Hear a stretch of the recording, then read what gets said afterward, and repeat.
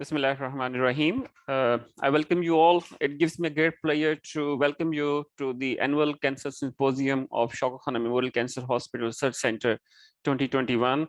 And I welcome you to this free paper session of the first day of this symposium.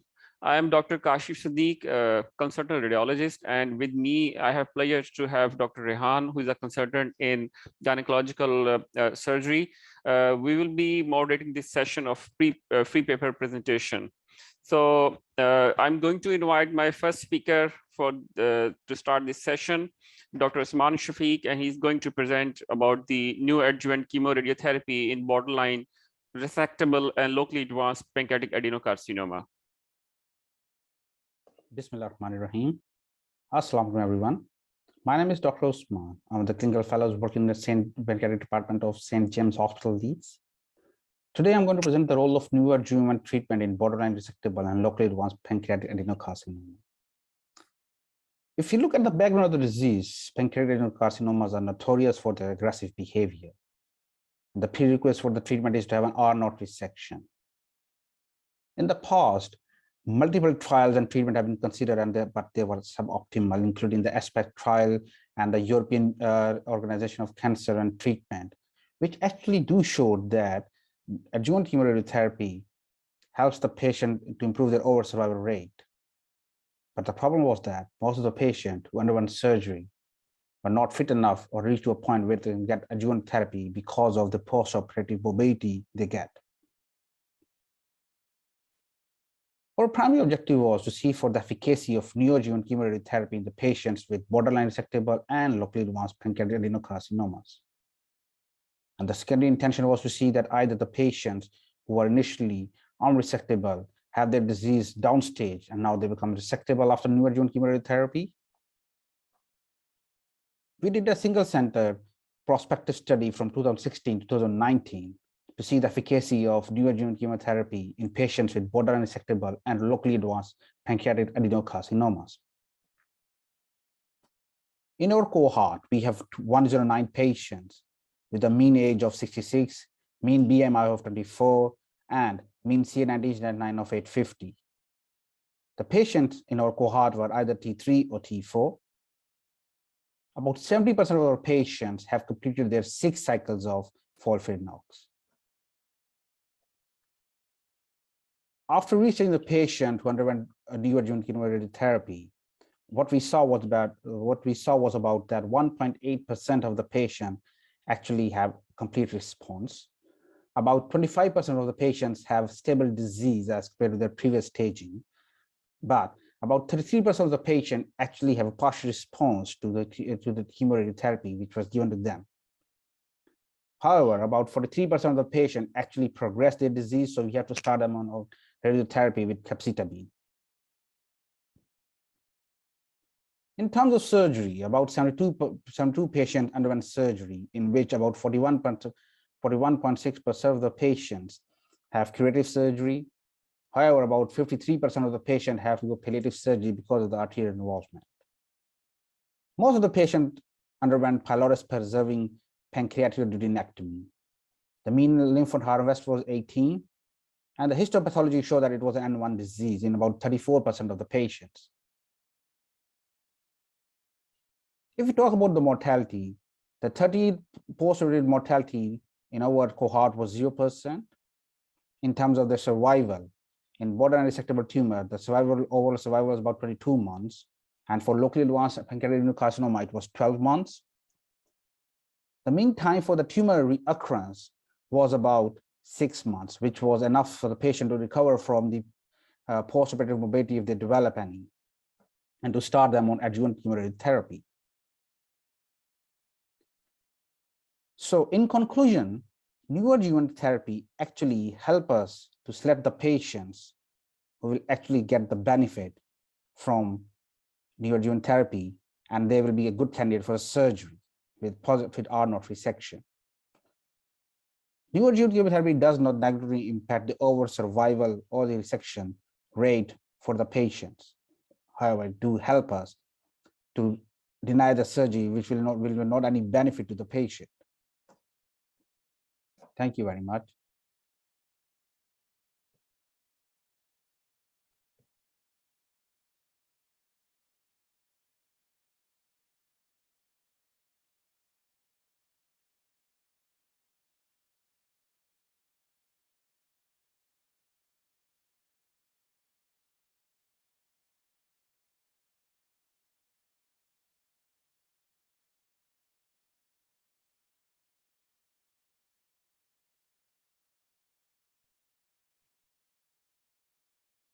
Assalamu alaikum and good morning. My name is Dr. Danish Imtiaz and I am resident in Department of Anesthesia and Pain Medicine at Shaukat Khanum Memorial Cancer Hospital and Research Center, Lahore. Today I am going to present a comparative study of intravenous ondansetron and pericardium 6 acupressure point stimulation for reduction of postoperative nausea and vomiting in patients undergoing elective laparoscopic colorectal cancer surgeries at Shaukat Khanum Memorial Cancer Hospital and Research Center, Lahore. Patients describe PUNV worse than pain. Certainly it is. Let's have a look. PUNV is described as any nausea or vomiting occurring during the first 24 to 48 hours after surgery in admitted patients and is considerably distressing to patients undergoing elective surgeries. It results in a myriad of complications, prolonging the hospital stay and increases the cost of treatment. Its incidence varies from 30 to 50% in patients undergoing elective surgeries and more than 70% in high-risk patients. Let's have a look at the risk factors for PUNV in adults. Risk factors include female gender, volatile anesthesia, history of PUNV or motion sickness, laparoscopic surgery, increased duration of surgery, and non-smokers. We all know that pharmacological methods of prevention and treatment are first line in the management of PUNV. However, they are not the only methods available, and we need to think beyond the wall and find another way. Is there another way? Yes. We have P6 acupressure point stimulation for management of PUNV. It is a specific way of applying pressure to specific points on body along certain pathways called meridians. It is one of the non-pharmacological methods for prevention of PUNV. Its mechanism of action is unknown, but the most convincing hypothesis is its influence on restoration of the body's energy balance. White et al. Have shown efficacy of acupressure device comparable to intravenous ondansetron and also demonstrated effectiveness of acupressure as a part of multimodal management of PUNV. However, this study recommended large-scale clinical trials to determine the effectiveness of acupressure alone in the management of PUNV.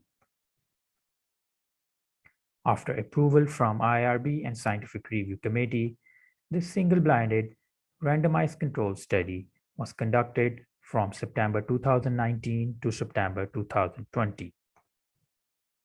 Sample size was calculated using the lambda-Willis formula with the power of 80% and alpha error of 5%. Sample size turned out to be 80 patients. We divided the patients into two groups. Group A received intravenous ondansetron 0.15 milligrams per kg intraoperatively, while the group B was applied with the P6 pressure device. Patients undergoing laparoscopic colorectal surgery, age 18 to 60 years, were included in study, while patients with history of PUNV, BMI greater than 35, smokers, cognitive impairment, ASF4 were excluded from the study. Both group of patients receive IV dexamethasone 0.15 milligrams per kg of the body weight intraoperatively. Rescue antiemetics were given as required during the first 24 hours after the surgery. Data was collected regarding the presence or absence of PUNV and severity based on the scoring system. The scoring system was adapted from a meta-analysis conducted by the Dr. Han. The severity of vomiting is determined on a 3-point scale, 1 being the mild, 2 being the moderate, and 3 severe. P6 pressure stimulation was achieved by applying pressure over the area where P6 is located using the right wristband 30 minutes before the onset of the surgery. This band was kept tied for the next 24 hours, and both patients in both the group had a cotton bandage applied over the wrist area to blind the patient to the group allocation. However, the anesthesia doctor and the attending staff were aware of the group allocation. For continuous variables, we calculated the mean, and categorical variables are reported as frequency and percentages. P-value less than 0.05 is taken as significant. Moving toward the results, there were no dropouts, so we analyzed all the 80 patients. Demographics are comparable in both the groups. For example, in Group A, the mean age was 41.4 years, while it was 42.3 in Group B with a p-value of 0.625. Similarly, the other variables are comparable in both the groups. For example, weight, height, and increased and duration of surgery. The most commonly performed procedure was LAR, followed by either the right or the left hemicolectomy, and the least performed procedure was the extralevator APR. There was no significant difference in the number of the patients with PUNV in both the groups. That is, p-value was greater than 0.05. In Group A, 8 out of the 40 patients reported nausea and vomiting, while in Group B, 9 out of 40 patients reported nausea and vomiting, and this sums up to 20% and 22.5% in Group A and B, respectively. Our results are comparable to the study performed by the Lee et al., in which PUNV incidence was 23% in the P6 stimulation group and 22% in the placebo group. Only one patient in each group reported vomiting as severe, while majority of the patients reported vomiting as mild. In conclusion, P6 acupressure stimulation is as effective as intravenous ondansetron in prevention of postoperative nausea and vomiting after elective laparoscopic colorectal surgery. Limitations of study include it was single-blinded, small sample size, and a specific cohort. Thank you.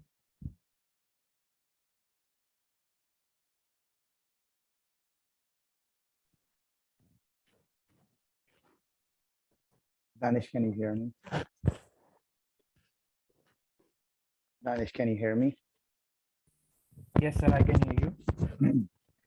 A very interesting study you did here. My question is, you tried a wristband for acupressure. Did you think about using needles instead of a wristband, or does it make a difference?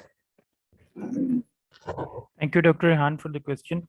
Sir, compared to the previous studies, the most commonly used method for P6 pressure point is the wristband rather than the points and rather than the pins or the needles, and that might cause some skin damage, the needle being the sharp. So this is a blunt and a safe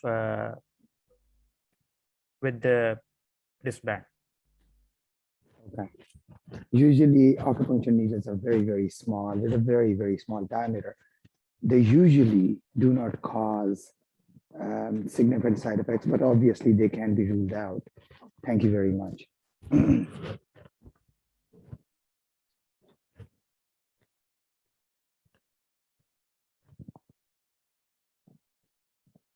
Over to Kasha.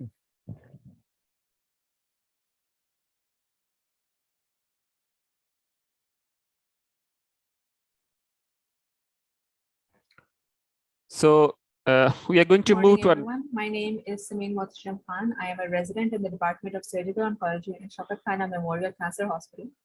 And today I will be presenting a research titled Prognostic Outcomes of Treatment-Naive Oral Squamous Cell Carcinoma, a comprehensive analysis of 14 years. Oral tongue squamous cell carcinoma is the most common cancer of the oral cavity, making up 25 to 40% of all the cancers in the oral cavity. They have a dismal overall and disease-free survival that ranges between 50 to 60%. The pathogenesis of oral tongue squamous cell carcinoma includes cigarette smoking, alcohol consumption, tobacco chewing, chronic injuries of the oral cavity, and those patients that have poor oral hygiene. The objective of our study was to retrospectively evaluate the role of surgically treated outcomes in patients with oral tongue squamous cell carcinoma that were treated at our center. After we obtained IRB exemption, we included patients of all age groups that had treatment-naive resectable oral tongue squamous cell carcinoma that had surgery as an upfront modality with or without adjuvant therapy with either chemo plus radiation or only radiation. And we excluded patients that had treatment outside Shaukat Khanum that included both surgery or radiation, those that underwent induction chemo before they underwent surgery, patients that had recurrent oral tongue cancers, patients with incomplete medical records, or those that were lost to follow-up. We used SPSS version 20 for our analysis, and we used a p-value of less than 0.05 as significant.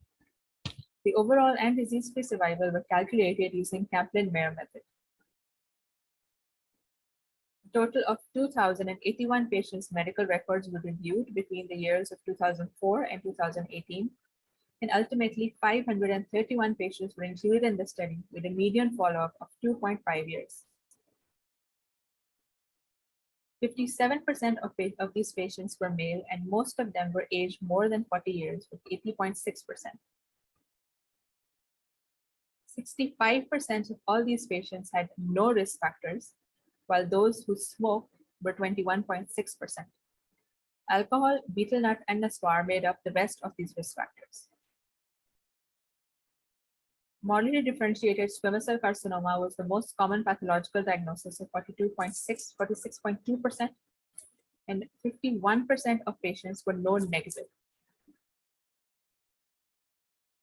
When we come to the clinical stage, most of these patients were stage 1 at 43%, with stage 3 and stage 4 being 12% and 4.6% respectively.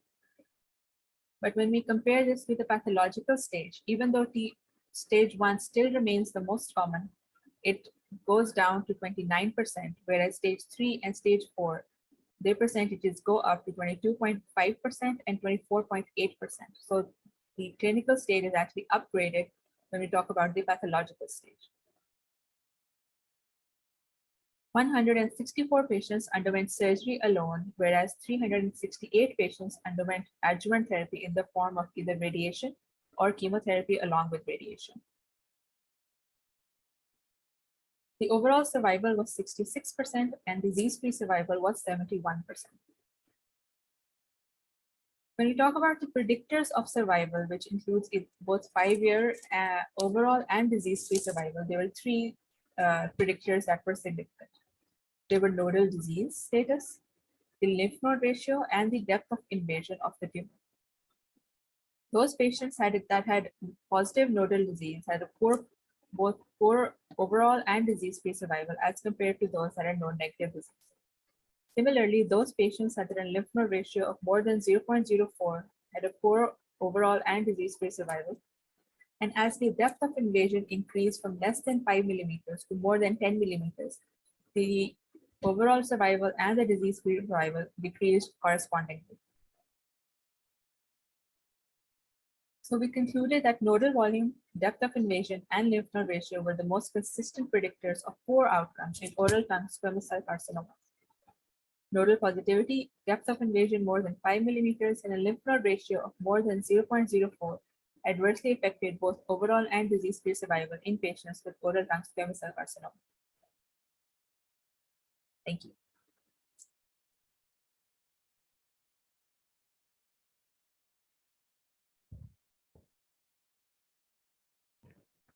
Samin, can you hear me?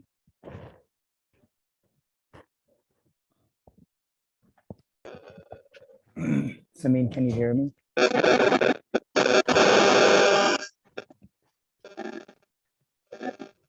I'm sorry, I'm having some distortion here.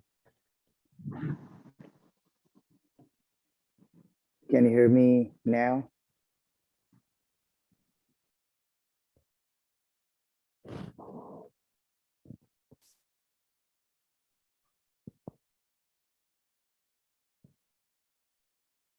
Hello, Samin, can you hear me?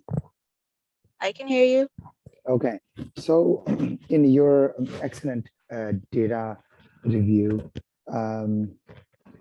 initial stage, okay, so the number of patients or the prevalence of disease on initial staging was 4% for stage 4 disease, but on pathologic staging, it went up to about 24%. Is it normal to have such a change after? I'm sure that you guys use imaging initially, then you know, that imaging for initial staging and then pathology for your final stage. So from 4 to 24% is a big change. Is it a normal thing for oral cancer? So it usually does upstage in oral tongue cancers because when we talk about the TNM grading system, the latest version that uses depth of invasion as pathological staging marker, and that is not Okay. really picked in imaging, and that is something that is there in pathological staging only. So that's comparable to international data as well, I'm assuming. I will have to look it up, but I assume so. Okay. Thank you. Okay, Dr. Samin, I have one question.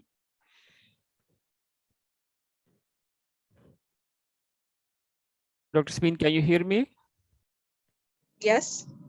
So I have one question. So you have thoroughly looked at the risk factors for this head and neck cancer. Now, have you found any difference with the regional differences in the risk factors as compared to other regional countries where this is very endemic, this sort of cancer? Can you explain your question? So you have looked at the risk factors for the squamous cell cancer in Pakistan at SKM. Have you found any differences with the other institutes, with other countries, with like this is very endemic in India and Pakistan? Have you found any difference in the risk factors between these two countries?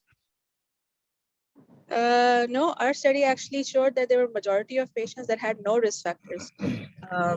Like it says that 65% of patients, they did not have any smoking history, alcohol use, or tobacco or betel nut. But the ones that did have this, these risk factors, they are comparable to the other countries. Okay, thank you. So we will move to our next speaker.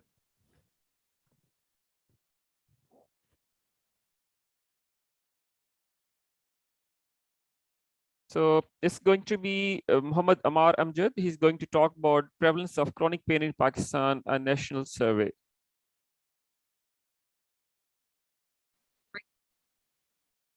Assalamu alaikum. I'm Dr. Amar Amjad, and I'm currently working in the Department of Anesthesia at Shaukat Khanum, Lahore. The problem that we'll be talking about today is chronic pain. We'll go through its definition and the effects it has on patients, why the study was necessary and how it was conducted, what did we achieve, and what else is needed to be done in order to tackle this problem. So the question arises here that why is pain so important? And here is the answer. It is the most common complaint due to which people seek medical help. A figure of up to 20% has been quoted to describe its prevalence. But the region where we live, it has been highly neglected for a long time now. Not only is there a shortage of specialized centers, we also lack any large-scale data on the topic. So to define chronic pain, any pain that lasts for 6 or more months after the causating factor has been eliminated is termed as chronic pain. And not only do these patients suffer from pain physically, they also develop psychological issues, which has led to suicide in some of the cases. So as the saying goes, the first step in solving a problem is to recognize that there is one. And our problem was that we didn't even know the magnitude of the issue that is chronic pain in this country. There have been no nationwide studies in Pakistan to lead us in a direction where we even start solving this problem.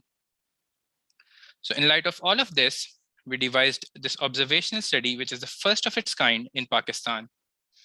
We interviewed all the individuals who were visiting Shaukat Khanum collection centers throughout the country. So naturally, we couldn't do this alone, as this phase required manpower as well as expertise. So a research company was hired to do this job for us. The whole study was funded by STSP, which is a local chapter of International Association for Study of Pain, and they provided around 1.4 million rupees for the research. Our objectives were fairly simple. We wanted to determine the prevalence of chronic pain in the country, to describe its characteristics and common conditions which are causing pain. We also focused on the treatment strategies and the impact of pain on day-to-day life. So a total of 15,447 people were contacted, out of which 4,801 agreed to participate in the study. Hence, the response rate was around 30%. The prevalence of chronic pain was found to be 15%, which means that approximately every seventh Pakistani is suffering from chronic pain right now. And if we apply this figure to our estimated population of 25 crores, roughly 3.9 crore people are suffering from this ailment. So I would apologize right now because there are going to be a lot of graphs, as there is a huge amount of data that needs to be shared. So average pain intensity here showed a standard normal distribution. 69% of the affectees were males, but the most alarming stat in this figure is the age distribution here, which shows that 65% of the patients suffering from chronic pain were below the ages of 47. So majority of our population suffer from chronic back or leg pain. 40% responded that the pain was constant, while 60% had intermittent pain. When it comes to the corrector, around half of the population said that the pain was sharp. And at its worst, 35% said the pain was 8 or more on the numerical rating scale. So majority of these patients never visited a doctor in the last 6 months. And although the ones who did, they reported that they felt comfortable discussing the pain with the doctor. Again, 75% said that they were satisfied with their doctor, and the major factors for dissatisfaction was either ineffective medication or unsatisfactory examination. 56% of the population said that they aren't getting any treatment for this pain. 282 out of 757 were taking medication for it, with the majority consuming only less than 2 pills per day. So when asked, is your pain relief medication effective? 67% replied yes. 23% said partially effective, while 9% said not effective. 84% of the population said that their pain is still not controlled. And this chart here shows again the failure on our part, as 36% of the patients said that they suffered from pain for at least a year before it was completely controlled. Out of 757, only 51 had been to a pain management specialist in the last 6 months. And they were advised to do so by another doctor, a friend, or a family member. So for me personally, these next 3 slides are the most heart-wrenching of them all, as they show the impact of pain on patients' psyche and their day-to-day life. 56% of the population said that the pain affected their daily functioning. 64% suffered from a low mood, while 33% were diagnosed with depression by a clinician. 41% were somewhat dependent on others, while 58% were suffering from insomnia. When asked if they ever avoided pain medication because of the fear of its side effects, 49% said yes. 54% of the sufferers were currently unemployed. Have you ever felt so much pain that you wanted to die? 106 out of 757 respondents replied yes. Would you be willing to spend all your money if it could relieve your pain? 455, which is 60% of the respondents, said yes, they would. So as we have seen from the presentation, the most important factor that is lacking is education of the population about chronic pain and its management. And once the patient is in the clinic, he should be treated as a whole rather than just treating the pain. And I would like to encourage all the young researchers to tap into this field so that in the future we have adequate data to target the resources that we have cleverly and efficiently. So I would like to end with this verse from the Quran. May God Almighty end all of these sufferings. Thank you.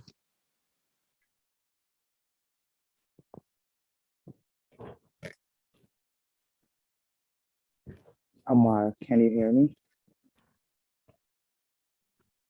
Yes, Dr. Rahman, I can hear you. Thank you.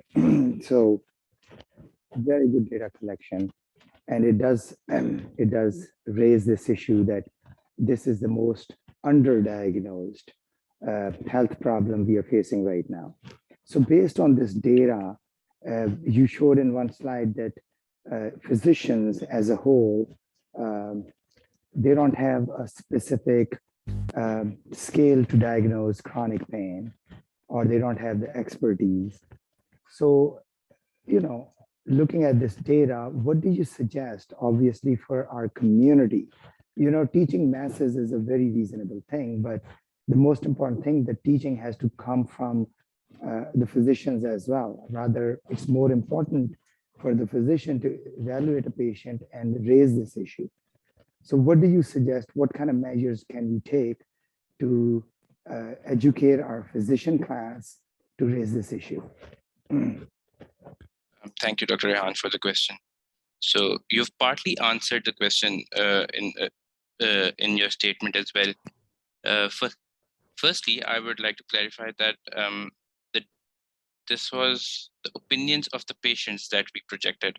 So in their view, they did not have a very well sort of interaction with the doctor, or there were no scales that were used to measure the pain on every regular visit.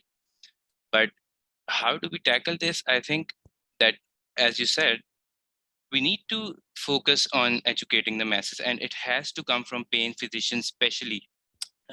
We do have a lot of conferences which are on pain, and we do educate our colleagues, but specifically the general population that is still getting neglected. The general population doesn't know that there is a specialty called pain medicine. And if they have an issue which should be consulted with a pain medicine doctor, I think majority of our population don't even know that the specialty exists. So we have to target the general population, and this has to come from the pain management specialists, which I think would help to alleviate this problem. Well, obviously, you're right, but pain consultants are not the only physician class that has to raise the flag up.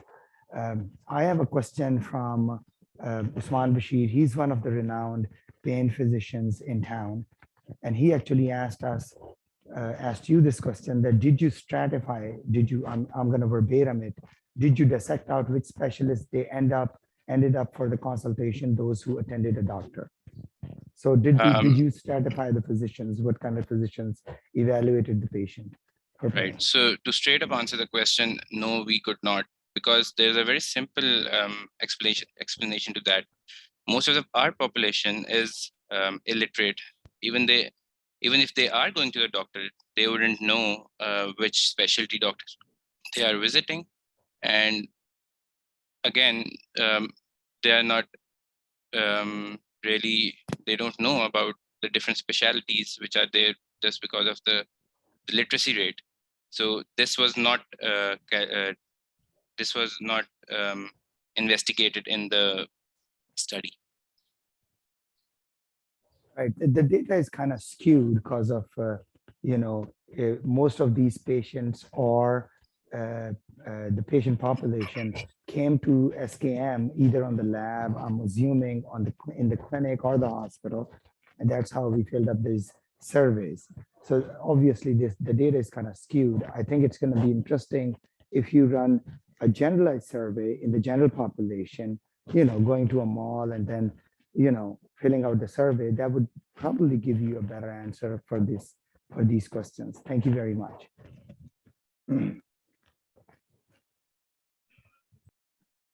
So Amar, I'm Dr. Kashif. Can you hear me? Yes, Dr. Kashif, I can hear you. So I have one question from Dr. Irfan Ahmed for you. So clearly you have shown the depth of burden of this entity in our community. So what have you think of setting up any chronic pain service clinics, or how are you going to address it on a national level? So we need to start setting up clinics, and then what I would suggest is doing free camps in various places in the country. So that could help the people, and they would also know about different pain management specialists that are available to whom they can go to. That would be a pretty good strategy to initiate it. And once we initiate it, there are pain management specialties and pain management physicians. They are coming up in the bigger cities, but I think we need to go out and reach out to the masses in the other cities where there aren't any pain management specialists. Okay, thank you very much, Mar, for your nice presentation. We'll move on to our next speaker.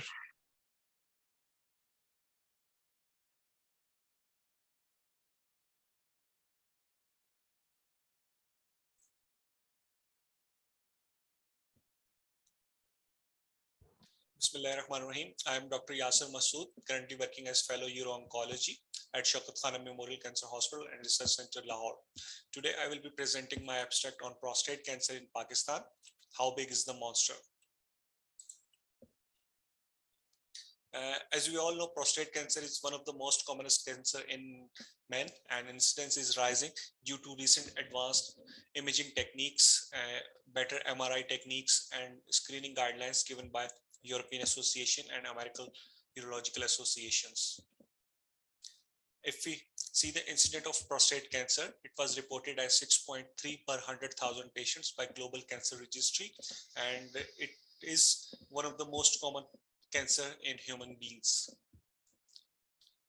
Coming through the Pakistani population data, and around 20% of our populations belongs to the age group of 40 to 80 years of age. These are the populations which are more prone to develop prostate cancers. And if we see the cancer registries in Pakistan, there are quite a few that are collecting cancer data in Pakistani populations, but none of them gives us the complete spectrum of prostate cancer disease in Pakistani population. So objective of our study is to analyze the epidemiological data of patients with prostate cancers that were presented to Uro-Oncology Department, Shaukat Khanum Memorial Cancer Hospital, Research Center, Lahore. We collected this data retrospectively from the year 2020. Total 201 patients were included in this study, and their basic data was collected on a specified performer. Coming to the results of these patients, 82% of these patients were belong to age of 56 to 75 years of age, with a fair share of numbers belong to late middle age. So it's not anymore a disease of old age male patients. Lower urinary tract symptoms was the most common presentation in these patients, followed by acute urinary retention and systemic symptoms. Still, most of these patients are being diagnosed on transurethral resection of prostate cancer, which is 47% in these patients, followed by transrectal ultrasound guided biopsies, which was 42%. Most of these patients were confirmatory in nature, not in diagnostic or screening purpose. And still, some parts of the countries, transvesical prostatectomy is the choice for prostate operations, incidentally diagnosing prostate cancers. So most of these patients are being diagnosed on transurethral resection of prostate cancer. More than half of these patients had pre-op PSA before undergoing any procedure. And if you look through the screening PSA, it was found in less than 10% of the population of prostate cancer patients. Coming to the histology of prostate cancers, and if you look through the histology, more than 60% of these patients will have high-risk disease on presentation, which includes grade 4 and grade 5, which corresponds to Gleason 8, 9, and 10 Gleason score. Coming to the clinical T stage of these patients, around 15% of these patients will have localized disease, and with bulk of these patients presenting late with advanced disease on presentation. Metastatic disease was found in 50% of these patients on presentation. If we look through the metastatic disease data, these data shows 90% of the population of prostate cancer patients will have more than 4 sites of metastatic disease, which will need systemic treatment options other than androgen deprivation therapies. If we further stratify our data to localized disease pattern, which was found in 15% of the patients, only 5 patients were found suitable to undergo radical prostatectomy or curative treatment options, which is very low in our population. Coming to the young age disease patterns, less than half of the patients were found in group of 45 to 65 years of age, and 65% of these patients were found to be having bone mets on presentation. This is another alarming situation in early old age group patients, with 21% of these patients will have T4 disease on presentation. Concluding my data on prostate cancer, it is presenting a younger age in our population with clinically late with symptoms, more aggressive disease, and metastatic disease on presentation in most of the patients with locally advanced and metastatic disease on presentation, which requires systemic treatment options with androgen deprivation therapies. So we will recommend to counter this problem by awareness of the patients, to ask them to visit their urologist for your lower ureteric symptoms instead of going to their local quacks or GPs, and by educating our physicians to include prostate cancer diagnosis in their differentials whenever they are treating lower ureteric symptoms and BPH or urological patients.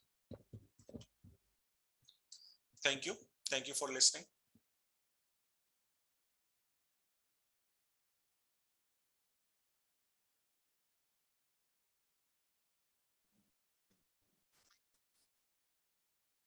Hello everyone.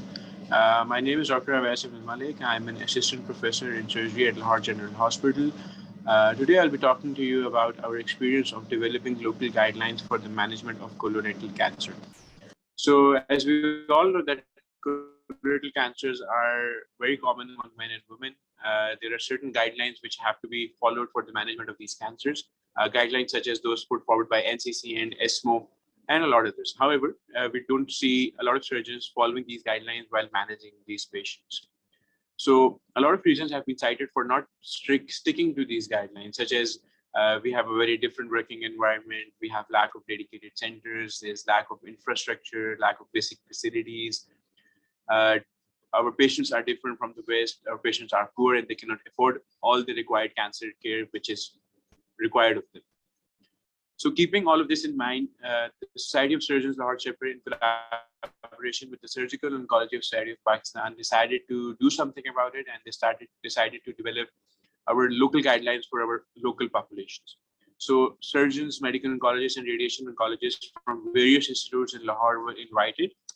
A meeting was held in the Department of Surgery, Lahore General Hospital on 20th February 2020. We had experts from Services Hospital, Shaukat Khanum Hospital, Inmol Hospital, Mayo Hospital, Services, Rashid Latif Medical College, and Sheikh Zayed Hospital participating in the first meeting. So a few pictures of the event happening in February 2020. So the resources which were used for developing these guidelines were NCCN guidelines, ESMO guidelines, different textbooks such as MD Anderson and ESO textbook of surgical oncology, and personal experiences and practices which were already prevalent in different institutes. So the second step was, after finalizing a draft which was done by April 2020, the second step was referring this draft to a panel of experts all over the country. So the draft was sent out to various field experts. Their opinions were taken and their responses were aggregated and put down together. If there were any discrepancies between opinions, Delphi method was used to sort it out. So these are the institutes which were participating initially, and by the end of the final draft, we had Aga Khan University, Cancer Foundation Hospital, Patel Hospital, and the University of Lahore Medical College also participating in development of these guidelines. And we have the Society of Surgeons and the Surgical Oncology Society of Pakistan endorsing these guidelines. So this is a list of all the authors who made these guidelines possible, and I'm thankful to every one of them who played their part in developing these guidelines. About these guidelines, I would like to stress that these guidelines were developed keeping in view our local circumstances. They are for the general surgeons and for the expert surgeons as well. They are simple, easy to read, and easy to understand. They do not contradict any international guidelines. So we have not changed anything as such, but we have made everything easier to understand for the local population. They provide a multitude of acceptable options for the surgeons depending on the setup they're working in. So whether you're working in a teaching hospital or whether you're working in a THQ hospital, whatever is an acceptable treatment option that has been laid out and is made easy to understand. So a few areas of concern which were addressed by the committee. Number one, reporting standards. So the committee was of the view that whichever hospital is treating with colorectal cancer patients, they should have a standard reporting protocol for radiology and pathology especially. There are standard templates which are freely available and have been handed out by the American College of Radiologists and American College of Pathologists. They should be adopted so that there is no discrepancy among reporting among different institutes. Tumor board meeting should be a mandatory part of management of any cancer patient, but we do understand that not every hospital has a dedicated oncology department. However, the committee recommended that a limited MDT with a gastroenterologist, surgeon, radiologist, and pathologist should be carried out on an individual basis before starting treatment. So who should be operating on these patients? Again, we cannot limit any surgeon from operating on these patients, but surgeons who have a minimum of 15 major resections per annum was suggested by the committee to be eligible for carrying out colorectal surgeries. Although I don't know what is the significance of this or can we implement it, but we have just given a recommendation. So this is the final draft of the guidelines. For the sake of time, I cannot go over all the guidelines, but it is covering all the aspects from workup, management of non-metastatic disease, management of metastatic disease. Similarly, for rectal cancers, non-metastatic rectal cancer, neoadjuvant treatment, response evaluation, and surveillance, everything is covered in these guidelines. You will all be able to get a copy of these guidelines in the next few weeks as they are already in the process of publication. So currently, the final format of the guidelines has been accepted for publication by the JPMA. The guidelines have been formally and fully endorsed by the Society of Surgeons and the Surgical Oncology Society of Pakistan. Although there is no system in the country to ensure that these guidelines must be adhered to, but our purpose is not to force anybody to follow guidelines, but we want to help the surgeons who are managing these patients. So we do hope that these guidelines provide a framework for the practicing surgeons involved in the management of colorectal cancer patients. These guidelines, I would like to stress, are not an absolute document. There will be future creations and updated versions of these guidelines. We will have collaborations with increasing number of institutes and experts to make these guidelines more practical and more acceptable to the practicing surgeons. I would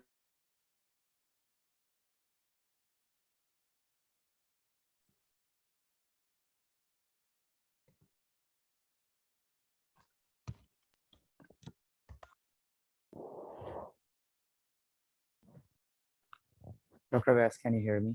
Yes, I can hear you, Dr. I'm Rehan. Thank you very much for presenting your work here and setting up the standardized guidelines in Pakistan, or at least taking a big initiative and bringing the medical centers together. You're an expert of this field. What is your view on having dedicated centers in Pakistan? Like, you know, the West, and especially in the United States, they're moving towards more of a dedicated centers where a number of people, a number of experts can get together and take care of that disease as a whole. That's my first question. The second question is, when you're making these guidelines, obviously you have CPST on board. So what is the opinion of college in implementing these things, especially these guidelines through PMC? All right, so question number one, I think it is the need of the time. We need to have dedicated centers because as we all know that the management of the patients has a remarkable difference being managed in a dedicated unit versus a non-dedicated unit. And second, I think the training of surgeons, it matters a lot. And unless you have dedicated centers, you cannot train your people to excel in a specific specialty. So it is a need of the time, but I think we are definitely lacking behind in this aspect.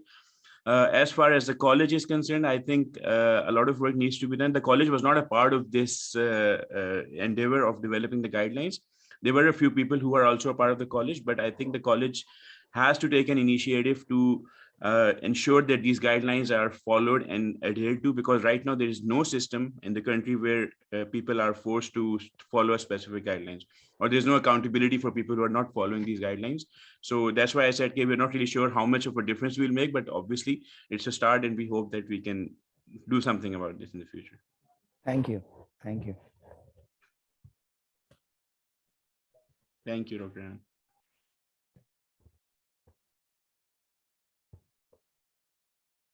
So, Wes, I'm Dr. Kashif. Can you hear me? Yes, Dr. Kashif, I can hear you. Yeah. Thank you very much for this presentation. Very well presented about the burden of this disease. So most of these patients are being treated at the THQ and DHQ levels by general surgeons. So have you planned of doing any teaching sessions for those general surgeons operating in THQ and DHQ levels about these guidelines and new techniques available? So the Society of Surgical Oncology, they have been having their, every 2 months, they have a session on a specific cancer. So last year we had 2 sessions, one on colon cancer and one on rectal cancer, just for the district surgeons. But as you all know, the situation at the district level is very miserable. So we see a lot of patients who have been operated for rectal cancer and they have had no metastatic workup. We had patients who were operated for a colon cancer and now they had a recurrence, and the initial workup was just a chest X-ray and an ultrasound. So there is a lot of room for improvement. And again, the stressing, we need to stop some people from putting their hands on these patients. So not every patient can be operated at a THQ hospital. So rectal cancers are a definitive no for a THQ hospital. So they need to understand that they have to refer these patients and not put their hand in every case. So I think the society is trying to improve on that. So the Surgical Oncology Society and the Society of Surgeons Lahore chapter, and that's the aim of the society, to improve on it. And I think we need to involve the college as well in this and make sure that things are moving in the right direction.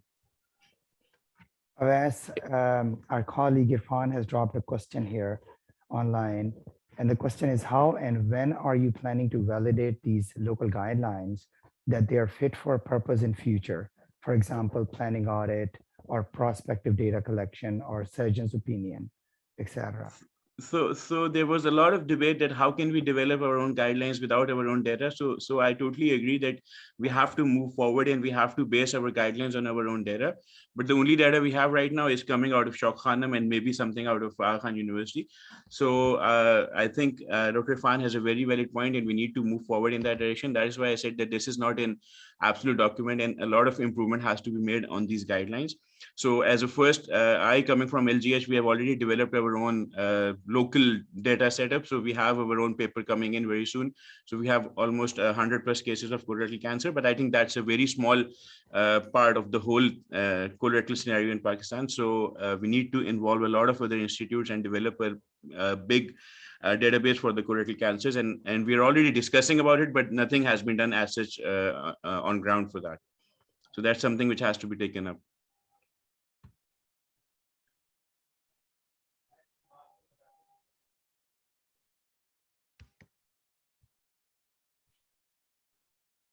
Okay, thank you very much. We'll move on to our next speaker.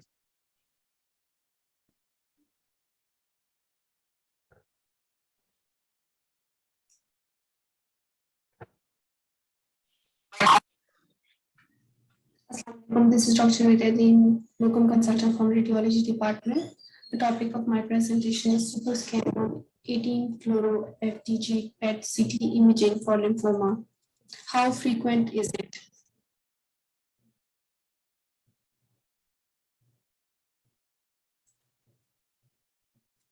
Lymphoma is a heterogeneous group of malignancies derived from the lymphoid system that account for roughly 4% of cancer worldwide. PET-CT is an admirable technique for lymphoma staging and involvement of bone marrow related with lymphoma.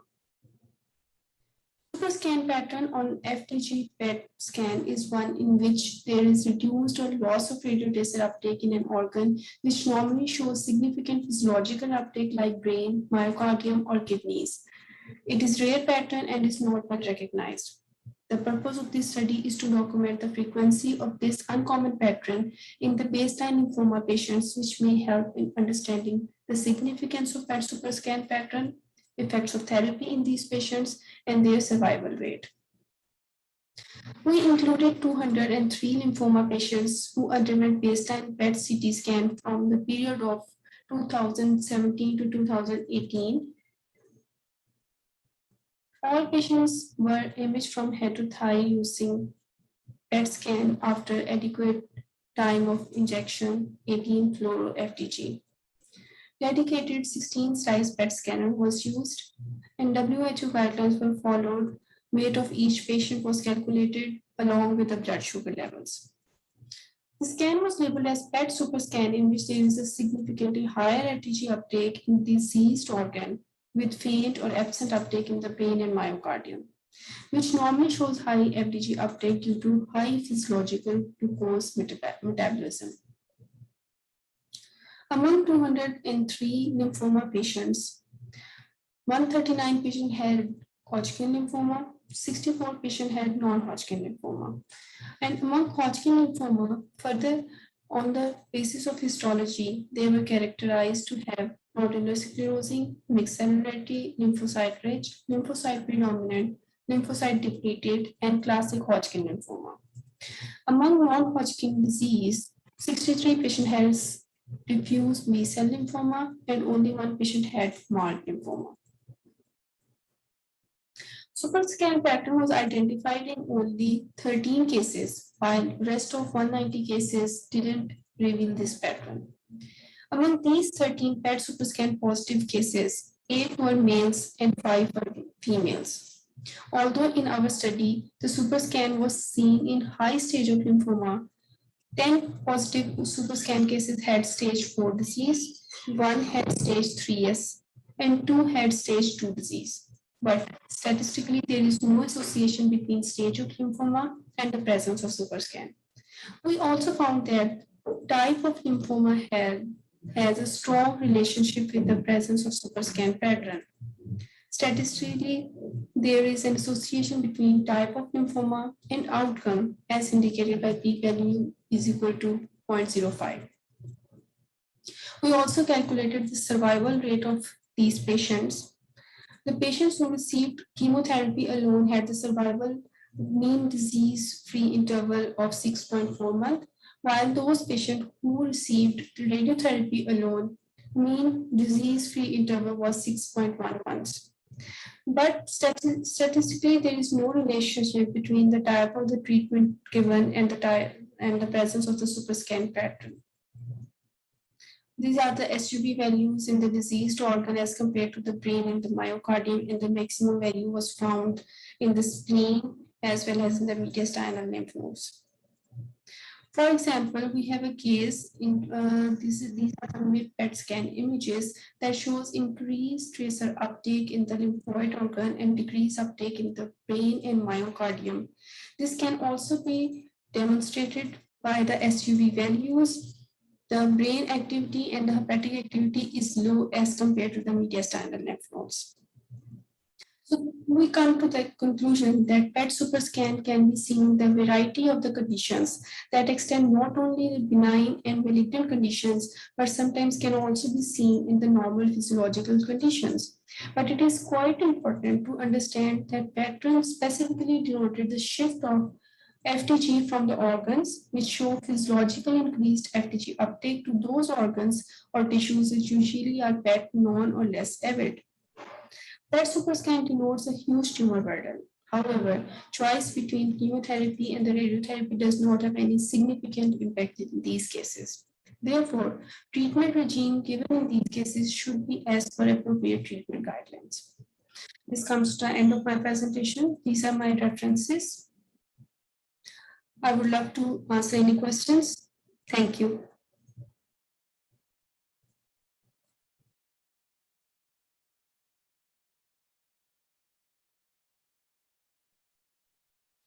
Javeria, thank you very much for enlightening us on this super scan changes. Very innovative and a new thing for me, obviously. What are the benign conditions that lead to these PET-CT changes? Can you hear me? I'm sorry? Can you hear me? Yeah, we can. Yes, sometimes lymphadenitis, generalized lymphadenitis leads to this condition, but there is a very little literature review about these super scans, and we only found only 5 papers in the literature that shows the super scan in the lymphoma only. And only 1 case was of the lymphadenitis. So there is a very small amount of literature available. So researches or new data is in process. Thank you. So, Dr. Juveria, I'm Dr. Kashif. I have one question. So you have looked at the different types of lymphomas which can give the super scan. Have you looked at the grading of lymphomas as well? Yes, we do calculated the relation of the grade of the tumor with the presence of the super scan. But again, it was not significant. So that is why we do not mention in our. And also we lack the data that every lymphoma patient was not graded on the pathological histopathology specimen. So because of limitation of availability of the data, we also do not include it in our study. Okay, thank you. So with this, we'll move on to our next speaker, please. Thank you, Dr. Juveria.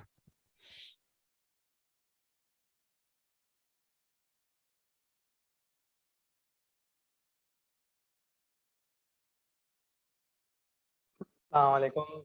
My name is Adil Rashid. I'm a nuclear medicine and PET technologies in the Department of Molecular Imaging at Sin Institute of Urology and Transplantation, SIUT Karachi. Today's my topic is the role of gallium-68 prototype PET-CT imaging in detection of primary site in metastatic neuroendocrine tumors of unknown origin. Neuroendocrine tumors are small, heterogeneous, and rare group of tumors with a high incidence metastatic disease. It originates from the endocrine cells of the diffuse neuroendocrine system and can arise in different body regions. 10 to 20% of patients present with metastatic disease from an unknown primary tumor site.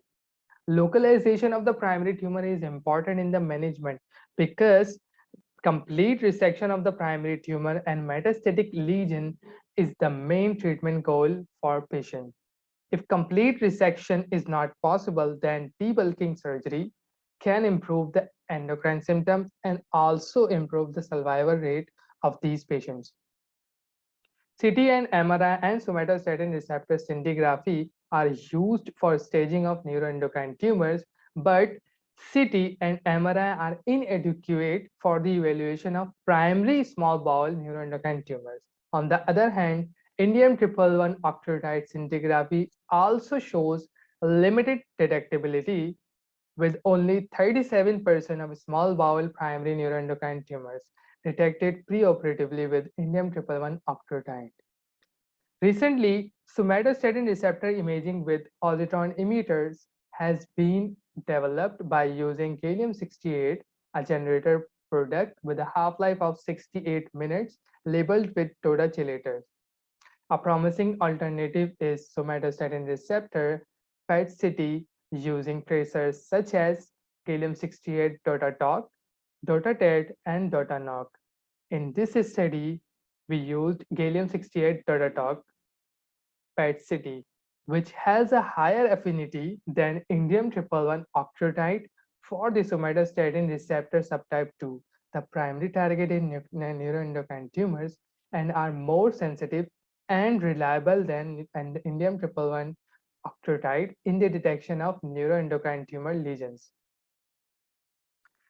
The purpose of this study is to evaluate the efficiency of gallium-68 PET-CT in the detection of unknown primary sites of histopathologically proven neuroendocrine tumors and its effect on clinical treatment pattern of such patients. 166 patients out of 166 patients, 49 patients, 26 females, and 23 males with the mean age of 45.5 were histopathologically proven metastatic neuroendocrine tumors with unknown primary site were analyzed retrospectively. Primary site and metastatic lesions of neuroendocrine tumors were identified on the visual perception by a team of nuclear physicians and radiologists with more than 10 years of experience. The semi-quantitative parameter SUVmax were also included. Gallium-68 PET-CT scan was performed at 60 minutes after the injection of 3 to 5 millicurie. Hepatic metastasis presented in maximum patients, and the gallium-68 PET-CT scan identified primary sites in 31 patients out of 49. Most primary sites are in duodenum, 11, followed by pancreas 6, mesentery 5, rectum 3, and other primary sites are 6. Mean SUVmax of the primary tumor is 42.2 with a minimum range of 3 and the maximum is 152. Here in graph A shows the number of metastatic sites of neuroendocrine tumors. Hepatic metastasis presented in most patients, as you can see, and in graph B shows the primary sites of the neuroendocrine tumor that has been detected by the gallium-68 PET-CT. Significant positive correlation was found between the SUVmax of the detected primary site and the SUVmax of histopathologically proven metastatic site.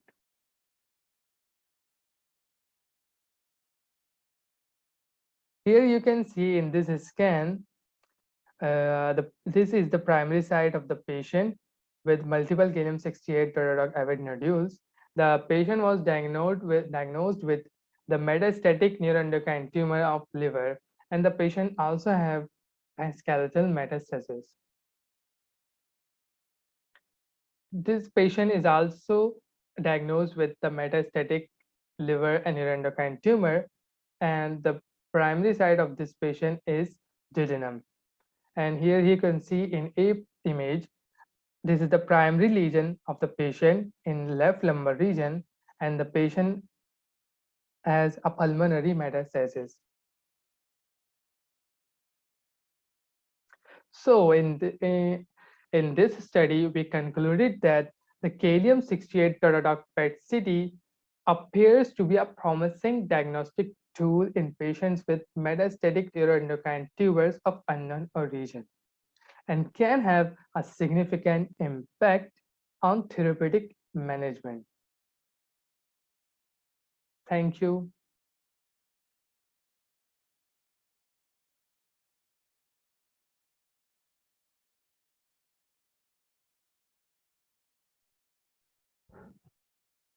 Dr. Adil, can you hear me? Yes, I can hear you. Can you hear me?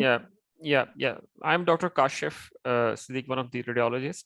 So nice presentation you have given. I have a couple of questions.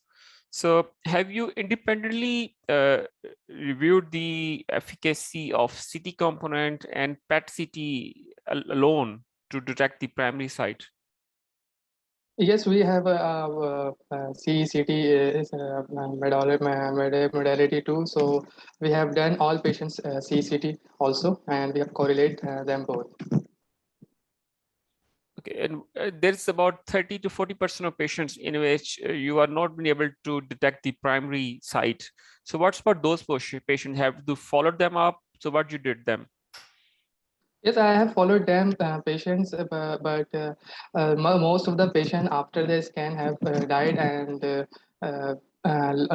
patients have lost, and they did not go to their physician, and some patients got surgeries and radiations, and some patients are still on somatostatin injections and on medications.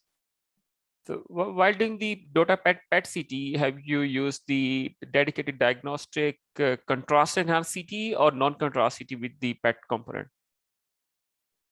We are doing the dedicated contrast enhanced CT with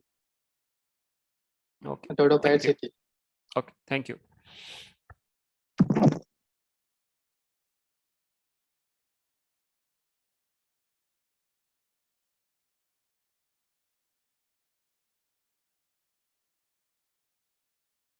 Okay, thank you, Adil. We'll move on to next speaker, please.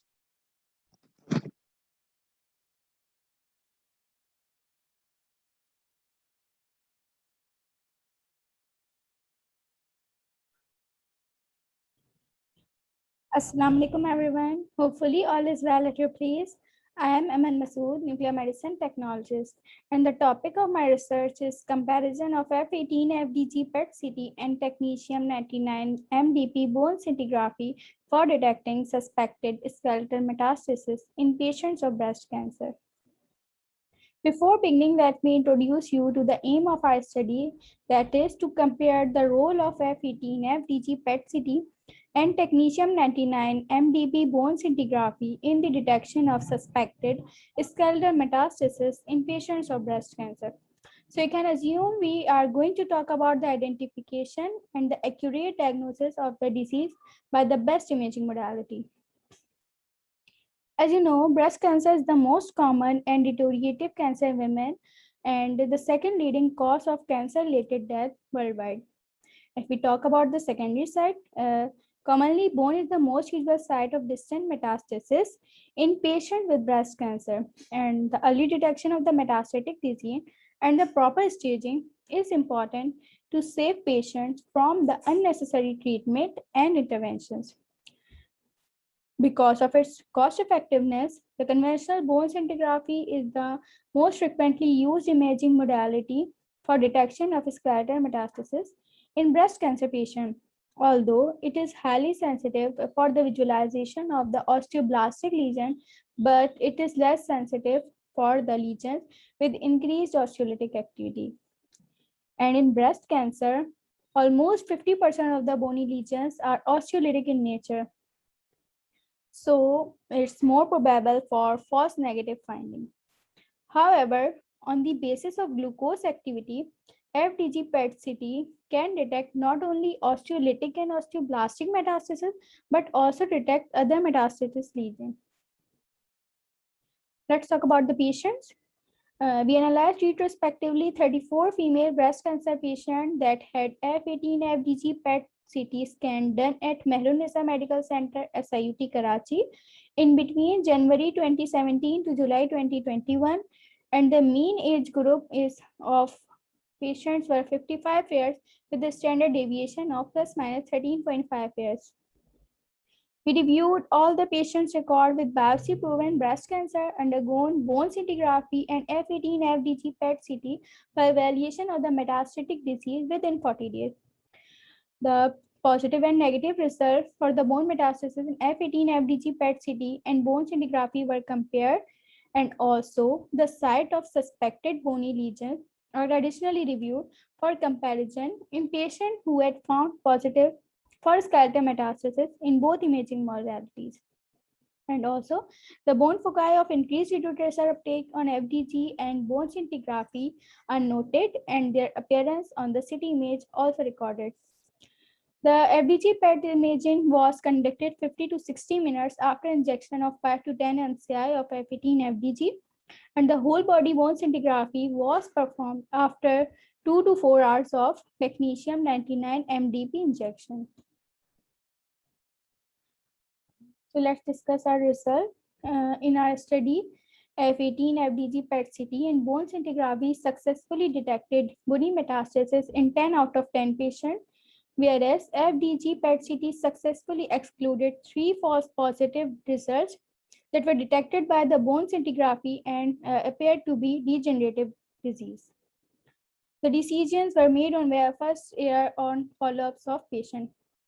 A lesion-based research showed that FDG PET-CT was more sensitive than bone scintigraphy and detected more lesions than bone scintigraphy, that is comparatively high, 85% more than that of 54.49%. As you can see here in confusion matrix, that we have demonstrated F18 FDG PET-CT and bone scintigraphy results where in true positive, both modalities show 10 out of 10, whereas FDG PET-CT shows 24 studies as a true negative, and bone scintigraphy shows 21 true negative studies.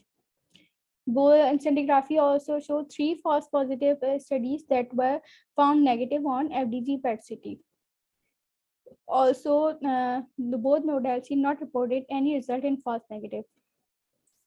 Now let's go through another one graph that represents a lesion-based study results in which FDG detected 122 by 128 osteolytic and 33 out of 43 osteoblastic lesions. The bone scintigraphy shows 61 out of 128 lesions and 28 out of 43 osteoblastic lesions. Most of the lesions that were missed by bone scans are located in vertebrae, pelvis, and femur. We observed 2 mixed type lesions that are detected by both FDG and bone scintigraphy. Also, FDG detected 4 lesions that were found negative on CT images. The bone scintigraphy detected 12 additional lesions that were found negative on CT images. In this figure, F18 FDG PET-CT shows metastatic lesion in iliac bone, and the CT image shows sclerotic changes in iliac bone. This one. In this image, the FDG PET show metastatic lesion L5 vertebra, and the CT image shows lytic changes. On the basis of our result, we have concluded that F18 FDG PET-CT is superior to bone scintigraphy in detection of skeletal metastasis, including sclerotic, osteolytic, mixed, and negative type in breast cancer. F18 FDG PET-CT is highly sensitive and more reliable than bone scintigraphy, and not only gives clear anatomical details of the lesions, but also correlate increased metabolic activity with structure abnormality. Thank you for your attention.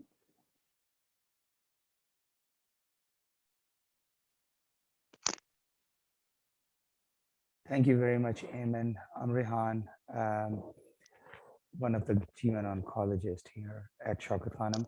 My question is, so it looks like the study is very promising, telling us the direction for our future imaging in terms of bone metastases in breast CA. So you mentioned in bone scintigraphy, the false positive was almost 3 patients were false positive. So what is the standard false positive for bone scintigraphy in the normal, in the regular data? And they were the most lesions that were detected by the bone scintigraphy appear to be false positive were located in the vertebrae.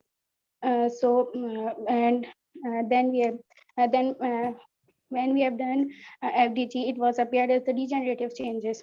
And we also, because of the low dose CT, which is also the part of our PET-CT, because of this, we have to avoid the misdiagnosis or the false positive bone metastasis in FDG. Is there any standard false positive rate? That's what I meant to ask. Yeah, many of the lesions were detected by the bone, and when we and also in one of the patients, the 3 lesions were detected in ribs, and then we have done their FDG. There were no lesions, and we then follow up these patients, and after 6 months of 6-month follow-up, we have found that these were false positive, and no progression in disease were recorded. Okay. Okay, that's fine. Kashif, over to you. Thank you. Yeah, so even good presentation. I have one question. I am Dr. Kashif, one of the radiologists at Shaukat Khanum Hospital. So in 3 patients, you are able to change the outcome from false positive bone scan to negative on the PET scan. So traditionally, we have been doing plain radiographs on those patients in which the bone scan is equivocal. You do the plain radiograph to exclude any degenerative change. So what's your thoughts on it while doing this expensive PET CT for those patients? Isn't it more cost effective to go simply to the plain radiographs instead of PET CT for these patients in which the bone scan findings are equivocal? Or is there any additional benefit of doing PET CT for bone scans or for bone metastasis only? Yeah, although bone scan is cost effective, but we can see it in our study that it is less sensitive and also less specific than PET. And if we talk about the PET, it not only detect the osseous metastasis, but also the organ metastasis. So we should go for the PET scan. FDG PET. Okay, thank you, Eamon, for your talk. So we may proceed to our next speaker, please.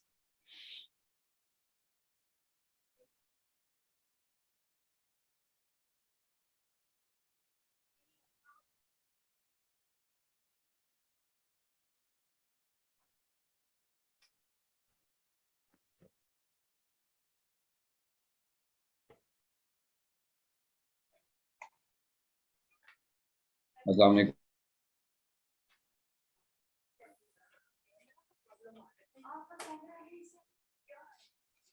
सामने नजर आ रहा है?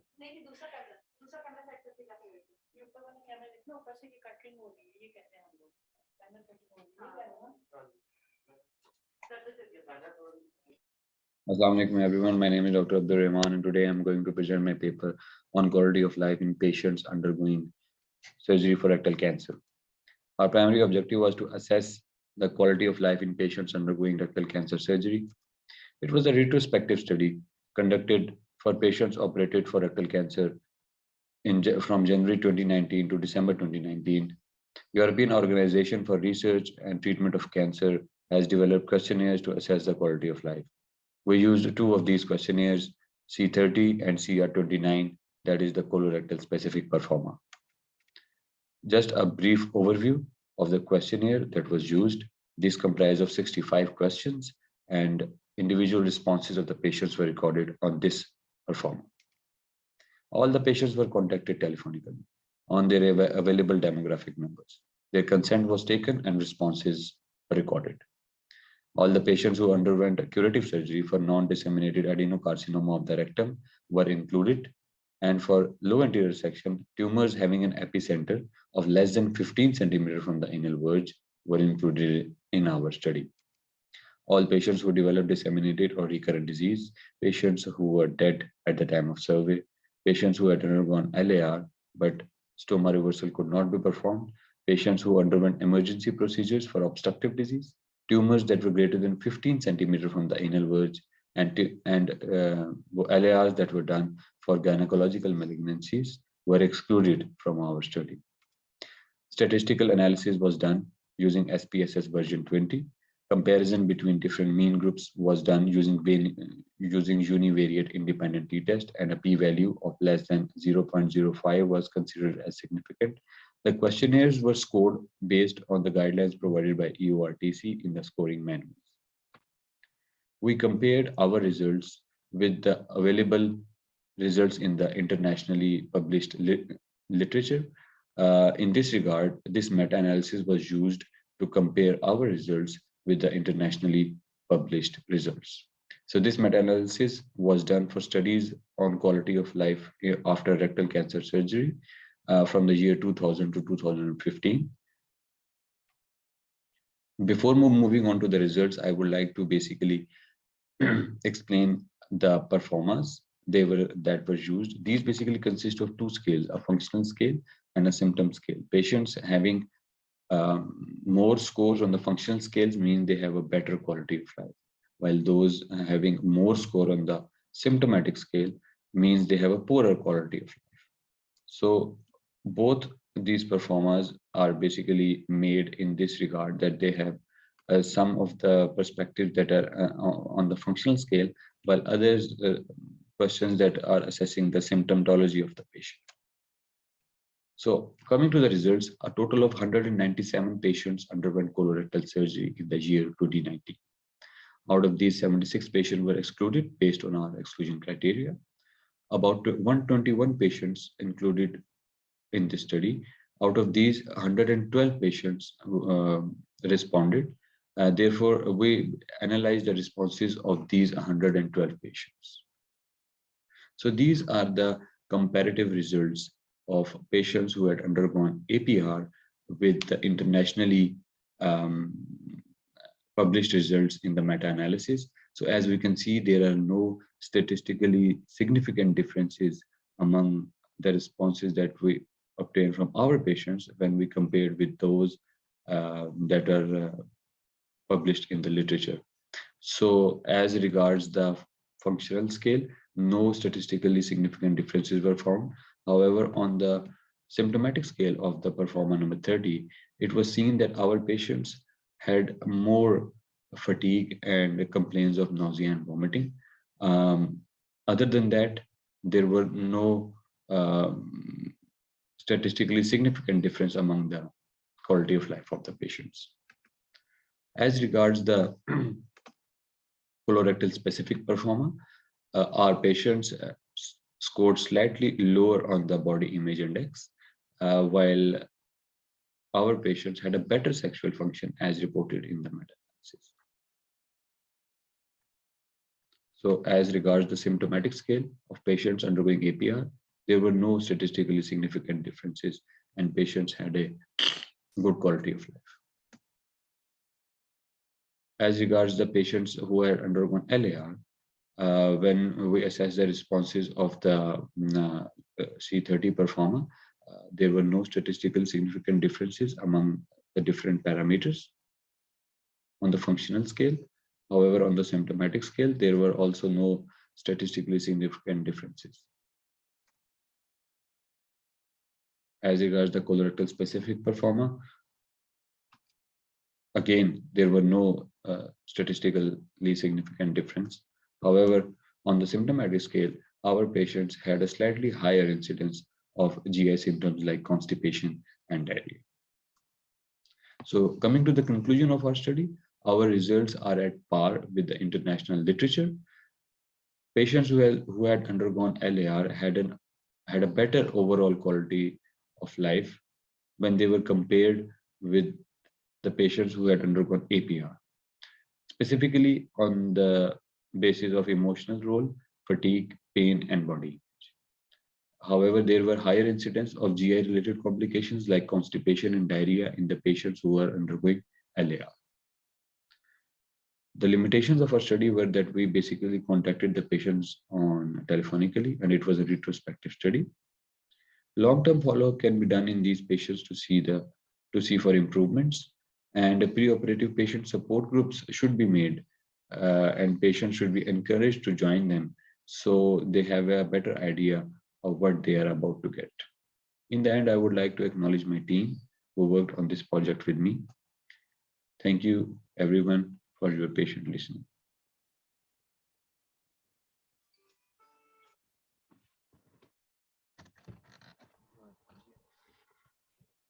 Thank you, Abdurrahman, for this piece of work presented to us about quality of life.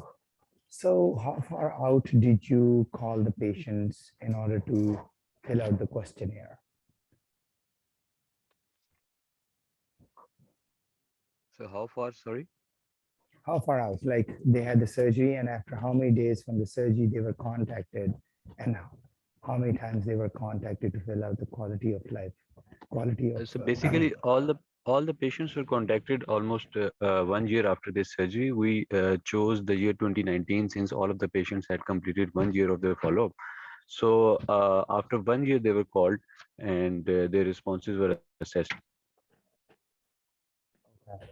So this data is exactly a year after they had the surgery. Yes. So do you think that there's a recall bias in these patients? Sure. Yes, so there is a recall bias in the collection of the data, since the patients had problem recalling the exact symptomatology and the exact parameters that we were asking them. But what can be done in these patients is they can be followed prospectively, and that would be giving us more better results and more insight into the quality of life of these patients. Excellent idea. Excellent idea. So prospectively, once you admit those patients at the time of surgery, 6 weeks after the surgery, 6 months after the surgery, and a year after would probably give Yes. you more accurate results. Excellent idea. Thank you. So Dr. Abdurrahman, I'm Dr. Kashif. I have one question. Yes. So most of the results which you have shown are quite comparable with the international meta-analysis which you have shared with us. The only difference which I saw is the incidence of fatigue in our patients. Have you looked into detail what is the contributing factors to this particular factor with our patients having more fatigue and pain as compared to other meta-analysis?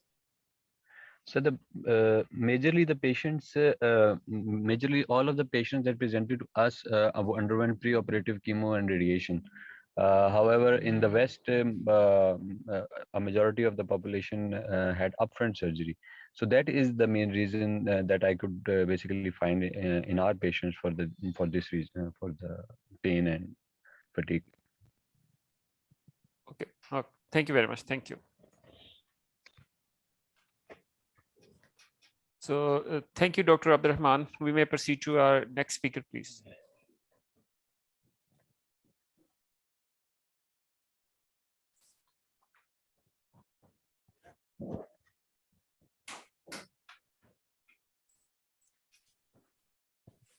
Assalamualaikum everyone. My name is Sana Khan and I'm a resident in the Department of Anesthesia working here at Shaukat Khanum. I'll be talking about a study that was done to compare the requirement of external laryngeal manipulation and double lumen tube insertion with Megra video laryngoscope versus the Macintosh laryngoscope.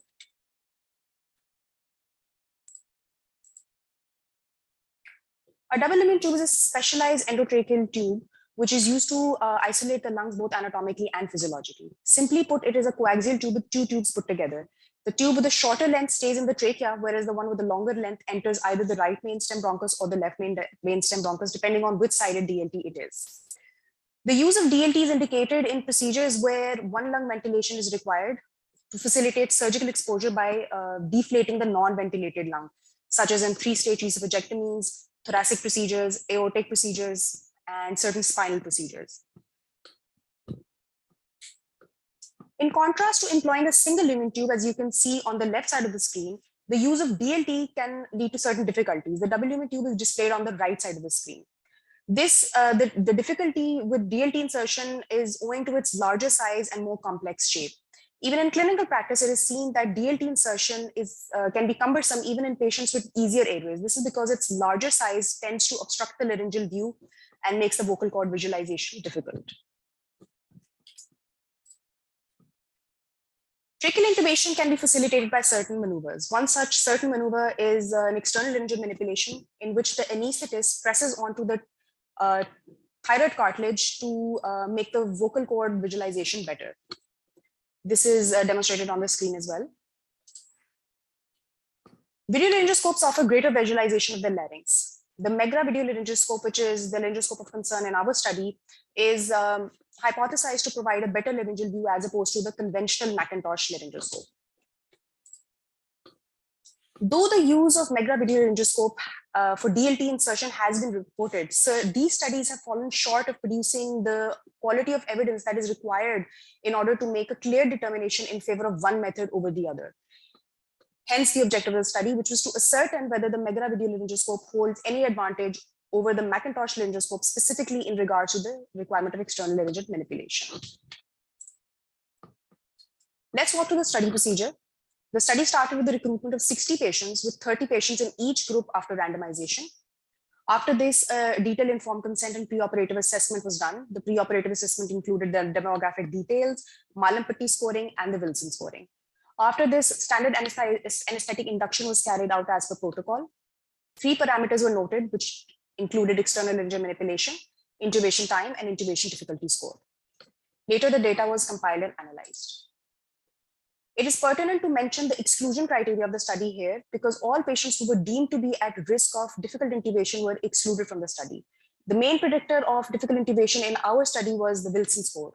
All patients who had a Wilson score of greater than 5 were excluded from the study. In addition to this, all patients who had factors that could lead to a difficult airway were also excluded from the study.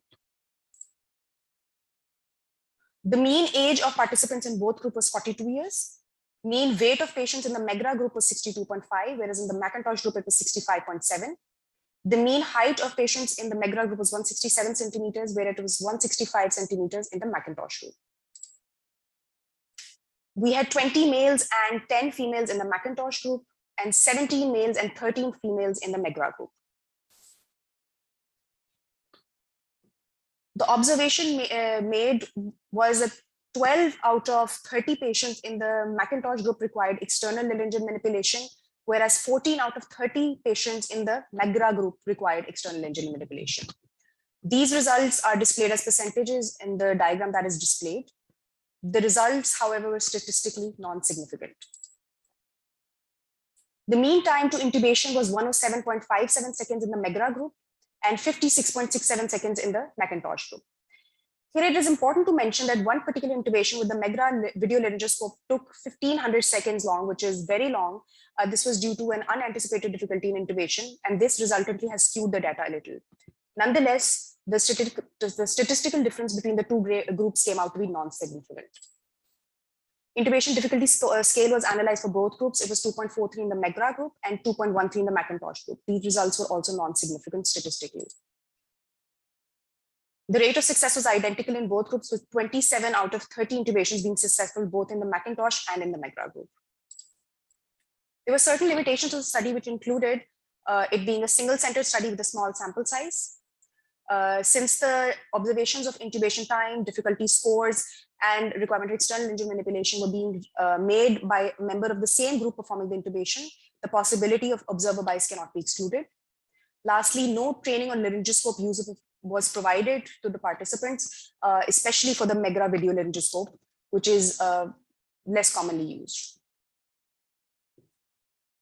Conclusively, the hypothesis that the use of the Megra video laryngoscope will lead to a decrease in the requirement of external laryngeal manipulation, decrease in the intubation time, and a lower intubation difficulty score did not hold true in our study. Even though there were differences in the parameters noted, these were statistically non-significant. This brings us to a very important point. Even for experienced laryngoscopists, skill acquisition specific to each laryngoscopy device requires much more practice than that we had previously presumed. Secondly, having a video laryngoscope that can improve our laryngoscopic view does not necessarily guarantee that the intubation would also be easy. Thank you.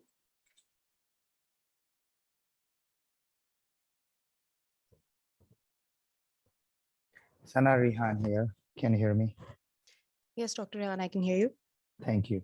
So this is an interesting comparison and obviously remarkable results as well. So my question is, the biggest factor in your study is operator variability as well, right?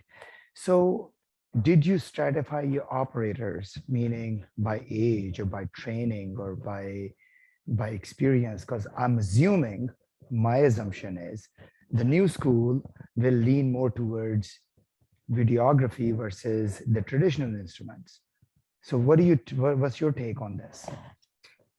So as per protocol, we standardized the study, and we did this by, number one, excluding all patients who had a pre-difficult airway, and making sure that all intubations were performed by skilled laryngoscopists only. So in my protocol, these were consultant anesthetists. So all intubations were performed by the consultants. So was there a difference between consultants, or if they were all consultants, was there a stratification that, well, the relatively newer generation consultants, I know that you have seasoned consultants as well, so relatively newer or new generation consultants, they were leaning more towards some ease on videography versus traditional? Well, Doctor, no such stratification was done. This was purely the data was randomized, so there was no stratification as such. No. Okay, thank you.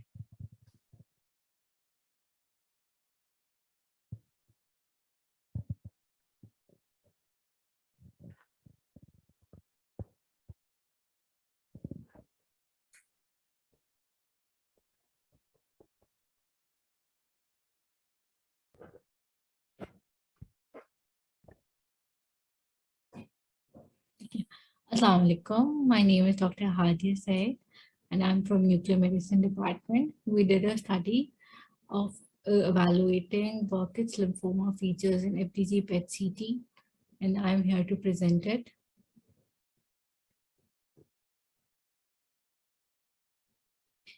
Yeah, the study was role of F18 FDG PET-CT scan in Burkitt's lymphoma. This was an institutional study. Burkitt's lymphoma is undifferentiated B-cell lymphoma, although it is not endemic in Pakistan, but the incidence is still higher for non-endemic nation. It is more prevalent in pediatric age group with a male predominance. Burkitt's lymphoma is primarily a nodal disease with a high incidence of abdominal involvement. Response to chemotherapy occurs promptly, so that induction failure and disease progression, if they occur at all, do so early in the evaluation of the disease. An early evaluation for treatment failure is crucial if early therapeutic interventions are to be instigated effectively. Numerous modalities are used in the diagnosis and treatment of Burkitt's lymphoma. One of these is F18 FDG PET-CT, which is a non-invasive tool for evaluating glucose accumulation, which can be an index for biological characteristics of cancer. PET has a significant role in evaluating the prognostic as well as the diagnostic aspect of disease. PET-CT F18 FDG is a radiotracer commonly used in the positron emission tomography studies to explore differences in the glycolytic rate between normal and diseased tissue. FDG PET-CT combines a PET scanner detector with a helical CT multi-detector.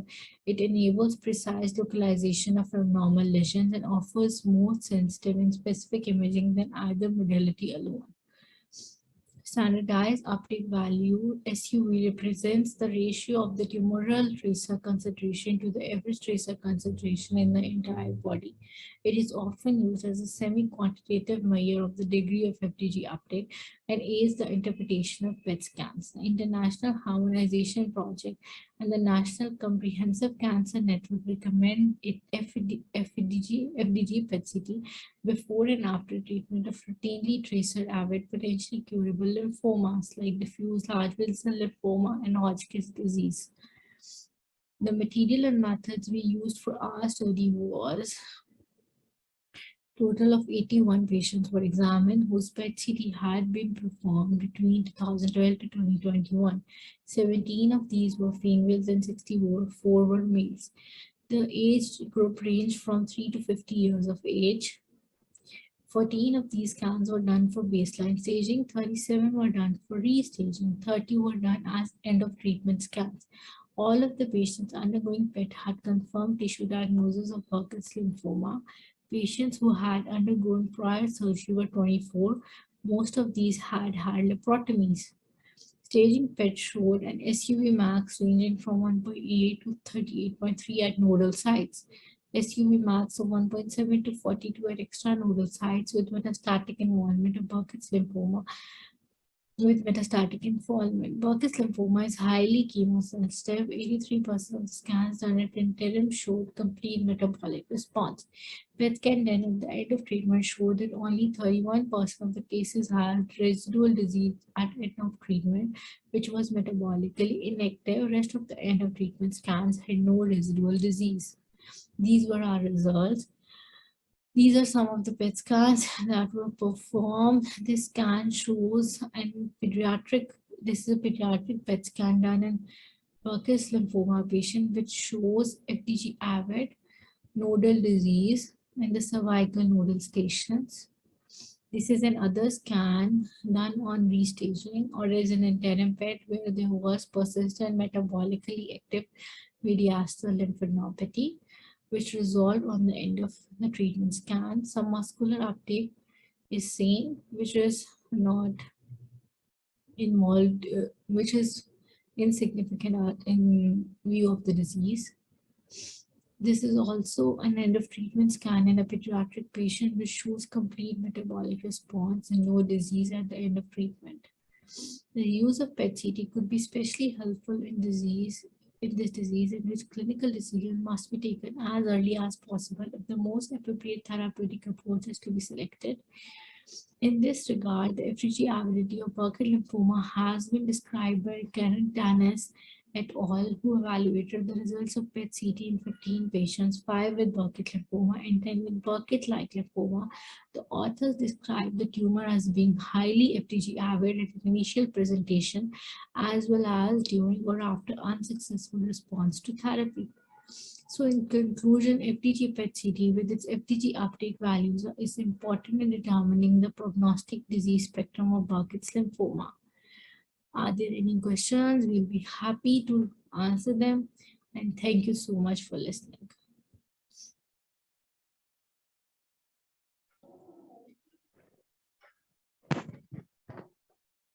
Dr. Hadia, I'm Dr. Kashif, one of the radiologists. Can you hear me? Yes, sir. Thank you very much for this presentation. So we all know the utility of PET-CT scan for different types of lymphomas. And in your study, you have particularly looked at this Burkitt's lymphoma. Have you found any additional findings on your imaging to be of clinical use as compared to other lymphomas in the Burkitt lymphoma, apart from their metabolic activities, in terms of their types of distribution, nodal involvement, visceral involvement? Sir, the other distribution we find that lymphomas typically, in most of the cases, they involve visceral disease, but PET is also very sensitive in detecting the visceral disease and also detecting the response to treatment in the viscera involved. Okay, have you found any particular behavior different of this lymphoma from other types of lymphomas in pediatric population? The most of the cases we studied, the most usual thing I found was that the Burkitt lymphoma, it's mostly involved with abdominal lymphadenopathy, and it involves the intestines, and it's very, very specific, and it's like it mostly involves the abdominal loads or the abdominal viscera. Okay, thank you very much. Thank you. Adi, a quick question on your presentation. In terms of Burkitt's, what is the false negative rate of PET-CT in prognostic evaluation? Sir, like if there is an overlapping infection which the patient is going through, so FDG would respond equally. It will show metabolic activity in a node which is infectious or which is involved with disease. So in that case, this will be a false positive that we can't detect on an imaging scan that either this is due to infection or this is due to disease involvement. Okay. Thank you very much. So this was our last presenter, Hadia. And we had this very fruitful session of excellent research work done by our next generation, by our colleagues. And, you know, there's so many variety we have seen today, especially, starting from radiology and colorectal, and then on top of everything, started thinking about guidelines. I mean, this is an amazing work our colleagues are doing around the board. And I think that across the board, this is definitely changing the scenario and the future of medicine in Pakistan.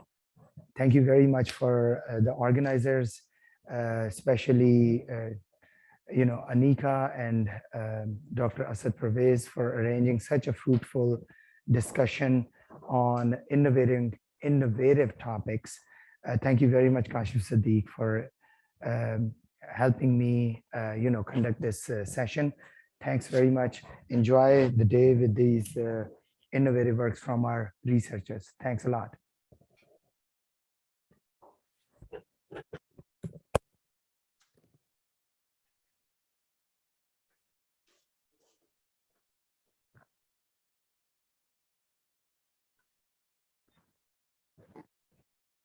Assalamu alaikum and welcome to the first day of the 20th Shaukat Khanum Annual Cancer Symposium. Thank you, organizers, for inviting me and Dr. Usman Ahmed. Dr. Usman Ahmed is a consultant hematologist and head medical oncology, and myself, Dr. Mikkel Sohm, consultant medical oncologist, will be moderating this session. This session, I again welcome all the attendees and the participants. So we'll start off with our first presentation, please.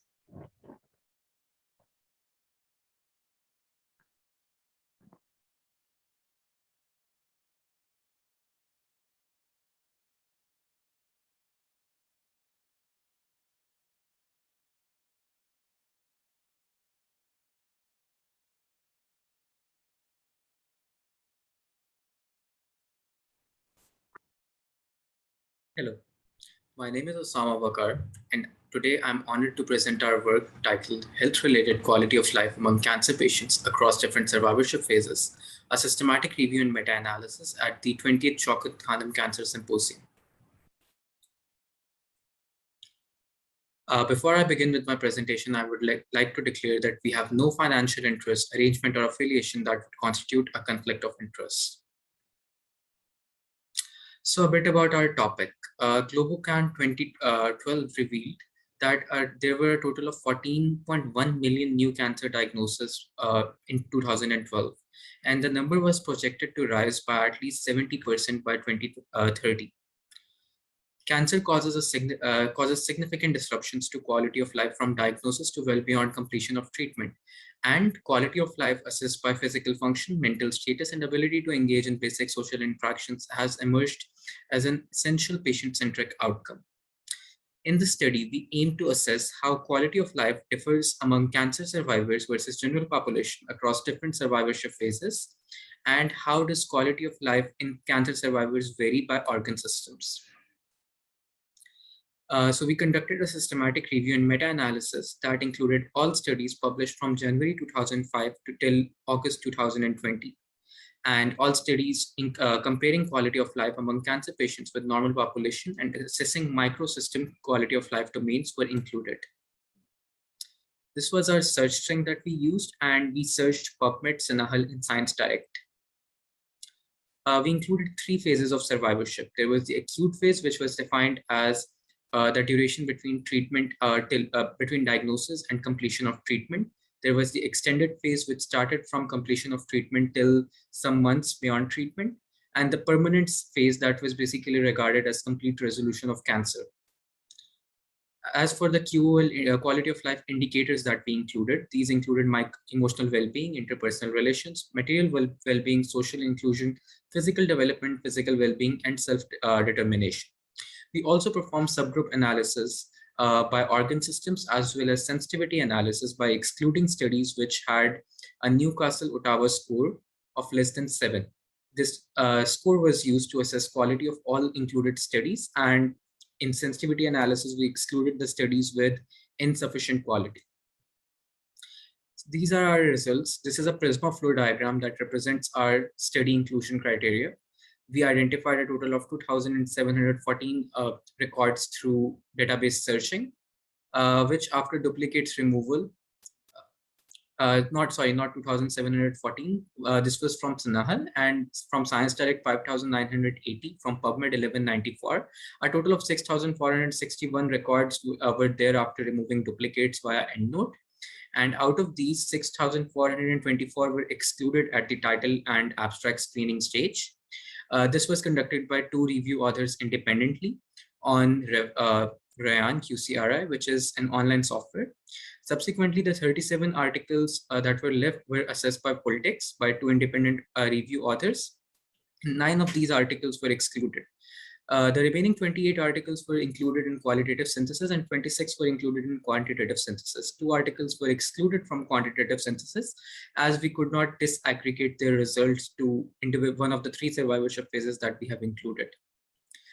This is basically a summary of our finding of our studies. So when we divided them by organ systems, there were 5 studies assessing reproductive system tumors, 5 studies assessing breast tumors, 3 studies assessing GI tumors, and the other tumors that were in other systems that were assessed included respiratory, MSK, endocrine, central nervous system, head and neck, and blood. As for phases of survivorship, 2 studies assessed cancer patients during the acute phase, 6 studies during the extended phase, and 15 studies during the permanent phase, while 3 studies assessed patients during multiple survivorship phases. As for control arm, 22 studies compared the quality of life of cancer patients with completely unrelated participants, while 6 studies included acquaintances of cancer patients as the control arm. These are our results. So in the acute phase, cancer patients were found to have significantly lower quality of life in terms of emotional well-being, and the standardized mean difference was minus 0.35. During the extended phase, cancer patients had significantly lower quality of life in terms of emotional well-being, as seen in the first graph, social inclusion in the second graph, physical development in the third graph, and physical well-being in the fourth graph. During the permanent phase, cancer patients had significantly lower quality of life in terms of material well-being, as seen here, social inclusion, physical development, physical well-being, and global quality of life. The impact of quality of life as assessed in this study appears to vary across each phase of survivorship. During the acute phase, there was more material impact, which could have been attributed to the financial burden, loss of earnings, and material stability associated with diagnosis and treatment of cancer. During the extended and permanent phases, however, the impact, the quality of life domains that were impacted were more emotional, physical, and social in nature. And this could be due to the long-term impact of cancer on mental health, internal and external demotivation towards social interactions, altered body image, and difficulties in physical functioning. Now that we have identified phase-specific impact of on quality of life among cancer patients, we recommend that there should be subsidies, job protection, and other strategies incorporated to alleviate the financial instability faced in the short term by cancer survivors. During the extended and permanent phases, however, there should be targeted positive mental health campaigns, support groups, body positive counseling, occupational therapy, and social exercises to facilitate recovery and social and physical and emotional rehabilitation among cancer patients. Lastly, I would like to leave you all with one question. We have hundreds of tools to evaluate quality of life among cancer patients, but how many interventions do we have to fix it? I would like to thank you all for giving me the opportunity to present our work at the 20th Shaukat Khanum Cancer Symposium.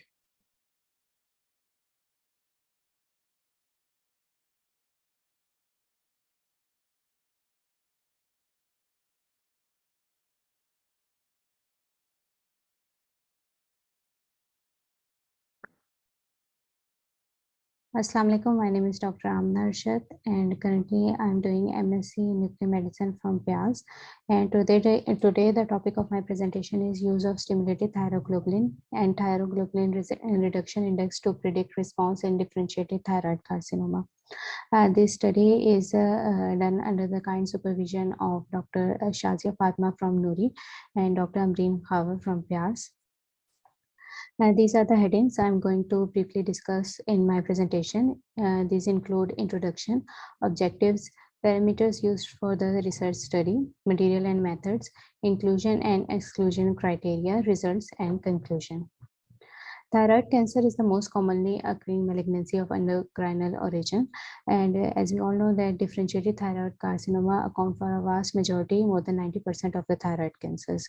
DTC comprises of two types, papillary carcinomas and follicular carcinomas, follicular less than papillary carcinoma.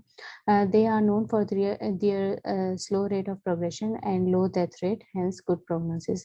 The primary treatment for DTC is thyroidectomy followed by radioactive iodine ablation. There are some specific parameters that are helpful in the prediction of long-term response to the treatment. And primarily used parameters to monitor the patients are serum thyroglobulin TG levels, serial whole body scans, serial neck ultrasounds, and CT scans. The objective of this study was the evaluation of ability of pre and post-treatment thyroglobulin to predict long-term remission in patients with DTC and the identification of thyroglobulin reduction index to predict response in differentiated thyroid carcinoma. What is thyroglobulin reduction index? I'm going to explain in my next slide.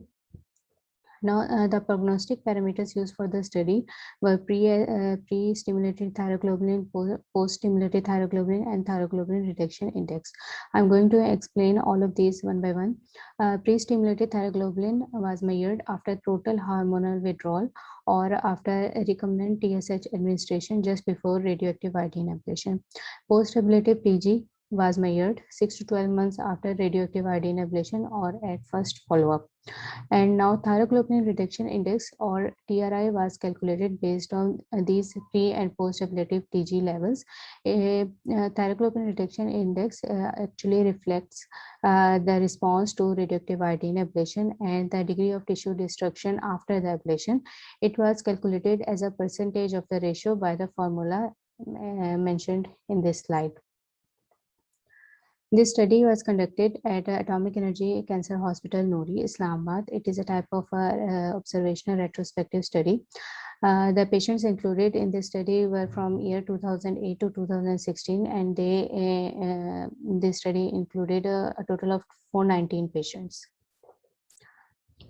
The patients included in this study were all the diagnosed cases of DTC with complete histopathological information and with complete information about pre and post treatment TG levels and last follow-up information. All the patients with the missing histopathological information and coexisting malignancy were excluded from the study. Results were obtained using receiver operating characteristics curve and Kaplan-Meier method. ROC curves were used to obtain the most sensitive and specific cutoff points for biological parameters. Prognostic value of these biological parameters, which will affect the persistent recurrence-free survival, were estimated using Kaplan-Meier survival analysis. In our population of 419 patients, total of 74.9% were females and 25% were males. The mean age of diagnosis was 38.1 years.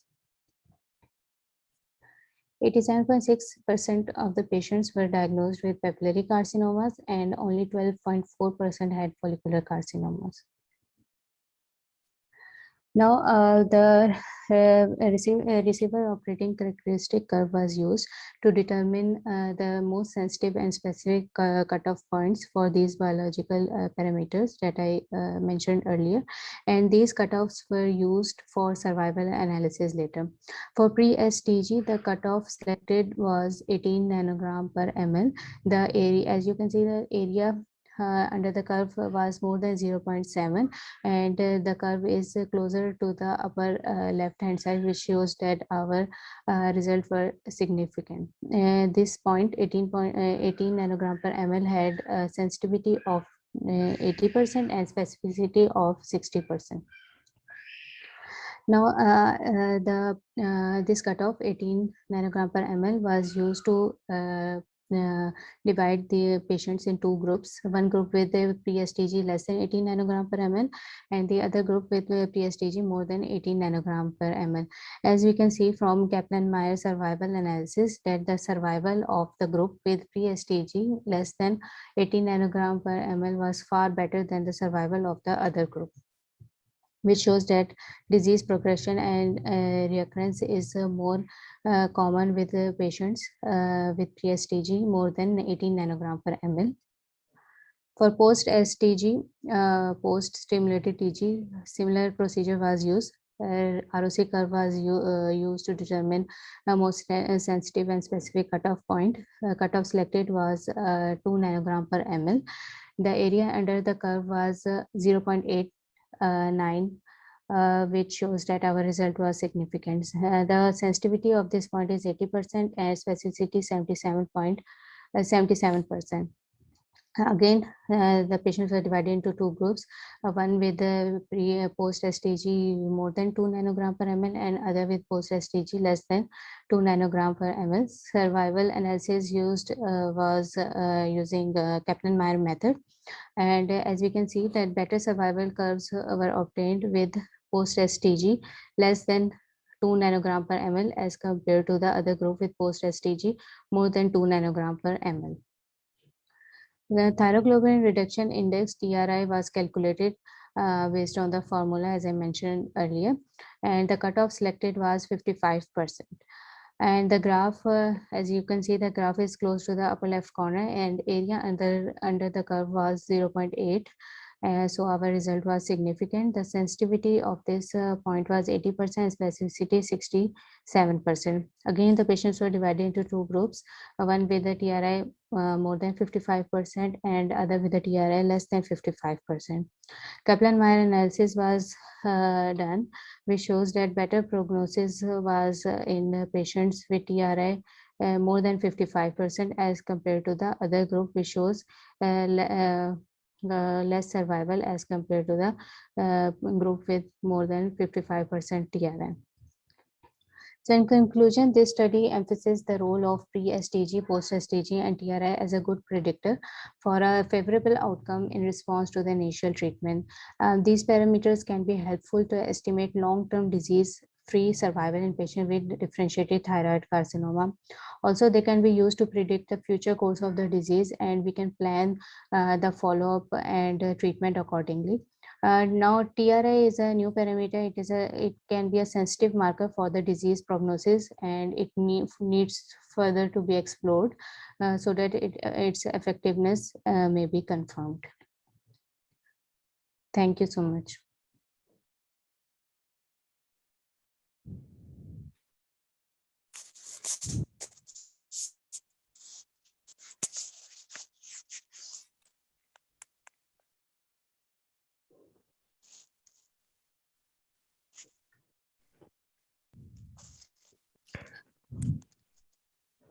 Dr. Amna, excellent presentation. Are you with us?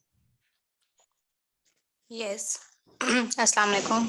Walaikum assalam. Very good presentation, and you've done it very well.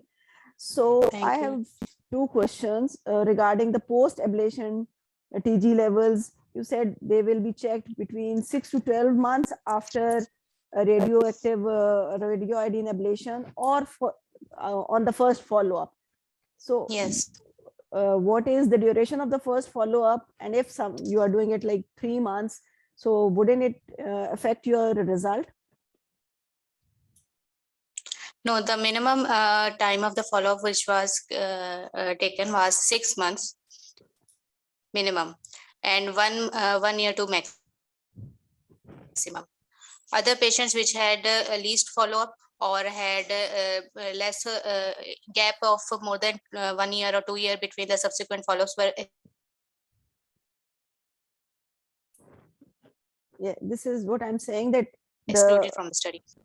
Only those out the study, as it is a retrospective study, so we could do that. Select the patient which you need.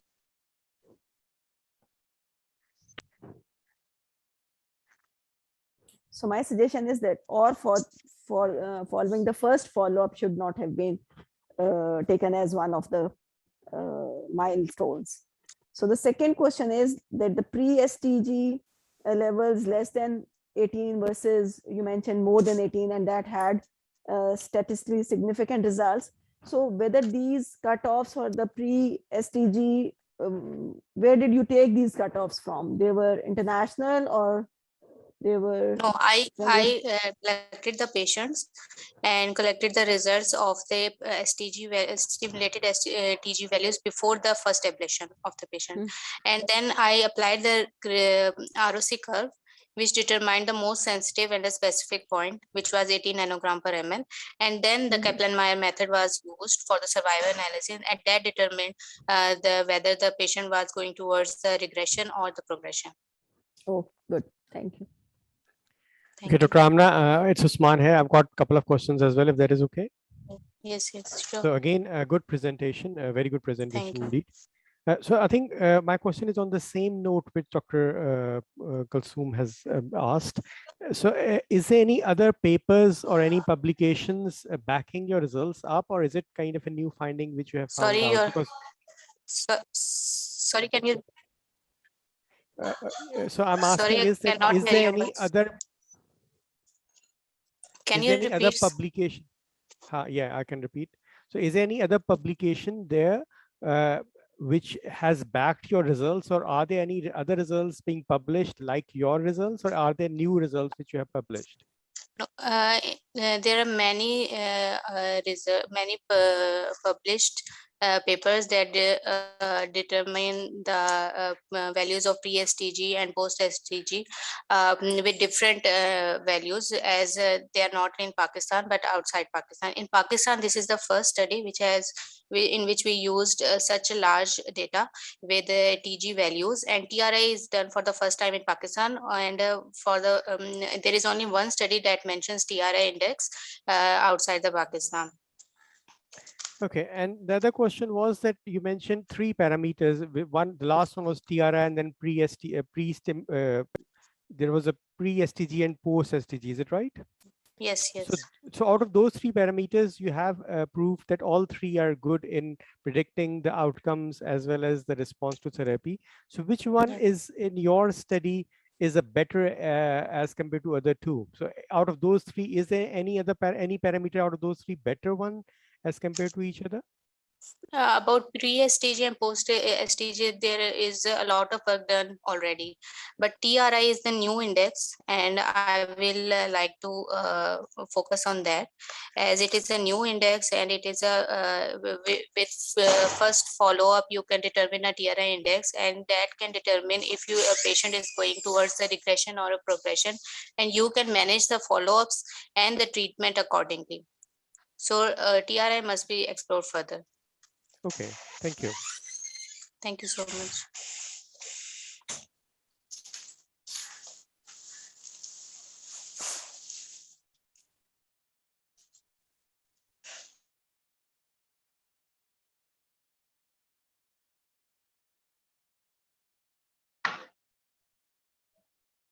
Bismillahirrahmanirrahim. Assalamu alaikum. My name is Dr. Hassan Mohsin. I'm currently training at Surgical Unit 1 Lahore General Hospital as a general surgery resident. Today we shall be discussing our topic, that is 100 plus cases of colorectal cancer surgery in public sector hospital and what were the lessons learned. Now, before we dwell into the topic, we would like to highlight the magnitude of the problem that we are facing right now. Currently, there's not a single established colorectal cancer service at the public sector level in Lahore.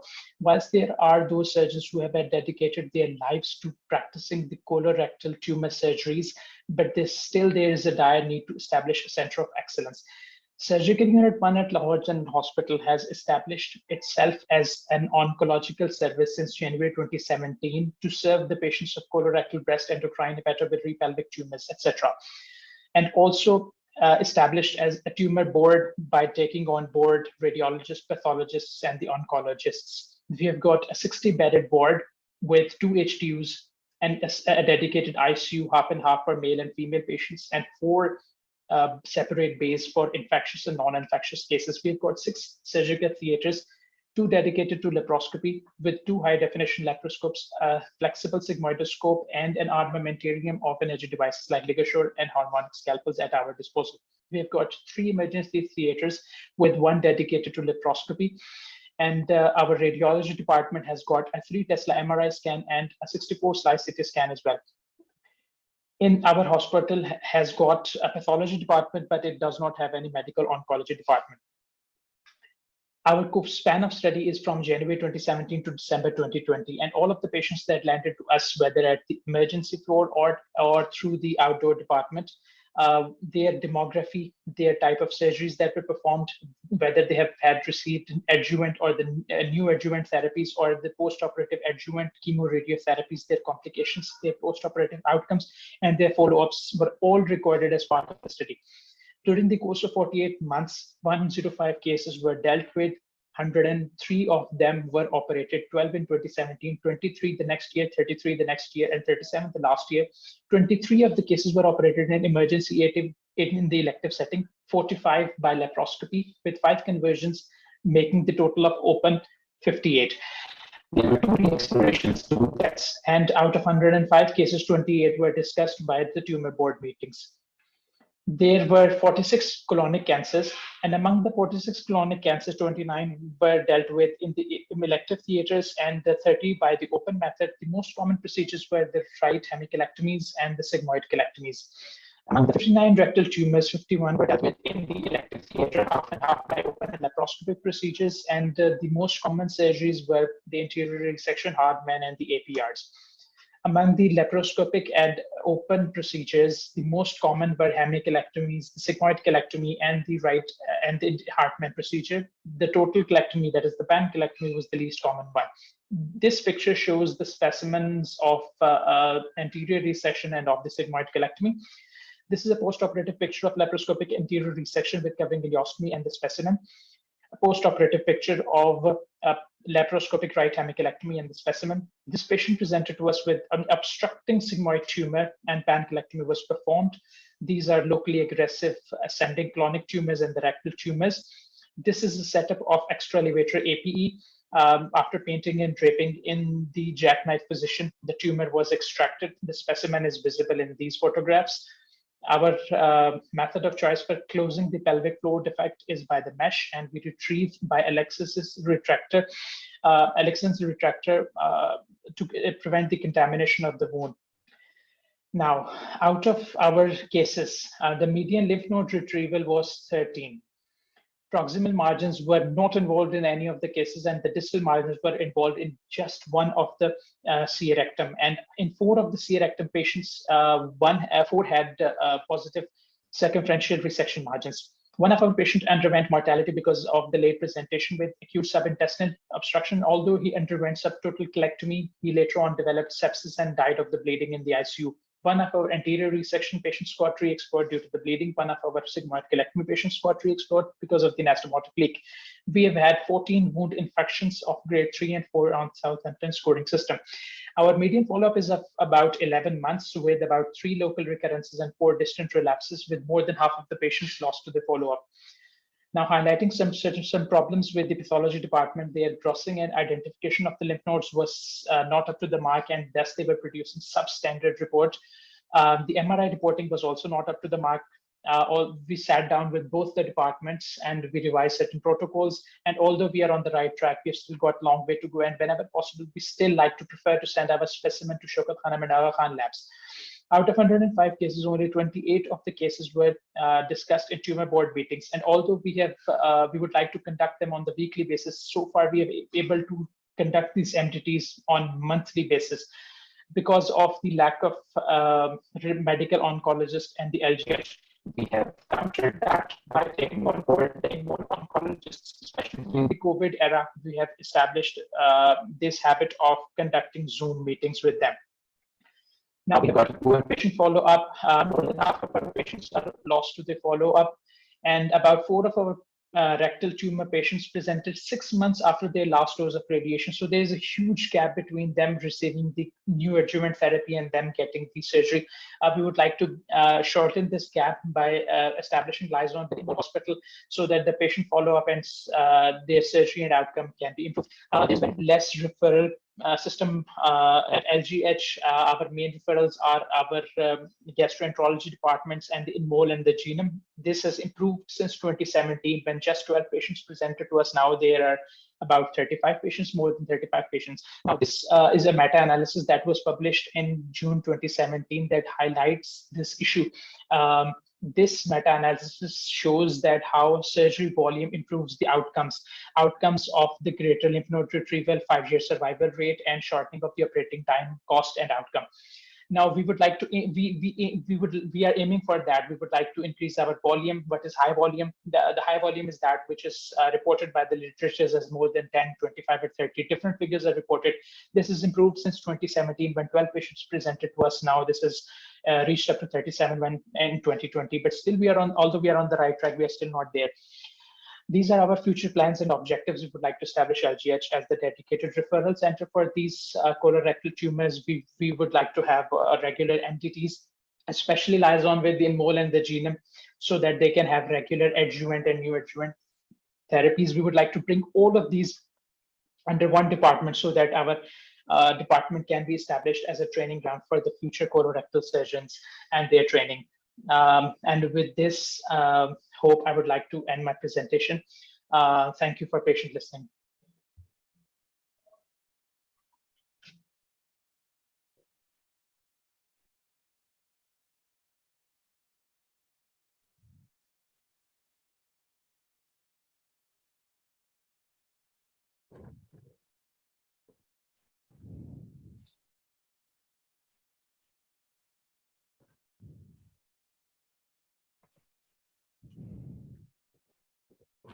Assalamu alaikum, Dr. Hassan. Ji, walaikum. Excellent presentation. I'm really impressed by the amount of work you are putting up and the quality of work which you've told us. I mean, hats off to you, because you are doing all these things at a public sector level, and that too in Lahore General Hospital.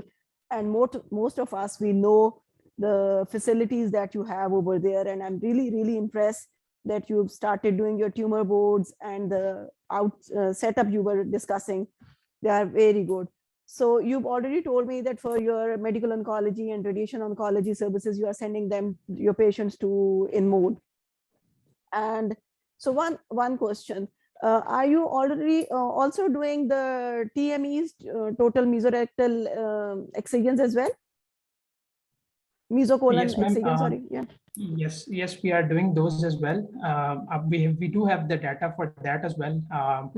And we are developing our own cancer repository, our own data, so that like Aga Khan University or like Shaukat Khanum, even a public sector hospital should be able to produce that quality data so that it can be discussed and presented in the forums like these. I totally agree. It's doable, but it is difficult, no doubt about it. Yes. And you already know that the results of TME versus no TME, they are tremendous difference, huge difference between the outcomes of the patients, and you are already doing it. Yes, ma'am. So just one suggestion: do not use abbreviations like APE, because the people who are not familiar with these terms, they won't understand. Otherwise, excellent, very good work. Thank you. So Dr. Hassan, it's Usman here. So again, congratulations on a very good presentation. I've got a couple of questions and a comment as well, if that is okay with you. So I think my first question is that obviously getting and setting up a cancer service is not easy. It does need a multidisciplinary approach, and you have mentioned about pathologists and radiologists to be on the board. And there was a mention of that oncologists visiting once a month, which may not be ideal in this regard. And then you have mentioned about the question about having all the services under one roof. So what's the long-term plans your department has in this regard? Having those services in-house, or are you going to be referring them to having good connections with Enmol and Genome? So basically, this is a long-term planning starting right now. During this COVID era, everything like suddenly went off, and we got connected with each other through Zoom meetings. So this was this was something new that came into being. This is something we adopted, and even post-COVID era, we would like to continue doing these Zoom meetings so that we can establish liaison with Enmol Hospital and the Genome, which are our primary referral centers. And having done that, maybe one day we will be able to, beat the COVID and bring all of them together under one roof. So that this is our long-term planning. But until that gets done, I think Zoom meetings are our best shot at achieving this. So certainly some good things have come out of COVID era as well. I would imagine, like Zoom meetings.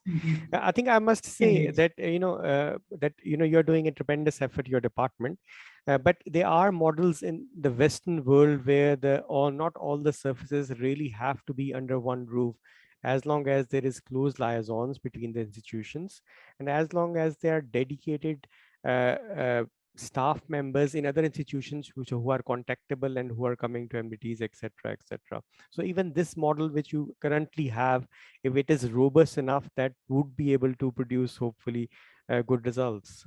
So yes, I think that's all. Sure. We think because 28 of our 105 cases, as I have discussed in the slide, 28 cases were discussed, and almost all of them were discussed up to the extent that a treatment plan was devised. So I think this is a very good solution that we are adopting right now. Okay, I think that's all from my side. Thank you. Thank you, sir.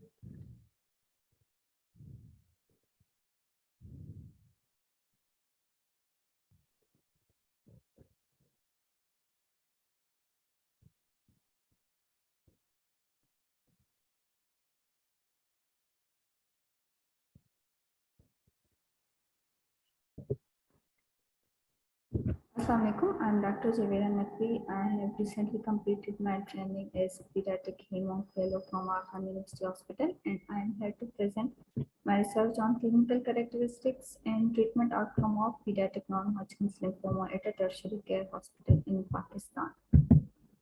There's nothing to discuss from all the others. Introduction. Lymphomas are the third most common malignancy in children after leukemia and brain tumors. And among lymphomas, non-Hodgkin's are more aggressive, needing intensive chemotherapy with guarded outcomes in low-middle income countries, especially due to delayed diagnosis, abandonment of treatment, and toxicity-related deaths. Methodology. This was a retrospective study conducted at Pediatric Oncology Department of Khan University Hospital. All patients under 18 years of age were included who were recently diagnosed with non-Hodgkin's lymphoma from January 2010 to December 2020. After approval from ERC, the data was collected on a pro forma regarding the presentation of the patient's treatment provided, development of complication, and treatment outcome. Here are the results. As we can see, the total number of patients we had in our study cohort was 92. Majority of them were males, that is 75%, and 25% were females. Age distribution, if we look, and the majority of the patients were in 6 to 10 years, followed by 11 to 15 years of age group, and more than 15 years of age group were 24%. Presentation of patients. The presentation of the patients is site-specific. Fever, however, was the most common presentation in patients, 45.6%, shortness of breath, 22%. Abdominal pain was the third most common symptom in our patient, that is 18.5%. If we look at the pathological subtype, the most common four subtypes were Burkitt lymphoma in 43.5% of the patients, 18.5% had T-cell lymphoblastic lymphoma, 15% had DLBCL, and 11% had LCL. And if we see the most common site of presentation or involvement was abdomen and pelvis in 46.7% of the patients, mediastinum was involved in 25% of the patient, head and neck in 18.5% of the patient.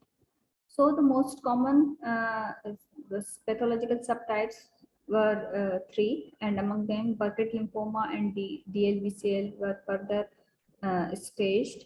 So if we can see, stage 2 group B patients were most common in Burkitt lymphoma, that is 42.5%, followed by stage 4 group B 30%, and each group A and B in stage 1 were 12.5%. In DLBCL, majority, 57% of the patients were stage 2 group B. CNS status were reported in 73 patients among 92. Is not all patients stayed to complete their staging workup. Some were seeking referral before the staging workup was completed.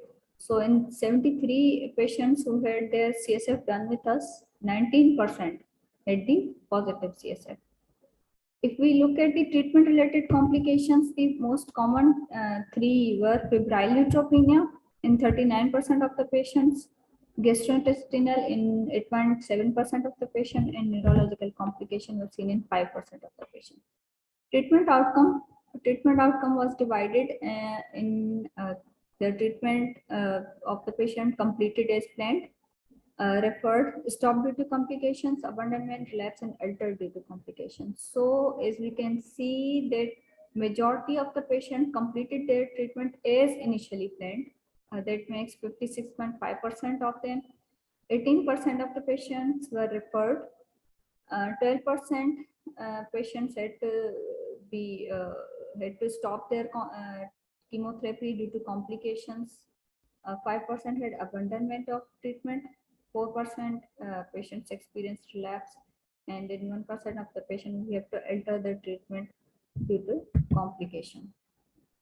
If we can see Kaplan-Meier curves regarding the survival function, the overall survival in our cohort was 81.3%, and the progression-free survival was 60.4%.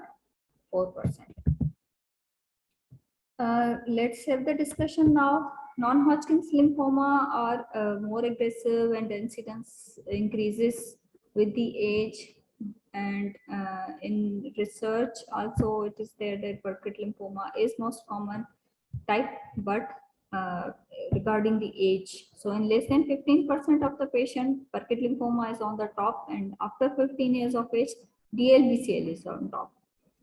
Males are commonly more affected than females, and presentation is site-specific, and most common site of presentation or involvement is abdomen. This coincides with our data, followed by head and neck.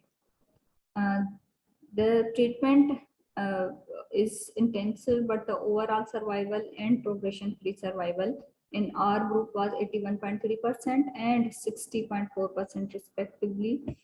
And studies also support this, that the overall survival ranges from 75% to 85%. So the age at diagnosis, if it's more than 15 years and the stage of the disease is advanced, these both are the poor prognostic factors. So if we can conclude, survival can be improved, early identification, timely referral, and improvement in supportive care and interventions to decrease treatment abandonment. And by highlighting the regional specific clinical presentation of patient with non-Hodgkin's lymphoma, we can formulate effective treatment strategies for our patient, which will ultimately improve the clinical prognosis. These are the references that I have used. Thank you.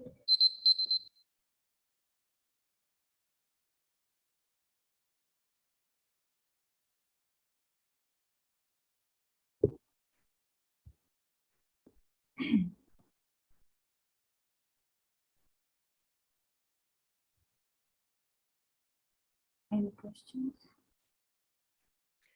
So, Assalamu alaikum, Dr. Javeria. So Walaikum again, a very good presentation, and you have elaboratively done all the, major workload was around Burkitt's lymphoma and pediatrics. Is it right? Yes, sir. So I think actually it was it was including all the non-Hodgkin's lymphoma. That just shows the that the most common pathologically was Burkitt's in our cohort. So which regimens you were using? So I couldn't see any, or maybe I've missed a slide here, but which regimens you were using to treat those patients? The regimen we used was LMB 96 in majority of the patient. And how long this regimen lasts for as far as the treatment is concerned? So that depended on the staging and grouping. Okay. So most of your patients were in like stage 2B, is it right? So in Yes. 2B, how long it was lasting? So in group So it's B, stage 2. So it's almost makes up 4 to 5 cycles, so around 4 to 6 months duration. Okay, and you mentioned about the progression free, like progressed in one of your slides, you mentioned about the 5 patients progressed. So I would assume there was quite a bit of mortality attached to the treatment as well, being the Yes, because the treatment is is quite aggressive, because patients here, especially in underdeveloped countries, present late. So if the patients present late or with advanced stages, the chemotherapy is quite aggressive. So yes, the morbidity and mortality is related to that. And it was good to see as well that your abandonment was only 5%. My question was that is AKU purely private, or does it kind of support the non-affording patients as well? Because you know, the abandonment rate is quite good even for you know, any sector hospital. There is patient support in AKU also, although it's private, but there is percentage wise depending on the financial situation. Some are waived off around 80% of the charges. So depends on the some of the criteria the patient welfare department has. So there is quite good amount of patient support that is provided. Okay, I think thank you from my side. Thank you. Ji, Assalamu alaikum. Dr. Javeria, excellent presentation. So I have only one question. During the slide regarding the treatment outcomes, you mentioned that there were 18% of referrals. So what was the reason for those referrals, and where were they referred to whom they were sent to? The patients who belong to Karachi are mostly seeking referral, most of them to Indus Hospital, and the major reason is finances. So they are referred to Indus Hospital midway during their treatment? Initially, just as the patients were diagnosed. That is why we do not have the complete staging. Like the CSF was not done in all patients, because as soon as the pathology come and the patient is counseled that they have certain disease and that will require this much chemotherapy, this much stay, so they prefer that they should be referred to a center where they are secure financial, they'll complete their treatment. But this is something you mentioned during the treatment outcomes. But you are saying they were not treated here. No, they were not. Mostly were referred before starting treatment. So were these 18% of the patients included in the outcomes, in the results? The overall survival was only of the treated patients.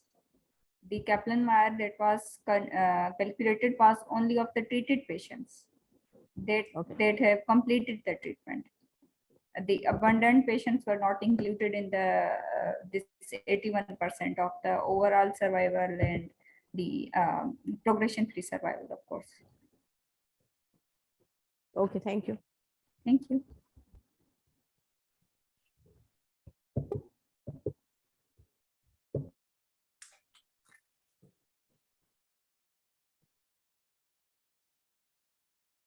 Assalamu alaikum. My name is Dr. Muneeb and I am working as a senior instructor in Department of Clinical and Radiation Oncology at Shaukat Khanum Memorial Cancer Hospital and Research Center.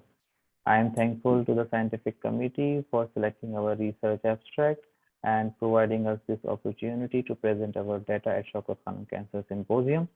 The title of our study is the outcome of bladder preservation with tri-modality treatment in patients of muscle invasive bladder cancer. For a brief introduction, the gold standard of treating muscle invasive bladder cancer is the radical cystectomy with 3 cycles of cisplatin-based neoadjuvant chemotherapy. but there has been a debate regarding the gold standard versus the best treatment. As gold standard may not be the best treatment for individual patients, surgery is an expensive procedure which requires urinary diversion in majority of the cases, and it is associated with significant morbidity and mortality, and it significantly affects the quality of life of the patient in later part of their lives. The alternative best treatment strategy is the bladder-sparing trimodality treatment, with the primary goal is to cure the patient with organ preservation approach. There is no head-to-head comparison of surgery versus trimodality treatment, and there is a selection bias reported in a surgical series because young and fit patients were recruited, and all those patients had earlier stages of the disease. Trimodal treatment has a major advantage of bladder preservation, and despite of the selection bias, similar outcomes have been reported. Trimodal treatment involves multidisciplinary team management, and which requires a urologist to perform maximal TURBT, and then patient is referred for definitive chemotherapy and radiation therapy. So in our study, the primary objectives were to estimate the overall survival and disease-free survival at 3 and 5 years in those patients who were treated with bladder preservation approach. Secondary objectives include outcome of different radiation fractionation, induction chemotherapy, and time to radiotherapy after TURBT. So after taking institution review board approval, we retrospectively reviewed the data between January 2010 till December 2018, and 91 patients of bladder cancer patients were selected. And their demographic characteristics, stage, and details of all procedures regarding surgery, chemotherapy, and radiotherapy were documented with the help of the hospital information system. The results showed the median age of our patients was 63 years, and our population is predominantly comprised of male, 89%. Majority of the patients had locally advanced disease T3, 58.3%. Although mainly all the patients were node negative, but significant proportion of the population had node positive disease, that is 35.2%. And N1 is a single regional nodal metastasis, 22%, N2 is the multiple regional nodal metastasis, 13.2%. It is important to mention over here that in previous AJCC classification, node positive disease were considered as stage 4 disease. But now after the update, node positive patients are considered as stage 3 patients. Induction chemotherapy was given in 47.3% of the population. And regarding the TURBT, it was complete in 26.4% of the patients. It means that there was no tumor before radiotherapy. And it was incomplete in case of 29.7% of the patients. And unfortunately, 44% of the patients, we had no record regarding the status of the TURBT. Regarding the radiotherapy dose, hypofractionating regime was used in 54.9 patients, and conventional fractionation was used in 45.1% of the patients. At the last hospital visit status, 47.3 patients were alive without the disease, and 23.1% patients were alive with disease. However, 28.6% of the patients were dead. Regarding the site of recurrence, 18.7% of the patients had local recurrence, and 17 number of the patients out of 17, 7 patients were salvageable with the radical surgery. And distant metastasis was seen in 22% of the patients. So these are the primary objectives of our study. The overall survival was found to be 77% at 3 years in our population and 62% at 5 years. So these are the Kaplan-Meier curves showing the overall survival. So these are the Kaplan-Meier curve survival showing DFS, disease-free survival, which was found to be 62% at 3 years and 51% at 5 years. Regarding the induction chemotherapy, 43 patients received induction chemotherapy. And out of 43, 35 patients had locally advanced disease, T3 and T4. In our study, induction chemotherapy was comparable and non-inferior, although it did not affect the survival. The most common regime was used was cisplatin and gemcitabine. Overall survival was estimated to be higher in those patients in which radiotherapy was started within 6 weeks after performing of the TURBT. And it was also estimated to be higher in those patients who received hypofractionated radiotherapy regime.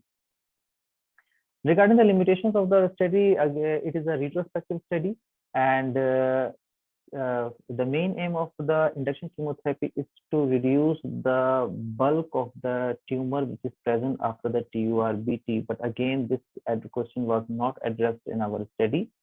And in majority of the patients, we were not able to document the status of the TURBT before the concurrent chemoradiotherapy. And regarding radiotherapy fractionation, it was not, although it was non-significant, but again, future studies are required. So to conclude that our study shows that bladder preservation therapy is an effective approach that can be the best treatment in selected patients with bladder carcinoma, and overall survival at 3 and 5 years in patients treated with bladder preservation approach at our institute is comparable to the standard of care radical cystectomy. Again, randomized controlled trials are needed to compare this tri-modality treatment with the new adjuvant chemotherapy and radical cystectomy, the golden arm. But till then, we recommend that all the case discussion in multidisciplinary site-specific tumor board, which is important necessary for offering organ preservation to the bladder carcinoma patient. In the end, I would like to thank my colleagues and the department and team, and thank you very much.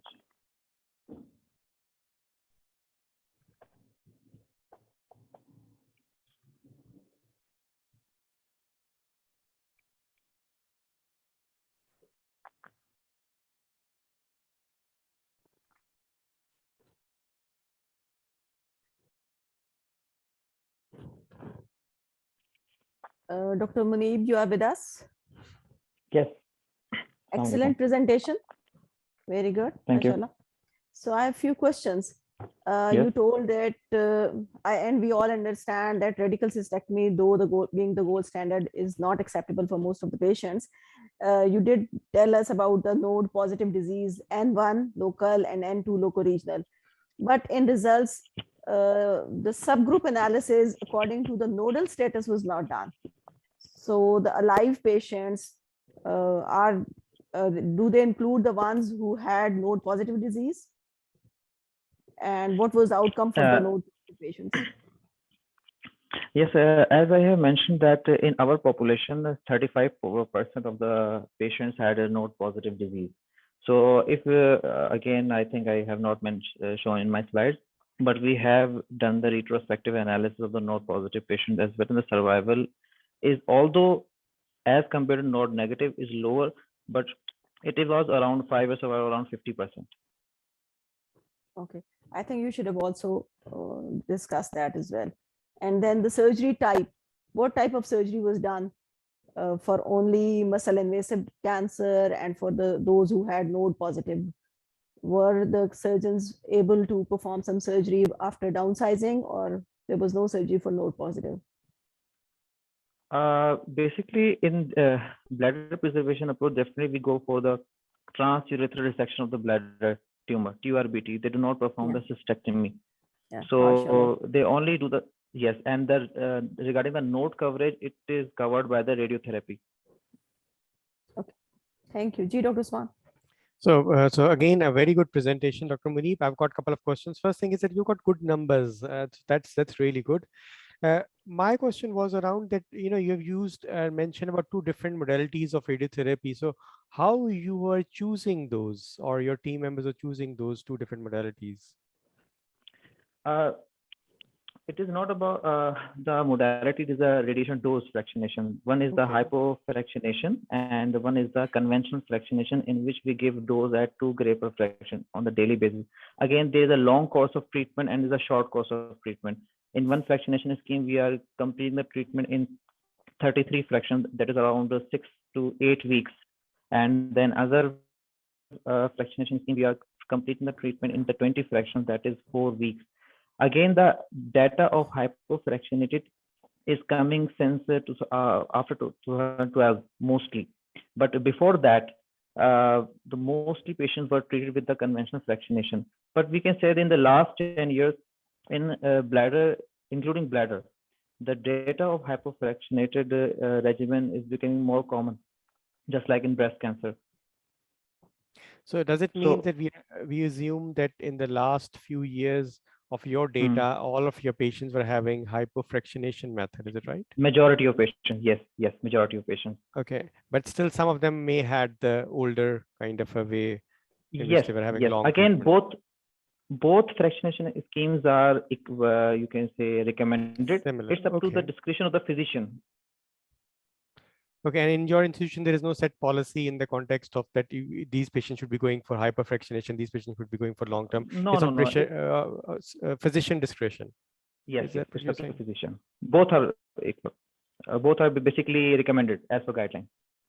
Okay, and did you, in your study, you obviously have mentioned about the results being almost similar to the international data, but did in your institution, did you had any kind of we call it a control arm, where you had patients who had radical cystectomy and you have followed the outcomes there as well, just to see, those patients versus your patients, or in your institution, you're not doing radical cystectomies at all? No, again, in our institution, the radical cystectomies are being performed, and definitely it is a gold standard. Mostly patients who are medically unfit, and those patients who do not want to go for radical cystectomy, they are referred to us for definitive radiation therapy. Again, in our study, we did not compare those patients. Our study was to look after the results of the bladder preservation only. Okay, I mean, then if you've got your institution, you've got a data as well for the radical cystectomies, then it may be a good idea just to see, how they are doing, and just, you can have a single center comparison as well. Yes. Though maybe retrospective. Okay, thank you. That's all from my side. Thank you.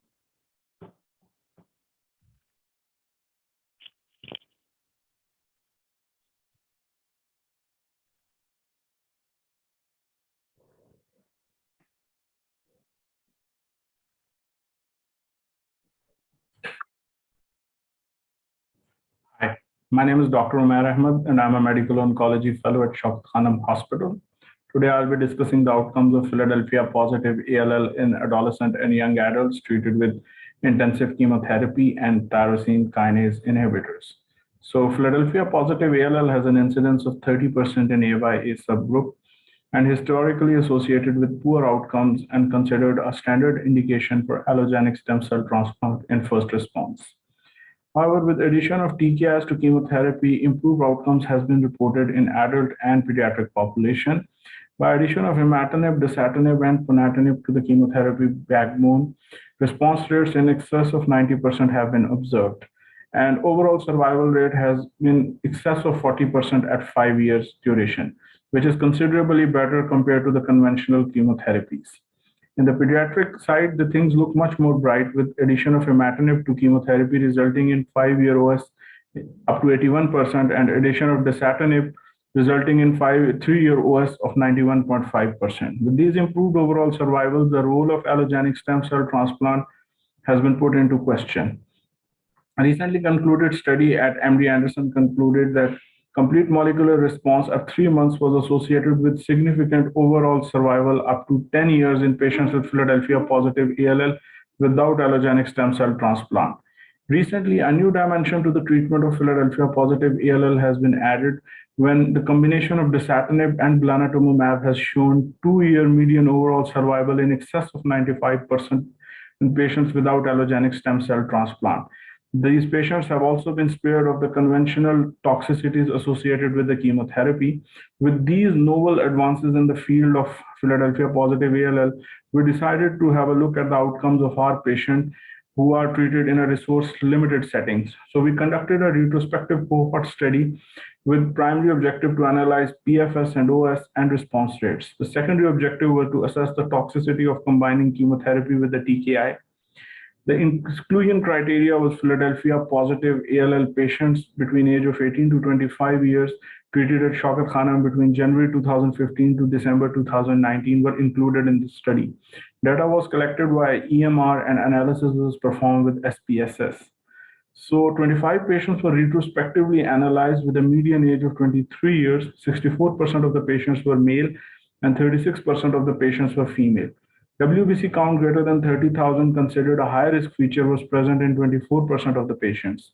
None of the patient had CNS disease at the time of diagnosis. So this is the treatment scheme where 25 patients underwent induction, 13 of them in the BFM protocol and 12 of them in the hyper-CVAD. 60% patients in the BFM arm could afford TKIs. However, 34% patients in the hyper-CVAD arm could afford TKIs. Induction mortality was 28% with 2 deaths in the BFM arm and 5 deaths in the hyper-CVAD arm. At the end of induction, 70% patients were MRD negative in the BFM arm and 50% patients were MRD negative in the hyper-CVAD arm, considering the fact that less number of the patients were on TKIs in the hyper-CVAD arm. After that, patient completed their consolidation, CNS intensification in maintenance part of the protocols with 2 deaths reported during this interval in both the arms. At the end of 2 years, in the BFM arm, 5 patients had relapsed and 4 patients continued to be in remission, out of which 3 had undergone allogenic stem cell transplant. In the hyper-CVAD arm, 4 patients had relapsed and 1 patient continues to be in remission. The relapse rate was reported to be 56%. The survival analysis was as follows. As you can see, the Kaplan-Meier curve here for the disease-free survival for the entire population. The median DFS was 6 months and 2-year DFS was 34%. In the subgroup analysis, the TKI group had a median DFS of 11 months compared to non-TKI group, which had a median DFS of 1 month. The 2-year DFS was 33% in the TKI group compared to 16% in the non-TKI group. Similar results were reciprocated in the overall survival analysis, where the median overall survival for the entire population was 7 months and 2-year OS was 28%. However, in the subgroup analysis, the TKI group once again did considerably better with a median OS of 12 months compared to median OS of 1 month in the non-TKI group. The 2-year overall survival was 41% in the TKI group and it was 16% in the non-TKI group. With these results, we concluded that addition of TKIs to the chemotherapy definitely benefits the patient with Philadelphia positive ALL in AYA subgroup in terms of improvement in overall survival and disease-free survival. However, availability of TKI remains a challenge in third world countries considering the financial toxicities. For example, imatinib, which is a first generation TKI, has an estimated cost of $170,000 per year, and the rest of the TKIs which are used for the treatment of Philadelphia positive ALL are much more expensive than that. Considering these prices, we can understand why allogenic stem cell transplant and conventional chemotherapy still remains an attractive option for our patients. Intensive chemotherapy at induction resulted in enhanced mortality, with 8% mortality observed in the BFM arm and 20% in the hyper-CVAD arm. Frequent chemo delays and dose reductions were encountered in the hyper-CVAD arm, and sepsis remains the biggest ordeal, which is a major cause of induction mortality. Another interesting aspect of our results was OS approaching disease-free survival, which was attributable to high induction mortality, high relapse rate of 56%, and lack of any easy accessible salvage options, particularly allogenic stem cell transplant in our patient populations. Now, briefly talking about allogenic stem cell transplant in our patient population continues to be an attractive option, considering the fact that in our study, the 5 patients who were in remission, 3 of them had undergone allogenic stem cell transplant in CR1. It is associated with less financial toxicity, and with the improving transplant-related mortality, it continues to be a safe and an attractive option for our patients. The take-home message: less chemotherapy given in the induction period is associated with less toxicity and improved survival. TKI also improves survival, but it comes at a cost of significant financial toxicity, which our patients cannot bear. And allogenic stem cell transplant hence still remains an attractive option in the developing countries. Thank you very much for your patience.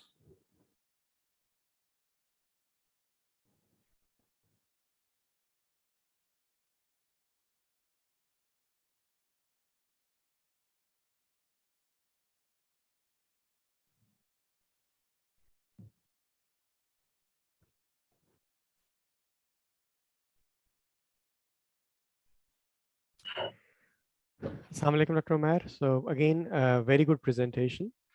So I've got a couple of questions.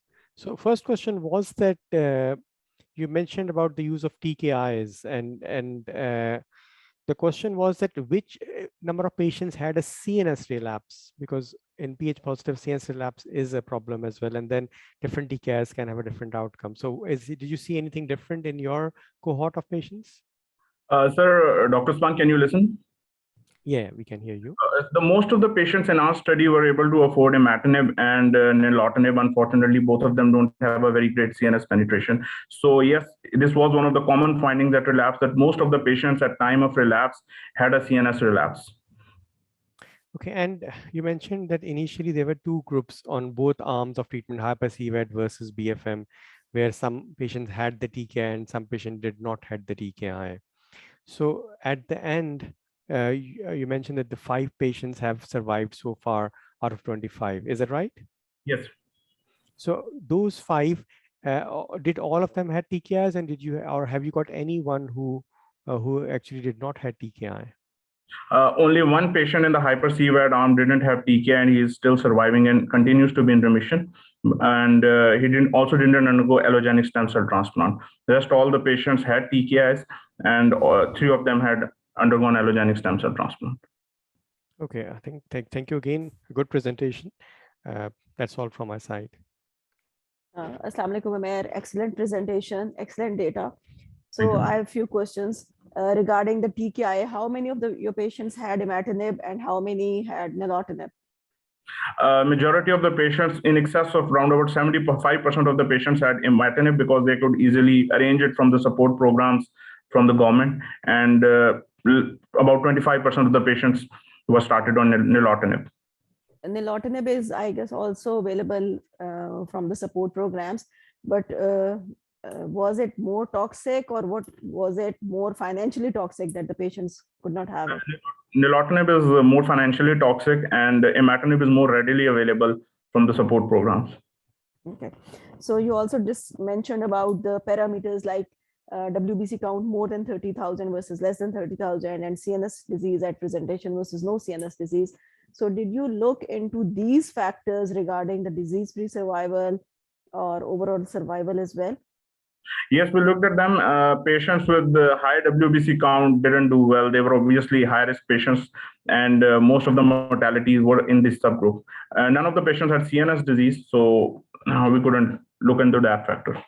So any patient with more than 30,000 WBC count and they are still alive? No, unfortunately, none of the patients with high-risk features were alive. Okay. Right, thank you.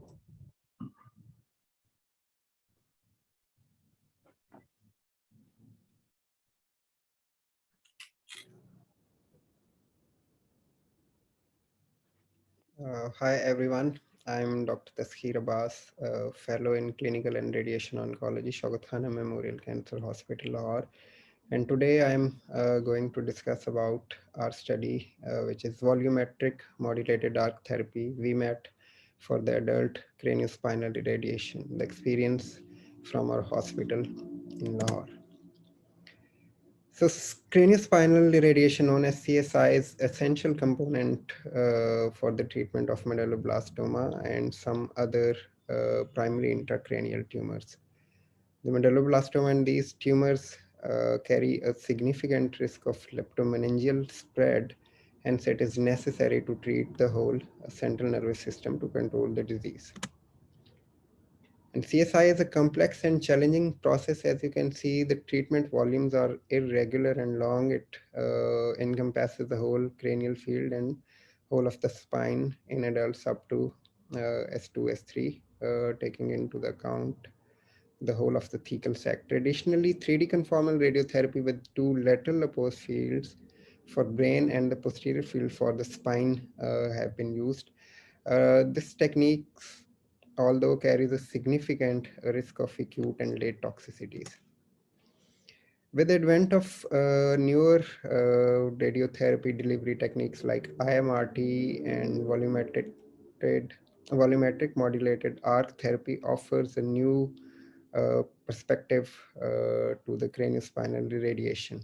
These techniques increased dose conformity to the target volume and decreased dose to the organ at risk, which lead to the decreased acute and late toxicities. So while CSI is more frequently used in children due to the high incidence of medulloblastoma, adult cases have been far and few. So we did a retrospective analysis of dosimetric characteristics and acute toxicity of those adult patients who have received CSI at our institution. This was a retrospective descriptive analysis. All the patients were aged 18 and above. The study duration started from the January 1st, 2019 to the August 2021. The dosimetric parameters were accessed through the treatment planning system. So we identified 5 adults patients which were treated with the CSI using VMAT. As I mentioned earlier, the age varied between 18 to 49 years. The CSI dose prescription was 36 gray, except in one patient who received 25 gray. The 6 MB VMAT plans were inversely planned. 6 to 8 modulated arcs were used with 3 isocenters. And 2 of the patients were positioned supine while 3 were positioned prone. Moving on to the results, the PTV length in our patient was 77.45 with the minimum of 74.93, maximum of 79.7, and the mean PTV volume covered in the CSI phase of the RT delivery was 30,000 cc. As you can see, the conformity index was 1.06 with the minimum of 1.01 to 1.10, which shows a highly conformal dose was delivered to the target volume. PTV receiving 95% of the dose was 96.26 with the minimum of 95.3%, while the maximum was 97.3. And the treatment delivery time was 4.5 minutes, which was relatively shorter than IMRT. The heart mean dose was 8.66 grays. The lung mean dose was 6.76 grays. The lung receiving 20 gray, the volume was 2.9%, while the V10 of the lung was 18.9%. This reflects the inherent problem with the IMRT technique, which increases the integral dose to the volume of the lung and other organs. And the liver mean dose was 6.1 gray. The right kidney received 5.77 grays, and the left kidney received 6.14 gray. Thyroid gland mean dose was 20.49.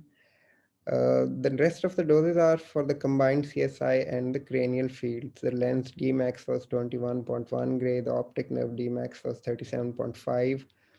And brainstem Dmax was 47.36.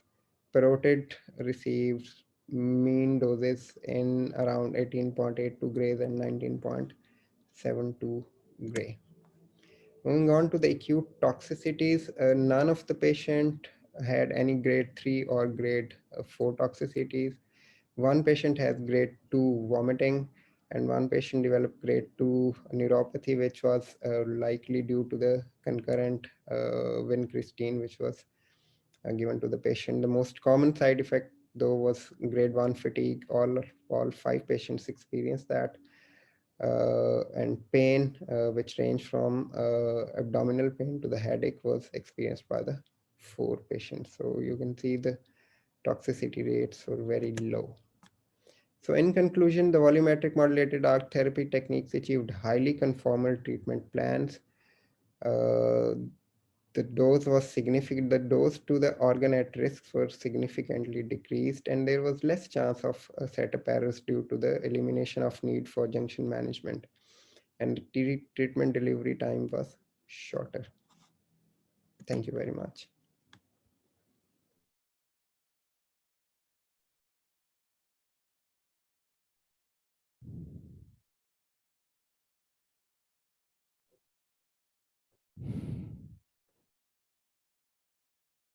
So thank you, Dr. Taskir. I've got a couple of questions, if that is okay. Yes, sir. So I think first question was that you mentioned about that predominantly your population was pediatric and there were some adults as well. Is that right? No. The CSI is generally more frequently done in the pediatric population. What I did in this study is selecting only the adult patients. Okay, and so it was a retrospective analysis, and you have focused predominantly on the technique as well as on the acute toxicities as well. So when you're looking at the data, was any long-term toxicities as well? Because obviously in adults, the long-term toxicities are of concern in the context of their cognitive changes and so on are there as well. So, but I would imagine this was not the focus, or was there any specific reason that you have not looked into it? No, you are right, because the late toxicity is the problem with the radiation therapy, and this must be looked upon. But as I mentioned, we started doing this treatment delivery technique, that is VMAT, early in this, I think in August 2019. So, the follow-up is not long enough, but we did check at the last follow-up, which was done about 2 or 3 months back for all these patients. None of these patients has any neurocognitive deficits or any memory loss or stuff like that. But I think the period is short enough, the follow-up is short enough to accurately comment upon the late toxicity. Okay, and probably maybe a study coming up later on when the time has passed. Exactly. Okay, and the other question was that when you were talking about the dosages to different organs, there was a good table which you had. There was a lot of variation in maximum to the minimum dose. So is that normal, being a radiation oncologist? No, sometimes they should be around some mean, but as we were doing this VMAT technique, we were initially the doses to some organs were high because we did not optimize them according to the current standard in the old world. But then as we got the experience with this technique, the initial patient had some higher doses, but as we moved on, we moved to the 4th or 5th patient, the doses decreased and they got better and better. Okay, so again, a very good presentation, and certainly you have mentioned that yours with the passage of time, your method has improved as well with the experience. That's all from my side. Thank you. Assalamualaikum. Walaikum assalam. Ji Taskir, excellent presentation, excellent work. So I have a few questions. Initially, you mentioned that there was a positioning regarding the positioning of the patients, that I think 3 of them were supine and 2 were prone. So what is the reason of, why were not all of them treated in one position? So initially when we started doing VMAT, the prone position is actually preferred, but the prone position is somewhat uncomfortable for the patient. So because of the planning point of view, the initial 2 patients were done in the prone position. But after that, we moved on and started doing it in the supine position, which is more comfortable for the patients. But we have to, make 2 arcs. There is a technical, limitation for our gantry to move like 360 degrees behind the patient in the supine position, and we have to do 2 arcs. So that was the reason actually. But the treatment delivery time wasn't that much different for these 2, was it? Yes, not much difference between those 2 techniques. But obviously in the prone position, there is a little bit more time required because of the need for the 2 arcs instead of 1. And is there any change in the dosage being delivered to the organs like heart, lung in these 2 positions? Actually, we have not done this separate analysis to look at, that would be an interesting thing to do. Look at the doses to the organ at risk while delivering radiotherapy in a prone position versus supine. But yeah. Our optimizer system, the treatment planning system, we give constraints to the system already, that the dose to the lung or to the heart or lenses or all the other organs should not exceed from a certain cutoff. So they are optimized accordingly. But maybe you can be able to decrease the dose. Yes. Okay, great. Thank you. Thank you, Dr. Wilson.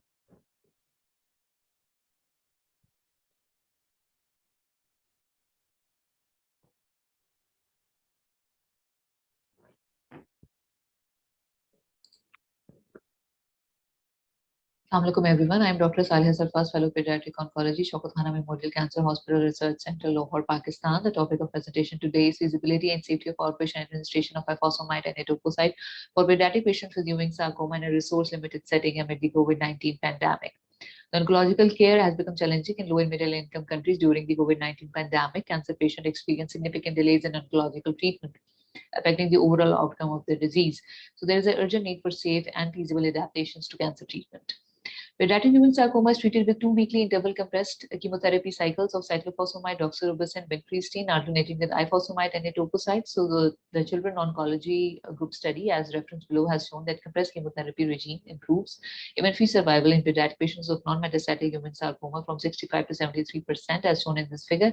Blue dotted line shows the event-free survival of the patient who received intensive compressed chemotherapy versus this yellow line that shows the event-free survival of the patient who received standard chemotherapy.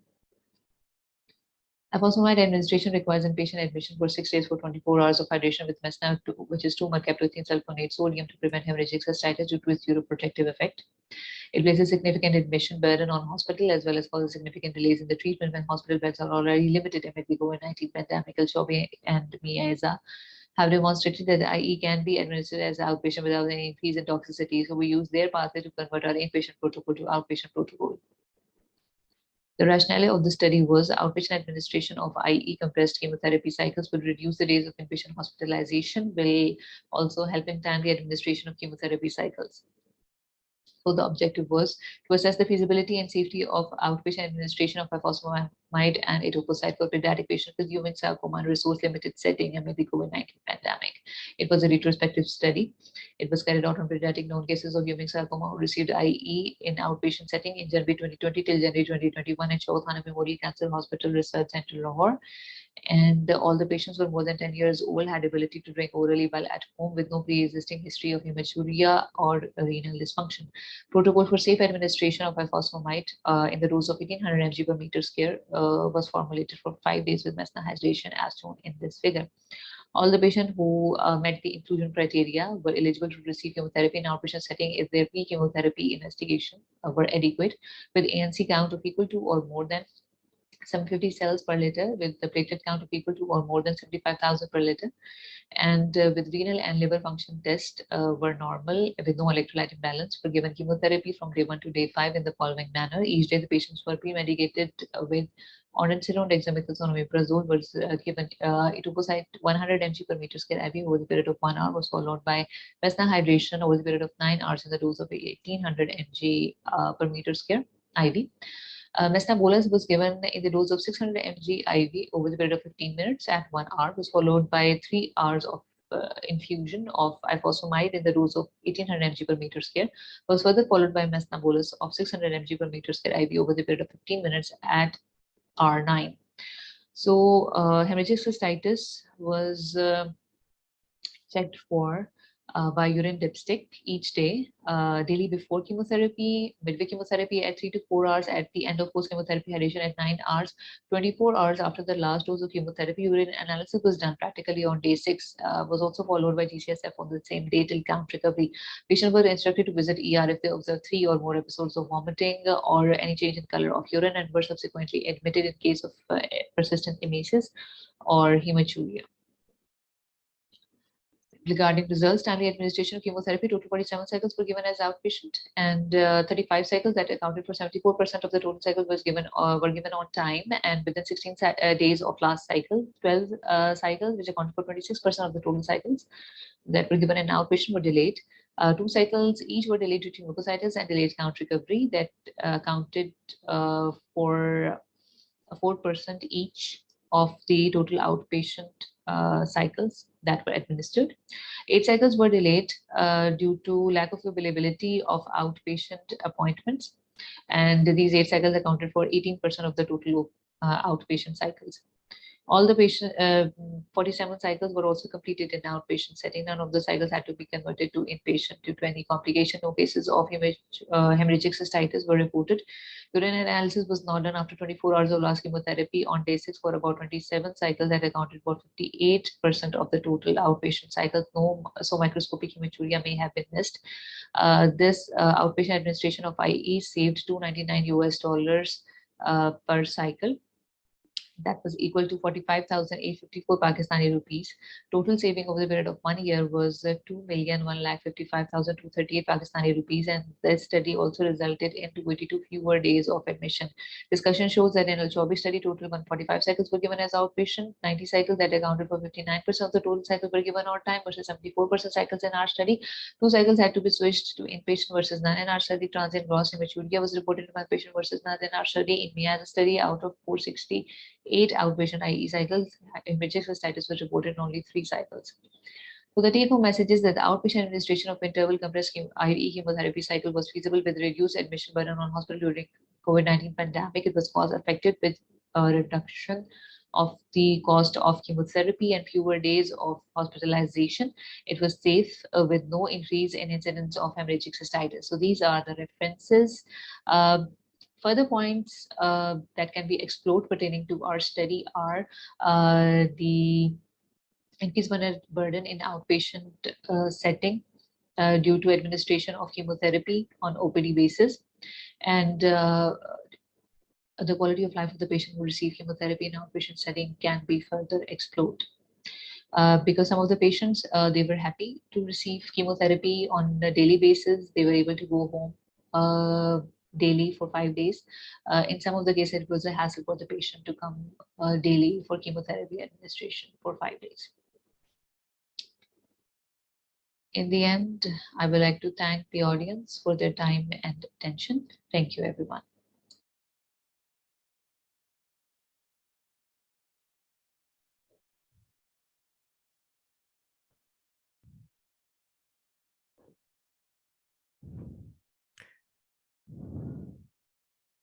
So very good presentation, Dr. Saleha.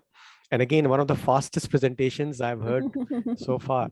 So probably I think we are pressing, I think we're not pressed by time, but probably we have given some kind of a, time limits. That may be the reason. Again, a very good effort, I think, in the context of cost effectiveness. I've got a few questions, if that is okay. Is Dr. Saleha with us? Dr. Saleha, are you with us?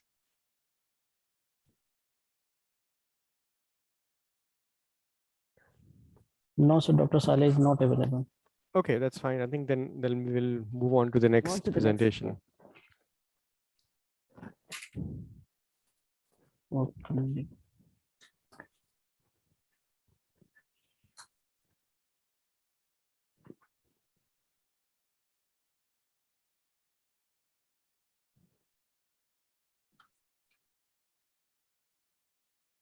Does ultrasound accurately predicts pathological complete response in breast cancer patients? I am Dr. Haider Abid from the Department of Breast Surgery, Shaukat Khanum Hospital, Lahore. Neoadjuvant chemotherapy has made breast conservation surgery possible for majority of the patients. Published clinical trials have shown that breast cancer patients with pathological complete response to neoadjuvant chemotherapy have significantly better prognosis. What is pathological complete response?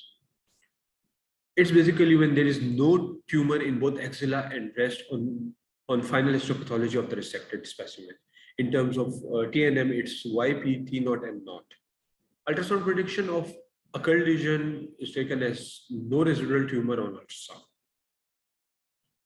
Why accurate assessment by ultrasound is important for a surgeon? While planning breast conservation surgery, a smaller lumpectomy and less volume removed leads to a better cosmetic results, which in turn leads to a lesser morbidity for the patient as well. What's the future? The accurate prediction might completely omit any type of surgery in complete responders. These types of patients can only be given radiotherapy in the future. How to assess pathological complete response before surgery? There can be multiple modalities that can be used, commonly used are ultrasound, MRI, and large volume biopsies. According to the published data, some studies had a comparable accuracy of MRI to that of ultrasound, while some studies suggest that MRI is superior. According to a meta-analysis, MRI has a sensitivity of 78%, while specificity of MRI was 92%. Whereas ultrasound sensitivity was 80%, while specificity of ultrasound was 90%. Why the focus is only on ultrasound in this study? In comparison with mammography and MRI, it is cost-effective, readily available, and patient-friendly. Most of all, the person who is doing an ultrasound has a quicker learning curve. The purpose of this study is how confidently we can predict the pathological complete response in patients after neoadjuvant chemotherapy by using ultrasonography. Our study design was retrospective and the duration was 1 year from January 2019 till December 2019. The sample size was 188% that we studied, and the data was analyzed in SPSS version 25, and study was conducted in Shaukat Khanum Hospital, Lahore. Inclusion criteria was that all invasive breast cancer who underwent neoadjuvant chemotherapy, while exclusion criteria was the patient who underwent upfront surgery, metastasis at presentation, rare morphologies, patient on hormonal therapy only. Coming to the results, type of tumor based on histopathology, almost 98% of the patients were invasive ductal carcinomas, while only a few handful patients were invasive lobular carcinomas. Almost 3/4 of the patients were having stage 2 disease. Almost 76% of the patient had lymph node negativity at the time of presentation, and 24% of the patients were lymph node positive. 2/3 of the patients were grade 3. In both complete pathological and residual group, majority of the patients were ER receptor positive. While in complete pathological group, majority of the patients were ER receptor negative. In both the groups of complete pathological response and residual group, HER2 receptor was negative in majority of the patients. Accuracy is basically how correct a diagnostic test identify and exclude a given condition. Accuracy of ultrasound in our study was 73%.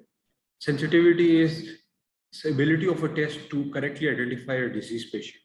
The sensitivity was 81% in our study. Specificity is the diagnostic ability of a test to reject a healthy patient without a condition. It's basically the specificity was almost 60% in our study. The positive predictive value, which is the probability that a person who receives a positive results actually have a disease, it was 73% in our study. Negative predictive value is the probability that a person who receives a negative result will truly not have that specific disease. It was 72%. This is a summary of accuracy, sensitivity, specificity, positive predictive value, and negative predictive value. Our values were comparable to MRI and except specificity only. The reason for this in our study was for more false positive cases. That is that ultrasound was suggestive of residual disease, but there was no residual disease on histopathology. However, a more false positive, more important is a false negative result. That is missing out a disease while it was there, which was quite low in our study. Conclusion, the ultrasound and MRI had a comparable diagnostic performance, but neither of them could predict pathological complete response with sufficient accuracy. So, while planning lumpectomy dynamics in breast conservation surgery in complete responders, a surgeon should bear in mind that ultrasound is helpful but cannot be relied upon entirely. Thank you.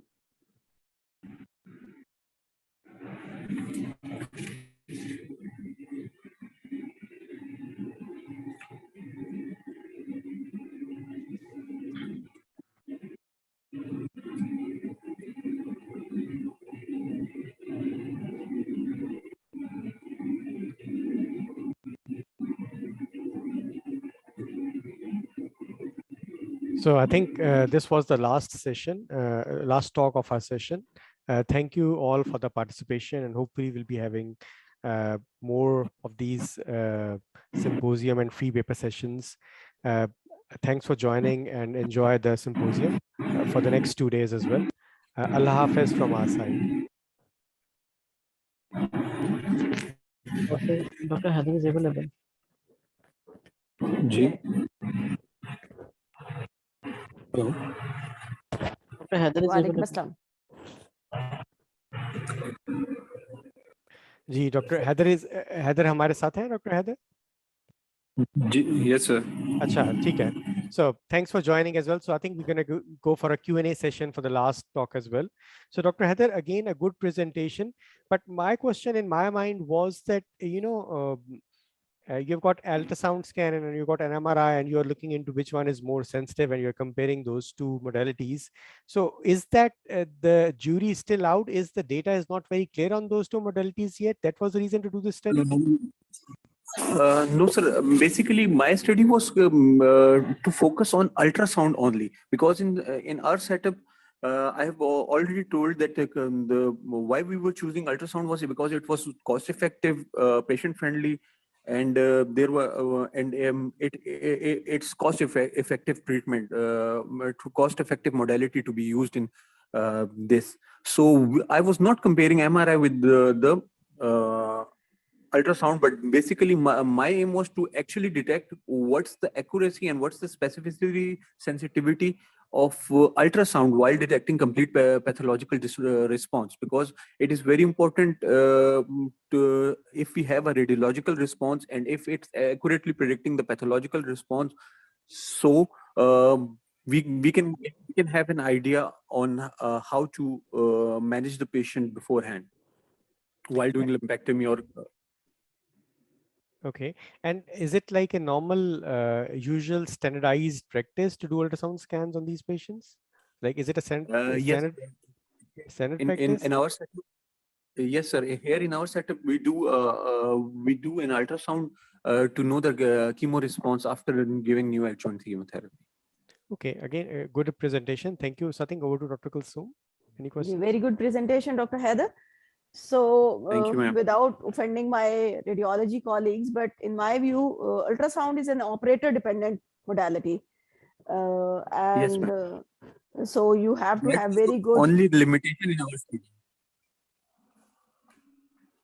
So from That was Gigi, please go ahead. Ma'am, that was the only limitation. That was the limitation in our study, that we didn't standardize the operator. Like we didn't assign like whether she was having a 5-year experience doing ultrasound, or a person was the operator which was doing the ultrasound. We didn't know how experienced and qualified he or she might be. That is one of the limitations. So at the moment, what are you doing at the Department of Surgical Oncology?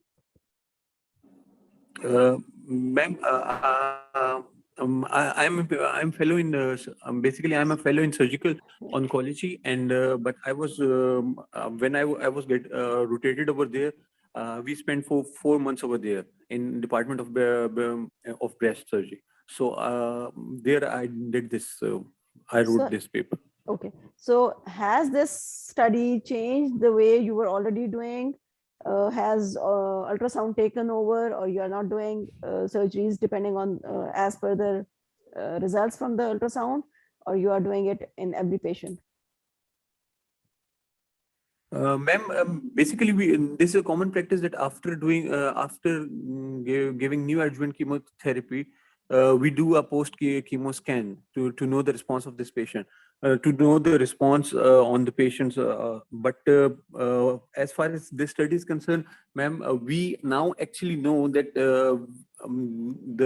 almost the sensitive, the true positives that ultrasound is detecting in our patients is almost approaching to around 81%. Like we are missing out 19% of the patients in ultrasound. So this tells the importance that we need to be vigilant while doing post chemo, post chemo, when we are planning for a breast conservation surgery, we need to be meticulous, and we need to excise the mass in a bit in a bigger chunk. Okay, the practice has not changed then. Not really now. For now, at least. Okay. Thank you. Thank you. Thank you. I think now we're going to conclude our session. So thanks a lot for the participation. And we had a very good session, very good talks. And actually, most of them talks are very good and excellent talks. So enjoy the next 2 days, and inshallah ta'ala will be having other sessions in future as well. Thank you, and Allah Hafiz from ourselves. Hello, ladies and gentlemen. Assalamu alaikum and good afternoon. This is Dr. Khwaja Shehryar Nasir. I'm hosting this session, which is called Free Papers 3. We are going to start now. This session, just to give you a heads up, we will have presenters come in. We already have their recorded presentations. They're going to present for about 6 minutes, and then we are going to have the presenters online, and they will be answering any questions that you guys have. One thing that I would request is that if you have any questions, we can use the chat option or Q&A option, either or, whichever works for you. And that will allow us to read your questions, and then I can ask those from the presenters. So our first talk is going to be about from Hijab Muzammil. This is going to be a study assessing the accurate documentation of drug allergies in tertiary care hospital.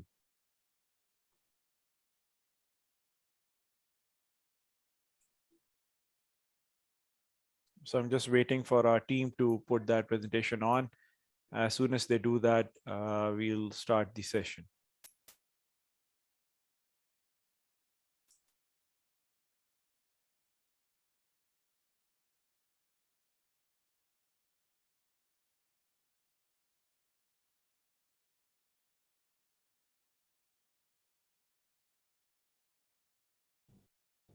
Assalamualaikum. My name is Muzammil Jan, and I am working as a pharmacist in Shaukat Khanum Memorial Cancer Hospital and Research Center.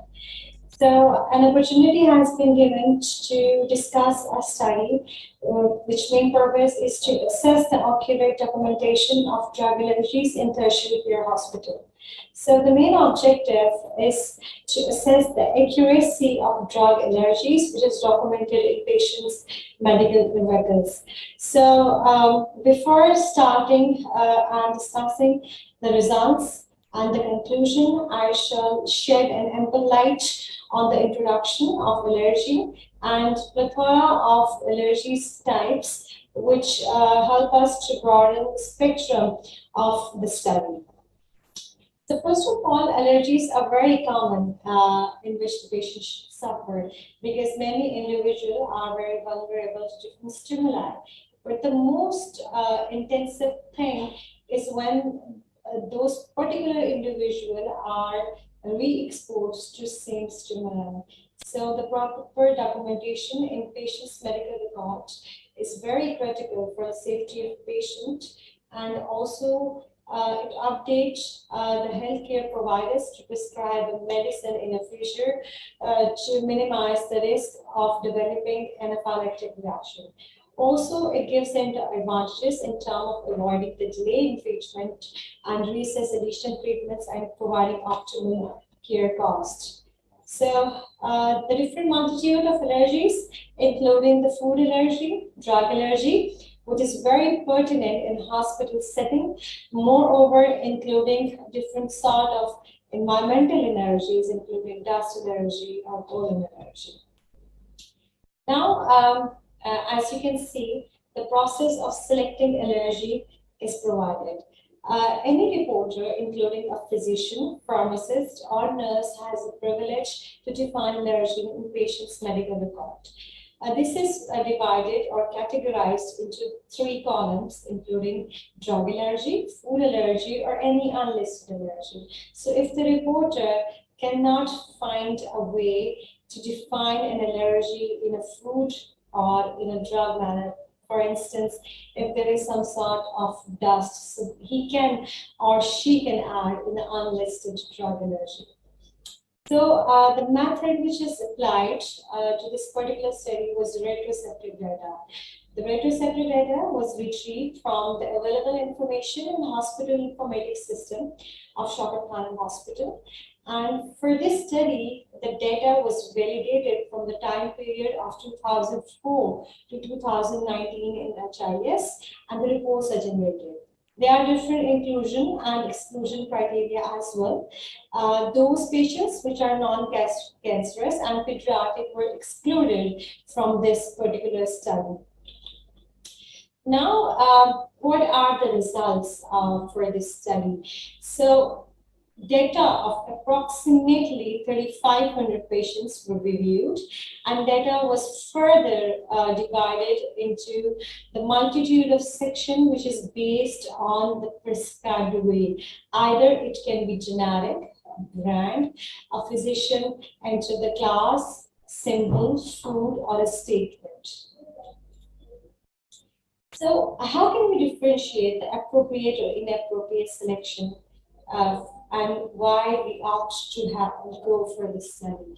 So what we see that the physician, rather than selecting any drug or food which is listed in our HIS system, a statement was picked, for example, allergy of patient during sunlight or anything else. A brand was picked up, the class, allergic to NSAIDs, rather than defining which particular NSAIDs. Is it ibuprofen or naproxen? Symbol were used mostly, or the food was mentioned as a Chinese or Italian rather than Vietnamese.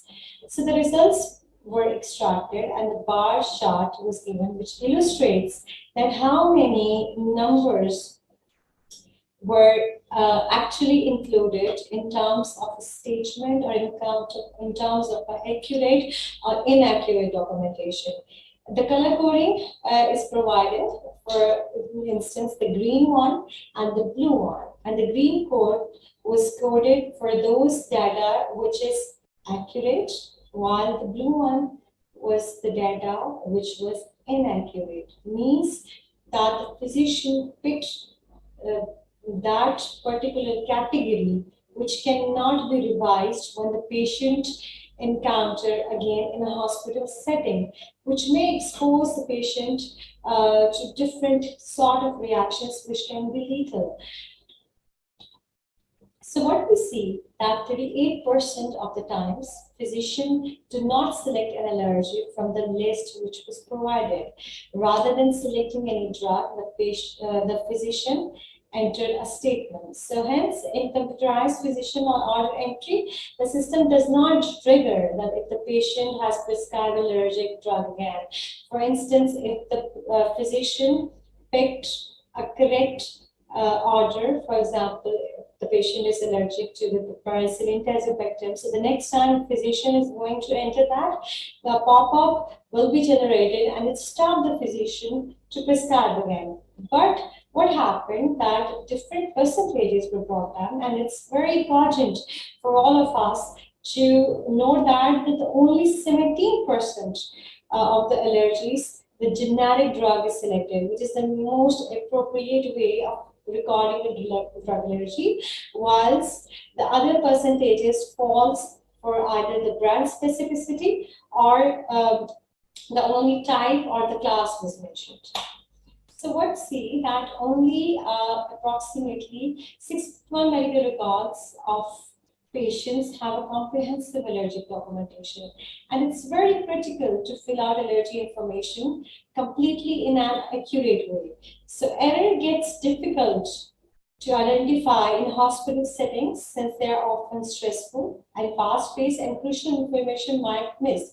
And the system is not smart enough to pick always the best option. We have to evaluate. For example, an example was given of the waste prevalence that the patient is allergic to this particular drug, which is diclofenac, and it was mentioned in the note, and also right below the MR number, the allergies were defined as a flag. Similarly, this is an example of contradictory statement. So what we concluded from this study is that the digital and electronic forms are not foolproof. And so we have to provide some form of education and the knowledge of the restrictions. And cross-checks, audits, and assessment at regular intervals should be carried out for the improvement of system. So this whole study wraps around that how the accuracy of drug allergies can be improved, and it's very pertinent in all the hospital setting and all over the world, because it actually reduces the medication error, also have impact on a positive outcome. Thank you very much.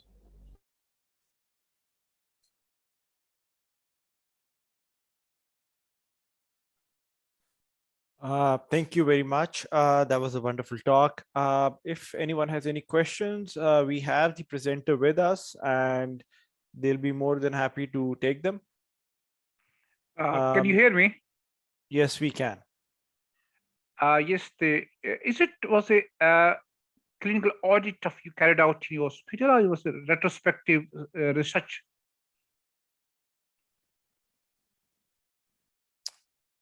Can the presenter please respond to that question? So, sure. Okay, can you please repeat the question? It looked like to me, it looked like a more of the quality improvement project. Yes. Yeah, and are you planning in future, are you going to put in place something to improve the quality? Yes, of course. That was a more of an audit survey, that how the allergy documentation accuracy can be improved in the future terms. As you can see that I mentioned the different columns where a physician can pick the allergy in terms of generic and food and restrict the physician from entering any sort of statement. How are you going to implement this quality improvement project? Okay. What is strategy in your mind, and how are you going to improve, how are you going to convince the physician in future that they should document clearly about type of allergy? Okay, sir, we have a very defined hospital informatics HIS system in which we can have a different restrictions criteria as well. For instance, if the physician enter the allergy, the statement, they cannot pick the statement in any form. The only pop-up that can be available to the physician will be either the generic or the food.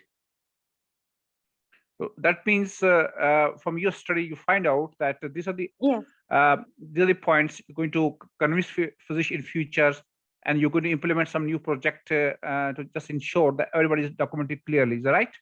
Yes, yes. So that accuracy can be improved.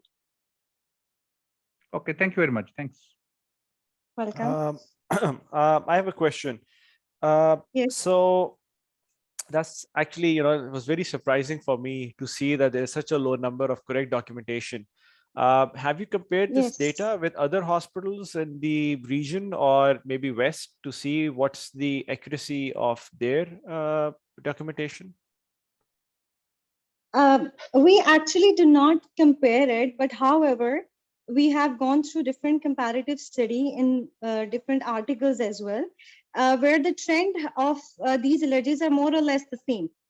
Okay. It's not like there are more number of accurate documentation in different hospitals, but this anaphylactic reaction due to the inaccurate documentation rate was somehow differs in different hospitals according to their implementation. Okay. I think that's it. Thank you so much, Muzammil. That was a wonderful talk once again.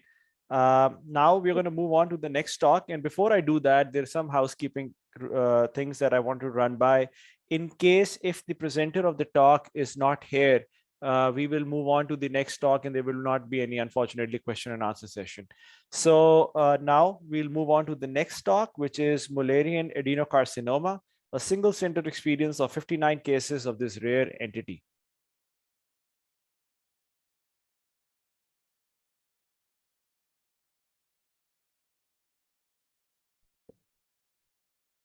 Hi, my name is Dr. Khanum. I am working as a senior instructor pathology at Symposium Memorial Cancer Hospital and Research Center, Lahore. I'm going to present this malignant adenosarcoma, a single center experience of 59 cases of this rare entity. Malignant adenosarcomas are rare biphasic tumors. These tumors comprise of benign epithelial and sarcomatous stomach components. Their incidence is quite low, with less than 1% of all female genital tract tumors and around 4 to 5% of all female genital tract sarcomas. Malignant adenosarcomas are located in uterine corpus, cervix.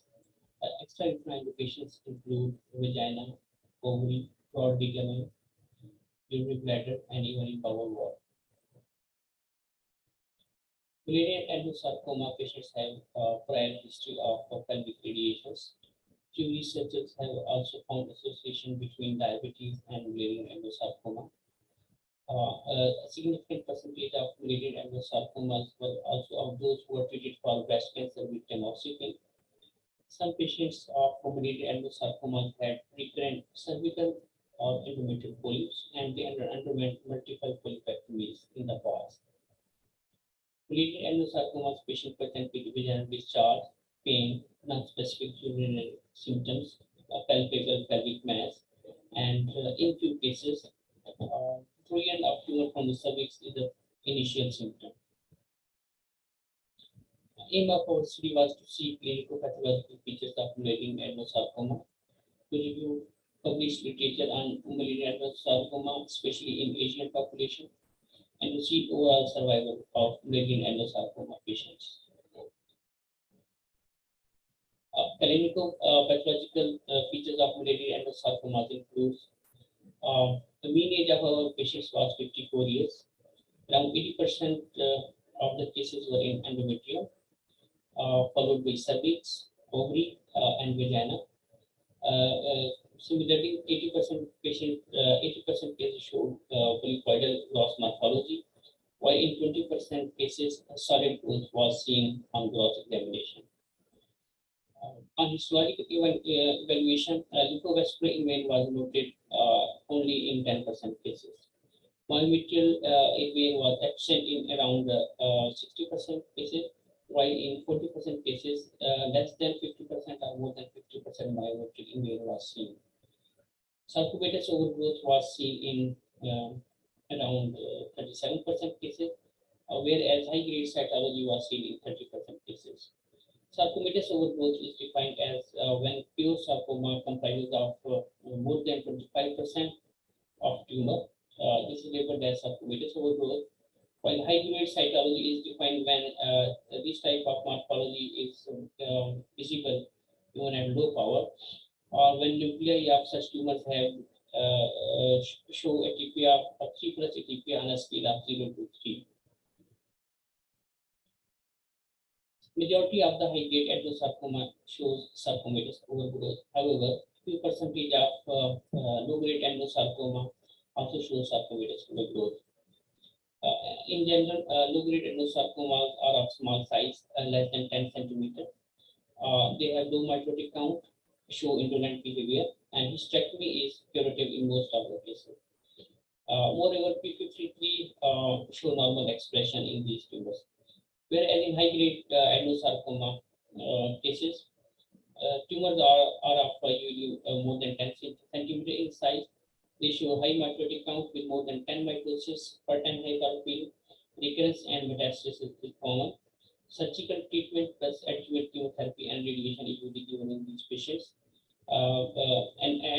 These tumors show abnormal P53 expression. Diagnostic features of malignant adenosarcoma includes leaf-like architecture. Here we can see the images of malignant adenosarcoma, where this epithelial component show leaf-like architecture. This is the stromal component. We can clearly see in the periglandular areas, stroma is in condensed form. This is a high-power picture where stromal condensation can be seen around periglandular areas. This is a picture of high-grade cytology where we can see these markedly pleomorphic cells and scattered mitosis. These high-grade adenosarcoma cases also show rhabdomyoplastic differentiation However, this differentiation is seen in few percentage of tumors. This is the rhabdomyoblastic differentiation in variant adenocarcinoma cases. This is a picture to see the difference between low-grade and high-grade cytology. On the left, this is the low-grade cytology, while on the right side, this is a high-grade cytology where nuclei are enlarging site and are showing prominent nuclei. In our cases, 29 patients follow-up data was available. Adjuvant therapy was given in 19 patients, and 15 patients received both chemotherapy and radiotherapy, while 4 patients received only radiotherapy. Recurrence was observed only in 2 cases. 16 patients were alive at the time of follow-up, and 8 patients died of this disease, while 5 patients died due to other causes. Prognostic features of variant endocarcinoma include sarcomatous overgrowth, high-grade cytology, lymphovascular invasion, rhabdomyoblastic differentiation, and invasion into the myometrium. Median overall survival of the patient was 3 years. Lymphovascular invasion, rhabdomyoblastic, differentiation, and lymphovascular invasion was associated with poor disease-specific survival. In differential diagnosis, entities include both benign and malignant. This is why it is very important to diagnose this disease correctly. Benign entities include endocervical and endometrial polyps and adenomyomatous polyps, and malignant entities include carcinosarcoma, differentiated carcinoma, and endometrial sarcoma. Thank you.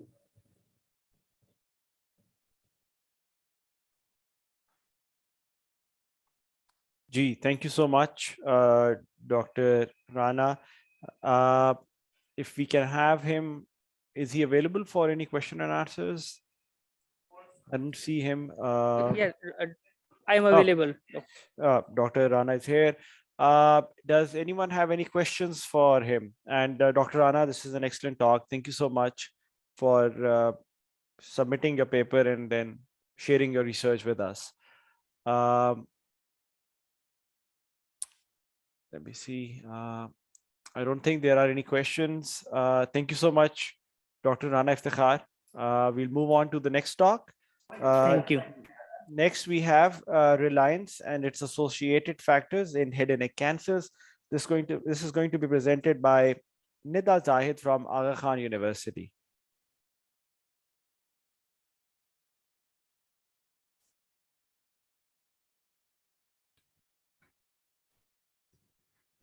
Assalamu alaikum and a very good afternoon to everyone. I am Dr. Nida Zahid from the Aga Khan University Hospital, and today I'll be presenting my work on resilience and its associated factors in head and neck cancer patients in Pakistan.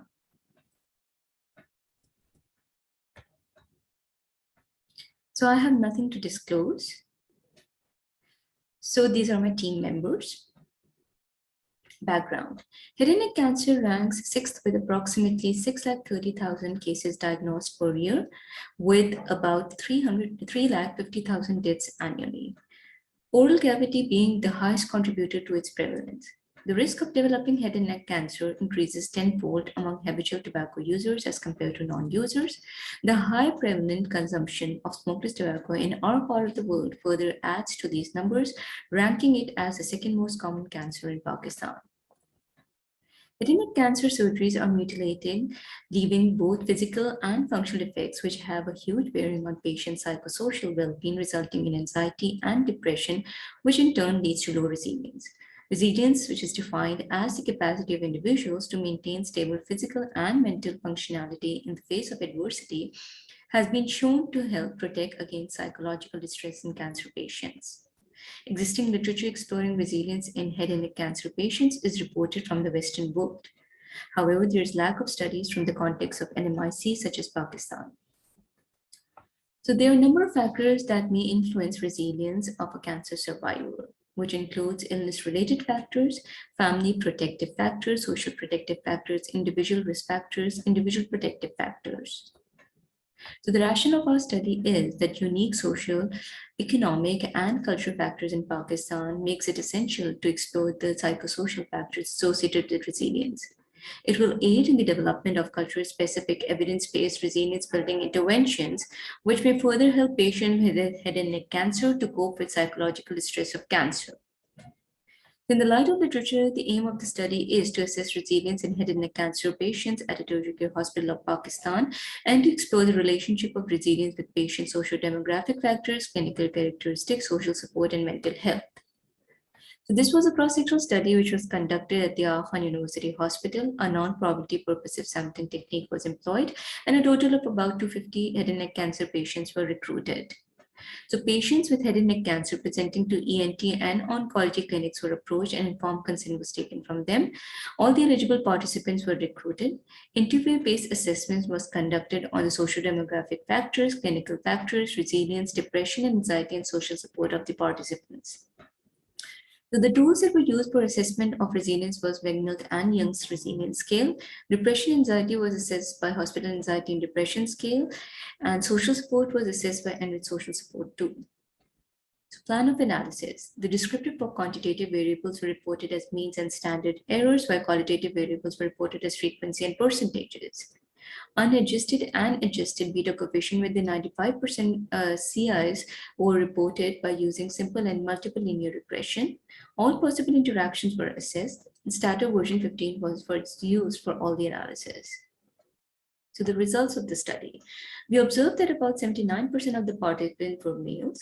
30% of the participants had a monthly income of 80,000 and above, while 37% of the participants had an educational status of bachelor's and above. About 87% of the participants were married, 54% of the participants lived in extended families, and about 52% of the participants had 6 or less family members in their households. About 82% of the participants had oral cancer, while 75% of the participants had undergone biopsy only. 53% of the participants underwent combination of adjuvant therapies. 41.7% of the participants, they were on feeding tube, while about 7.6% of the participants had undergone tracheostomy. On multivariable linear regression analysis, we observed that the participants with more than 6 family members in their household had low resilience score as compared to those with less than 6 family members. Participants who were current smokers had high resilience score as compared to ex-users. Patients with tracheostomy had low resilience as compared to those who did not. Patients with low social support, they had low resilience score as compared to those who had high social support. Patients who were depressed or anxious, they had low resilience scores as compared to those who were not. Patients with no formal schooling or who were not the head of the family or decision makers had low resilience scores as compared to those with no formal schooling and who were the decision makers of the family. The discussion. So significant association between social support and high resilience was observed. Severe and borderline depression patients had low resilience scores. Resilience was higher in cancer survivors having less than 6 household family members as compared to those who had more. Resilience was lower in cancer survivors who had tracheostomy. Cancer survivors had resilience score higher among current smokeless tobacco users as compared to those who quit smokeless tobaccos. Formal education decision makers of the family were seen as effect modifiers. So patients were given on-spot counseling by trained psychologists or they were referred to a psychiatrist. Study results can be extrapolated on patients presenting to private tertiary care hospitals of Pakistan. The limitations of a study was that cross-sectional nature which hinders the causal conclusions related to the temporal relationship of resilience was not explored with performance status, and presence of home nursing care with patients. So conclusions of our study are that in Pakistan, a South Asian NMIC, where a collectivist culture prevails, family ties are greatly promoted. This resilience and social support is highly prevalent in head and neck cancer patients, resulting in low prevalence of depression and anxiety. Our study highlights that high resilience is prevalent among small families, less than 6 family members, as the welfare of the individual is prioritized over multiple needs of the family. Formal education role in household decision-making power are effect modifiers in a study demonstrating its protective effect on mental health in head and neck cancer patients. High resilience scores were reported among current smokeless tobacco users compared to quitters post-treatment.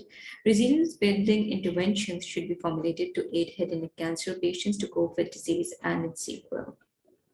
So our study is funded by Seed Money Grant EQH, and ERC approval was obtained from AQ Ethical Committee. Thank you.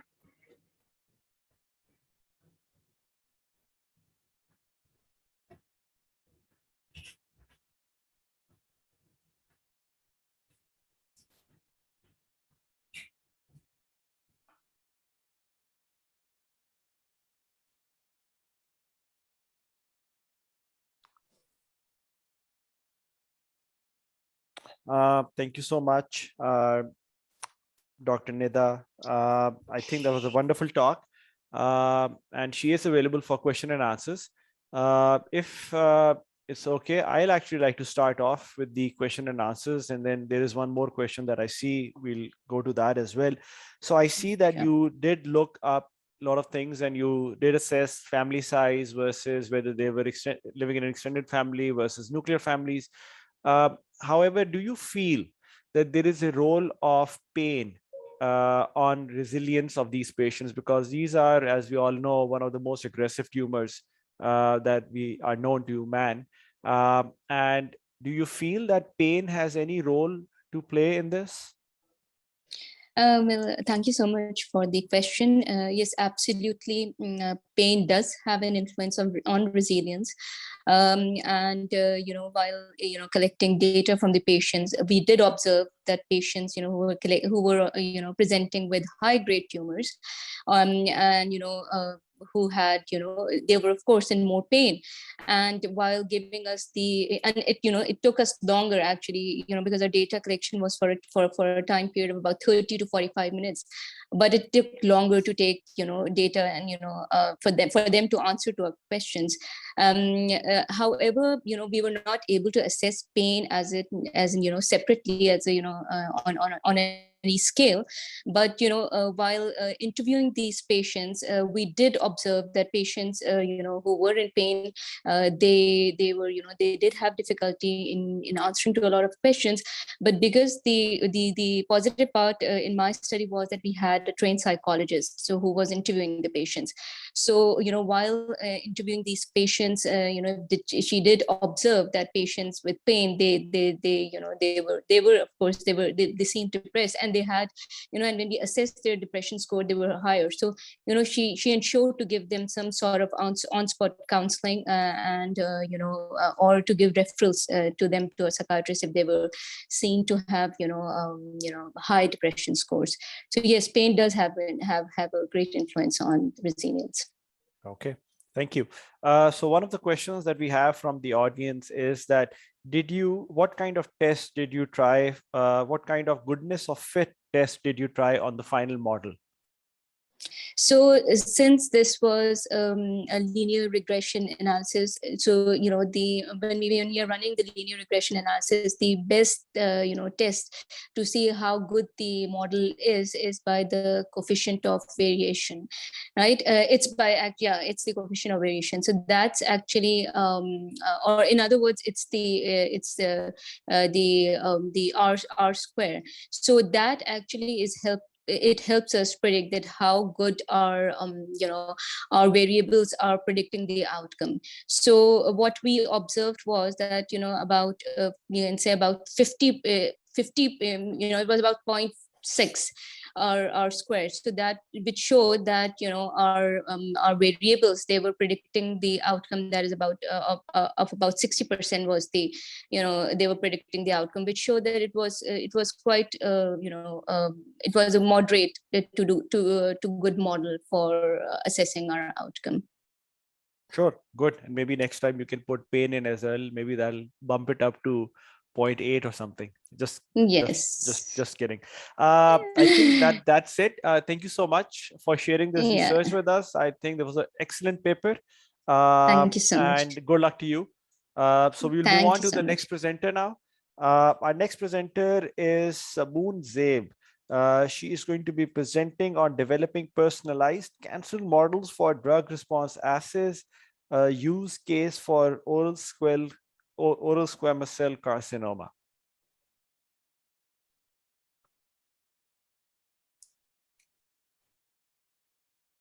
Hello everyone, my name is Savan Zeb and I'm a research assistant at the Precision Medicine Lab, Peshawar. Today I'm going to talk about the research that is happening at PML, which is developing personalized cancer models for drug response assays, a use case for oral squamous cell carcinoma. So according to Globocan's 2020 report of Pakistan, more than 1 lakh cases have been registered, whereas the number of prevalent cases are more than 3 lakh.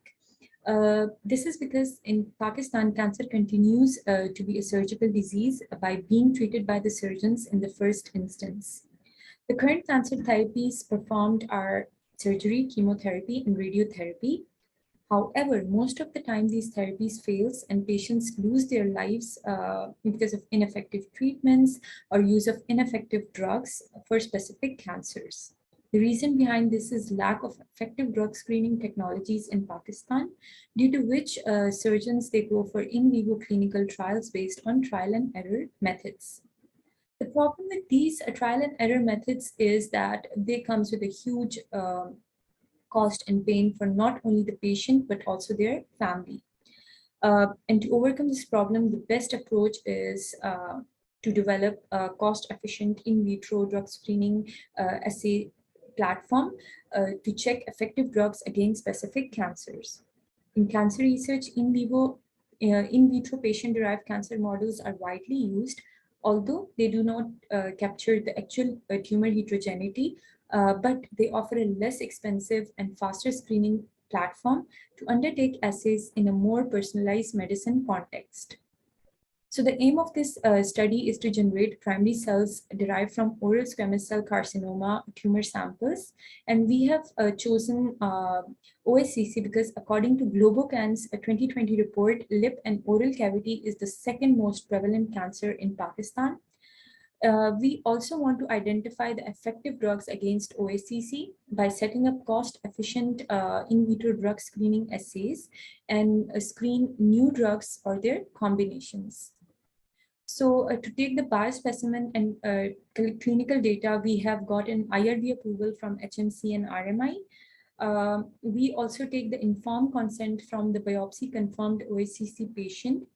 And after the surgery, the tissue biopsy or the fresh tissue aliquots are transferred to primary cell in a set required time to intact the viability. Then the primary cells are established, after which on the primary cells, drug screening assays are performed to check the drug response time, cell viability, cytotoxicity, and cell proliferation. So our OSCC patients, they are from Pakistani and Afghan background. They have stage 1 to stage 4 cancers, and they are treatment naive.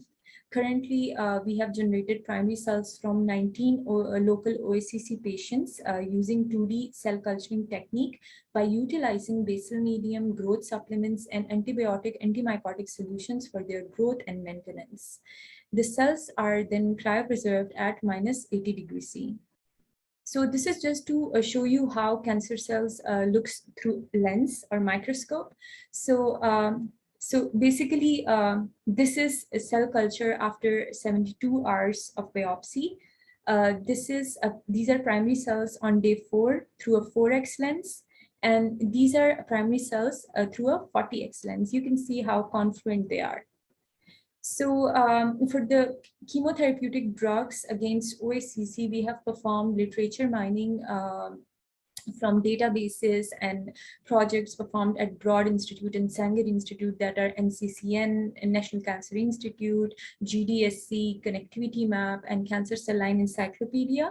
The OSCC drugs that we have got or selected are either in the launch phase, preclinical phase, clinical trials, and FDA approved. So we also wanted to know that which drugs are frequently prescribed for the oral cancer patients, for which we consulted radiation and medical oncologists from RMI and Northwest. Our consultation from Shaukat Khanum and HMC is still in progress. So we have finalized a list of 23 drugs for our pilot screen, which the drugs and their combinations can be seen in the table. So we have established OACC primary cells, and we have come up with the experimental design for our drug assay study.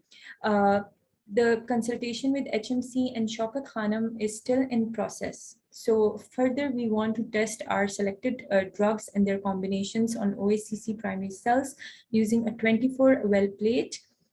We want to check response time, cell viability, cytotoxicity, and proliferation. And our most important and a long-term goal is to get a DRAP approval for our in vitro drug screening assay service for the public and private hospitals. So we have come up with primary cells generated and derived from 19 tumor samples of local OACC patients. We have come up with 23 drugs or chemotherapeutic drugs for OACC using a searching databases and projects like NIH, NCCN, Broad Institute, Sanger Institute, and also took oncologists on board for consultation. We have listed down 23 chemotherapeutic drugs combinations based on local oncology practices for OACC drug screening. These are my references. Following are my acknowledgements. For contacting me, you can see the contact information. Thank you so much for your time. Thank you, Saban. Wonderful talk once again, very futuristic. I know I can see her. She is with us right now. Thank you so much for sharing this research with us, and I wish you all the best. Thank you so much. Let me see if I can see. So far, we don't have any questions from the audience. So what's the timeline on this? When do you expect to be more, functional once you are done with all the logistics of things, of negotiating with different hospitals and so on?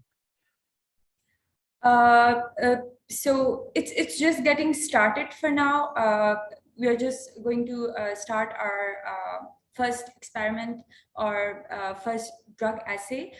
So hopefully it will take around few months. Yeah. Okay. Wish you all the best. I know this is one, as we just saw in the earlier talks as well, this is one of the most aggressive tumors that and Pakistan has the second most common when it comes to prevalence. So I wish you all the best. And thank you once again for sharing this with us. Good luck. Thank you. So we'll move on to our next talk. It's on the impact of COVID-19 pandemic on management of malignant pleural effusion service in a northern Lincolnshire and Goal NHS Foundation Trust, a comparative review of indwelling pleural catheters versus cylinder chest drain with talc 4 gram pleurodesis. Tongue twister, if I may say. And I know Dr. Liaquat Ali is with us. I can see him as well. So we'll upload his talk and then we'll get to him for questions and answers. Thanks. Yeah.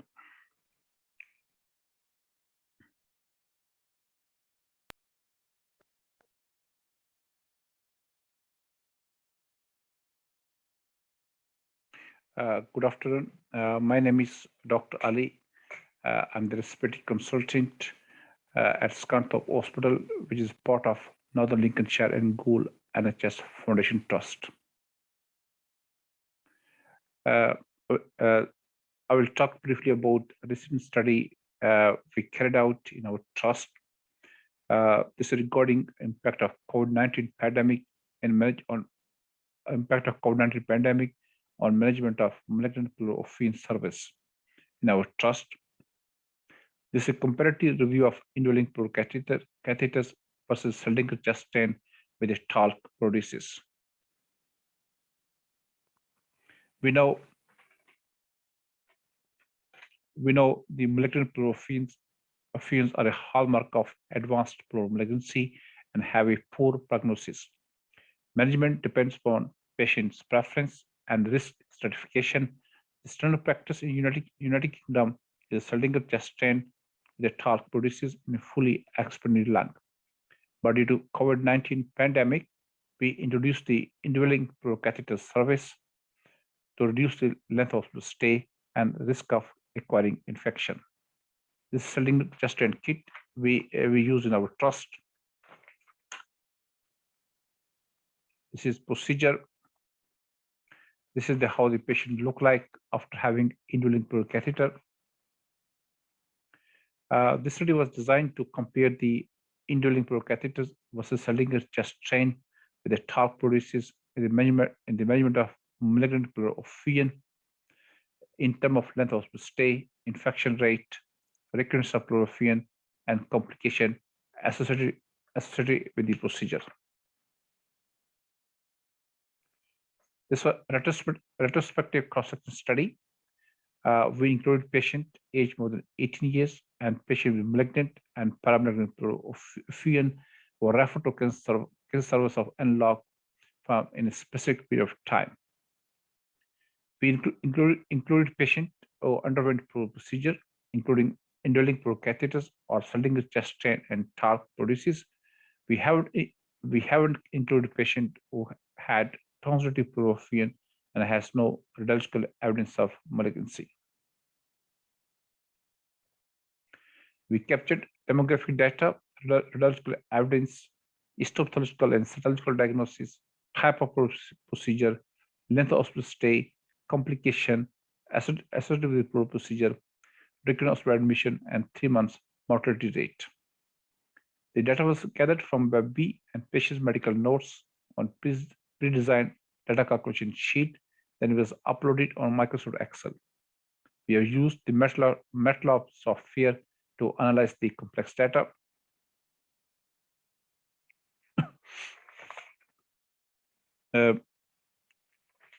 We studied 35 patients, aged between 54 to 89 years. The mean age was 76, median was 78, and mode was 74. The 57% were males and 43% were females. 49% patient underwent Seldinger chest strain with the port disease. 51% had indwelling procatheter.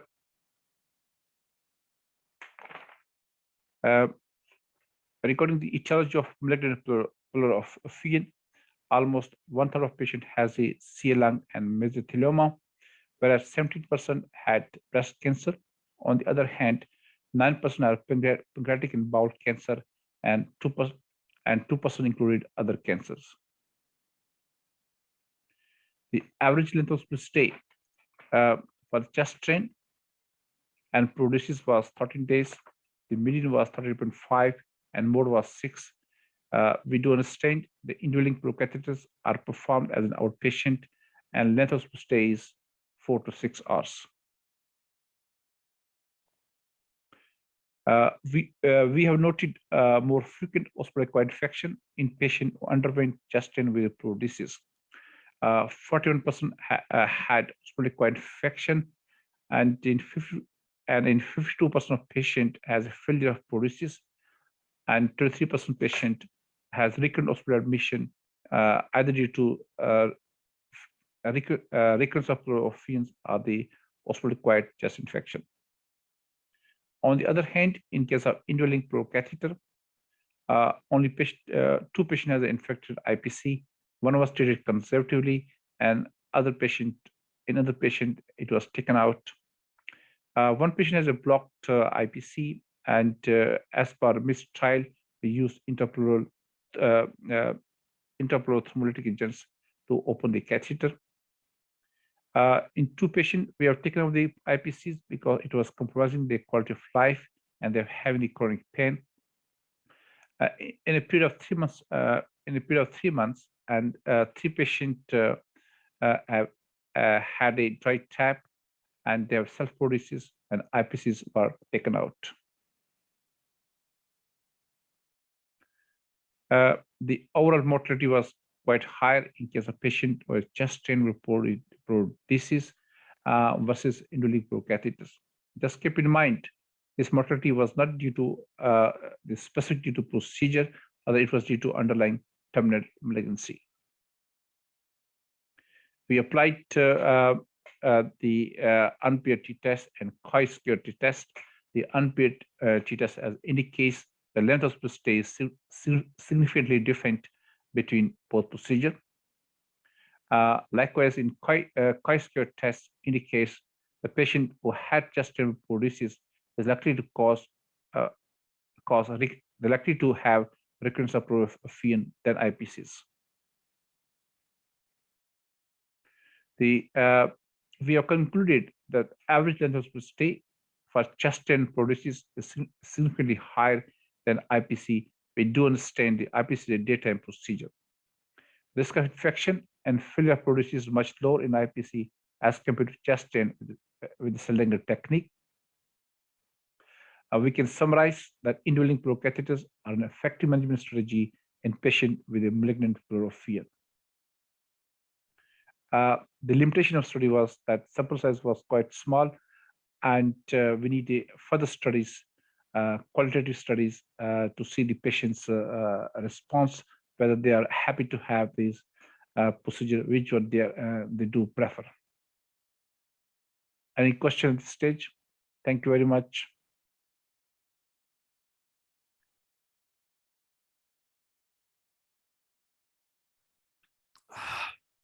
Thank you so much, Dr. Liaquat Ali. That was a wonderful talk.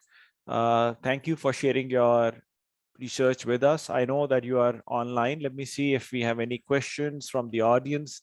None so far. I'll start off. So now that COVID-19 is sort of in the background, it's not as prevalent as it was at that time, I am assuming, when the research was carried out. How do you still see that there is a role of this study in comparing IPCs versus the Seldinger drain, chest drain? Yes, good question. This study was carried out during the COVID-19 pandemic. Okay, it was 2021. Yes, you know, we do understand the patient with malignant pleural Fian, they're terminal patients, and they want to stay with the family. And the IPC is performed as an outpatient procedure, reduces infection, and the nurses visit their home to, for the drainage purpose once or twice a week. So I still recommend, especially in Pakistani area where we don't have so many beds in hospital, this procedure can be performed as an outpatient. Yes, I still prefer this study has role. We need to extrapolate it to a number of other hospitals as well, because it's a very effective strategy in management of the malignant pleural Fian. Great, thank you. There are no more questions, so thank you so much, sir, for sharing this with us, and we'll move on to the next talk. Now we are going to have Laiba Shah, and she is going to present on identification of significantly overexpressed miRNA biomarkers for diagnosis, prognosis, and treatment of head and neck squamous cell carcinoma.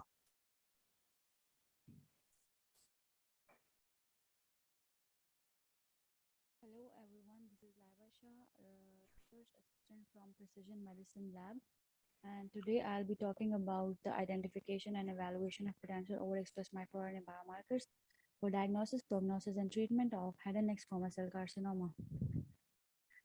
This was a group project by Laiba Shah, Abdul Salam Usman, and Dr. Faisal Khan.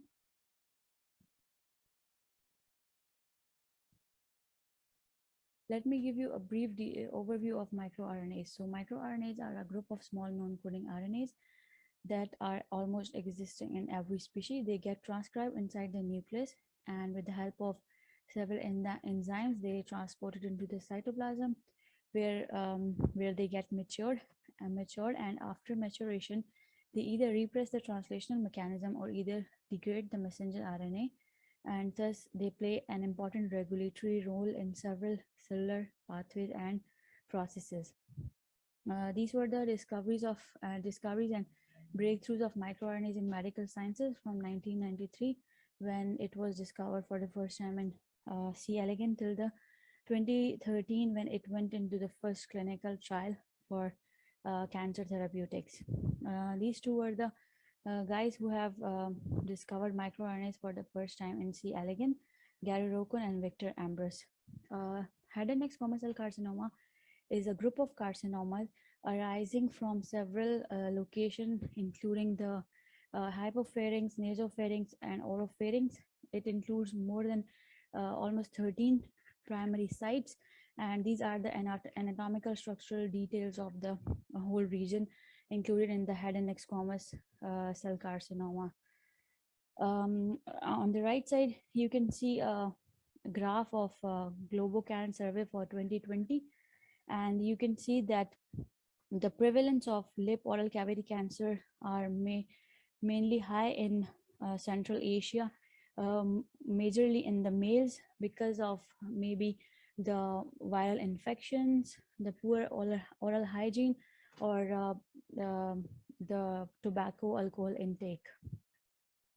The main objective of this study was to identify consistent biomarkers at any pathological stages for head and neck squamous cell carcinoma, as well as the identification of prognostic biomarker that could be significantly predict the mortality rate of head and neck patients, and also to identify the therapeutic value of microRNAs, and by targeting those microRNAs with the anti-microRNA agents, we can achieve the personalized treatment for patients.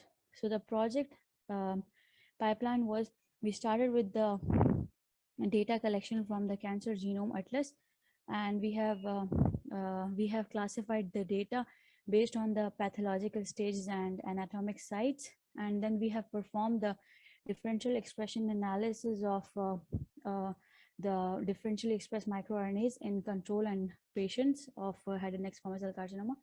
We have identified the differentially expressed microRNA biomarkers using the t-test and the Kaplan-Meier long-lang tests as in statistical tools. We have identified a set of significant biomarkers, and we also performed their enrichment analysis using Cytoscape. Here you can see volcano plots for the differentially expressed microRNAs at different pathological stages of head and neck squamous cell carcinoma. In the early stages and in the late stages, the red dots represent the microRNAs which were differentially expressed between the early stage and normal samples. And here you can also see the microRNAs which were differentially expressed at the late stages versus the normal. You can also look at the heat map of the distance matrix of microRNA expression in the head and neck squamous cell carcinoma. As the anatomic sites varies, so the brighter it gets, the more similarity is observed between the different anatomical sites. The details are as follows.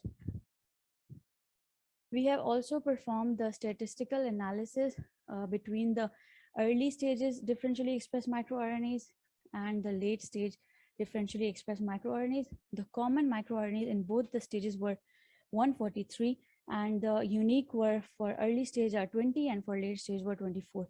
These are the top 5 microRNAs which have been plotted here in the box plots for the significant statistical expression in both the late and early stages with respect to the normal samples. This is the relative expression of head and neck squamous cell carcinoma across multiple anatomic sites with respect to the normal samples, and these box plots are of top 5 microRNA biomarker candidates. We have also performed the survival analysis using the Kaplan-Meier curves and the long rank tests, and we came up with these top 5, not just these 5, but we came up with 21 top 5 significant biomarkers, but the top 5 out of them are as follow, with the significant p-value less than 0.05, and with the expression of underexpressed and overexpressed survivability rate with respect to the days in head and neck squamous cell carcinoma patients. So after that, we have also constructed a network of those differentially expressed microRNAs to identify their gene interactions, and then we have performed their enrichment analysis. So we we end up with a network of 134 nodes interconnected by 464 edges, including the overexpressed differentially expressed genes and underexpressed differentially expressed genes.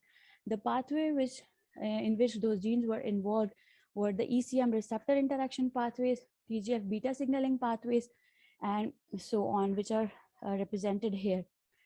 Also, the Go terms for the differentially expressed genes were visualized in the cytoscape using the Clugo built-in tool, and we have looked for the molecular functions, the cellular components, and the biological processes of those genes.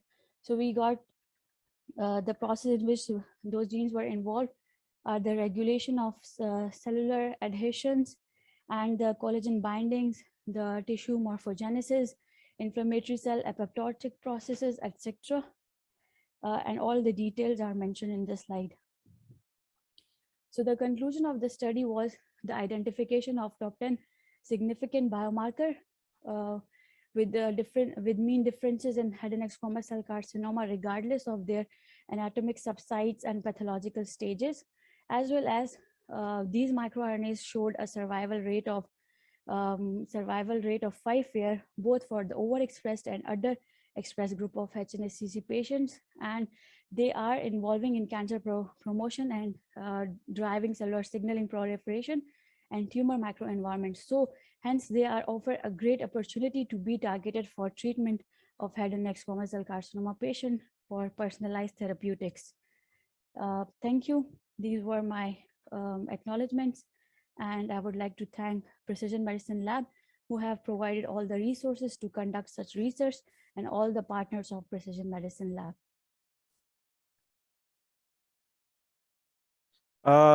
Thank you so much, Laiba. I see that you are there, so we're going to just wait for you to be unmuted, and then I'll start off with the questions. The first question that we have is from the audience. Laiba, can you hear me? I can hear. Sure. Thank you. So the first question is, what is the significance of these differentially expressed genes and pathways such as ECM?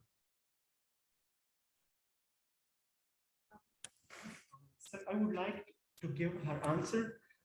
Sure. Statistics if you don't mind, please introduce yourself for the audience, and then you can please be our guest. Okay. Sir, my name is Abdul Salam, and I'm a data scientist in cancer research in a precision medicine lab. And as a part of these differentially expressed genes that we identified in head and neck squamous cell carcinoma, you asked about the statistical significance of these differentially expressed microRNAs in ECM pathway. It was less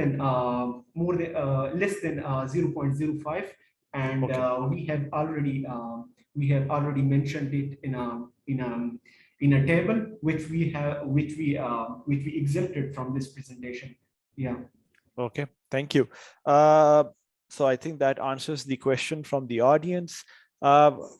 So hats off to you guys at Precision Labs for doing very futuristic and innovative research in a field that I feel in Pakistan particularly is a few decades behind what we are doing worldwide. And thank you once again for sharing this talk with us. I would like to thank all the participants. I think we had some very interesting papers that were presented to us, and on behalf of Shaukat Khanum, we are grateful for you to submit these for us. And I think this was an excellent session. So on that, I'd like to conclude. Thank you so much for joining us, and I wish you all good luck. Thank you, sir. Thank you very much, Shayar. Thank you.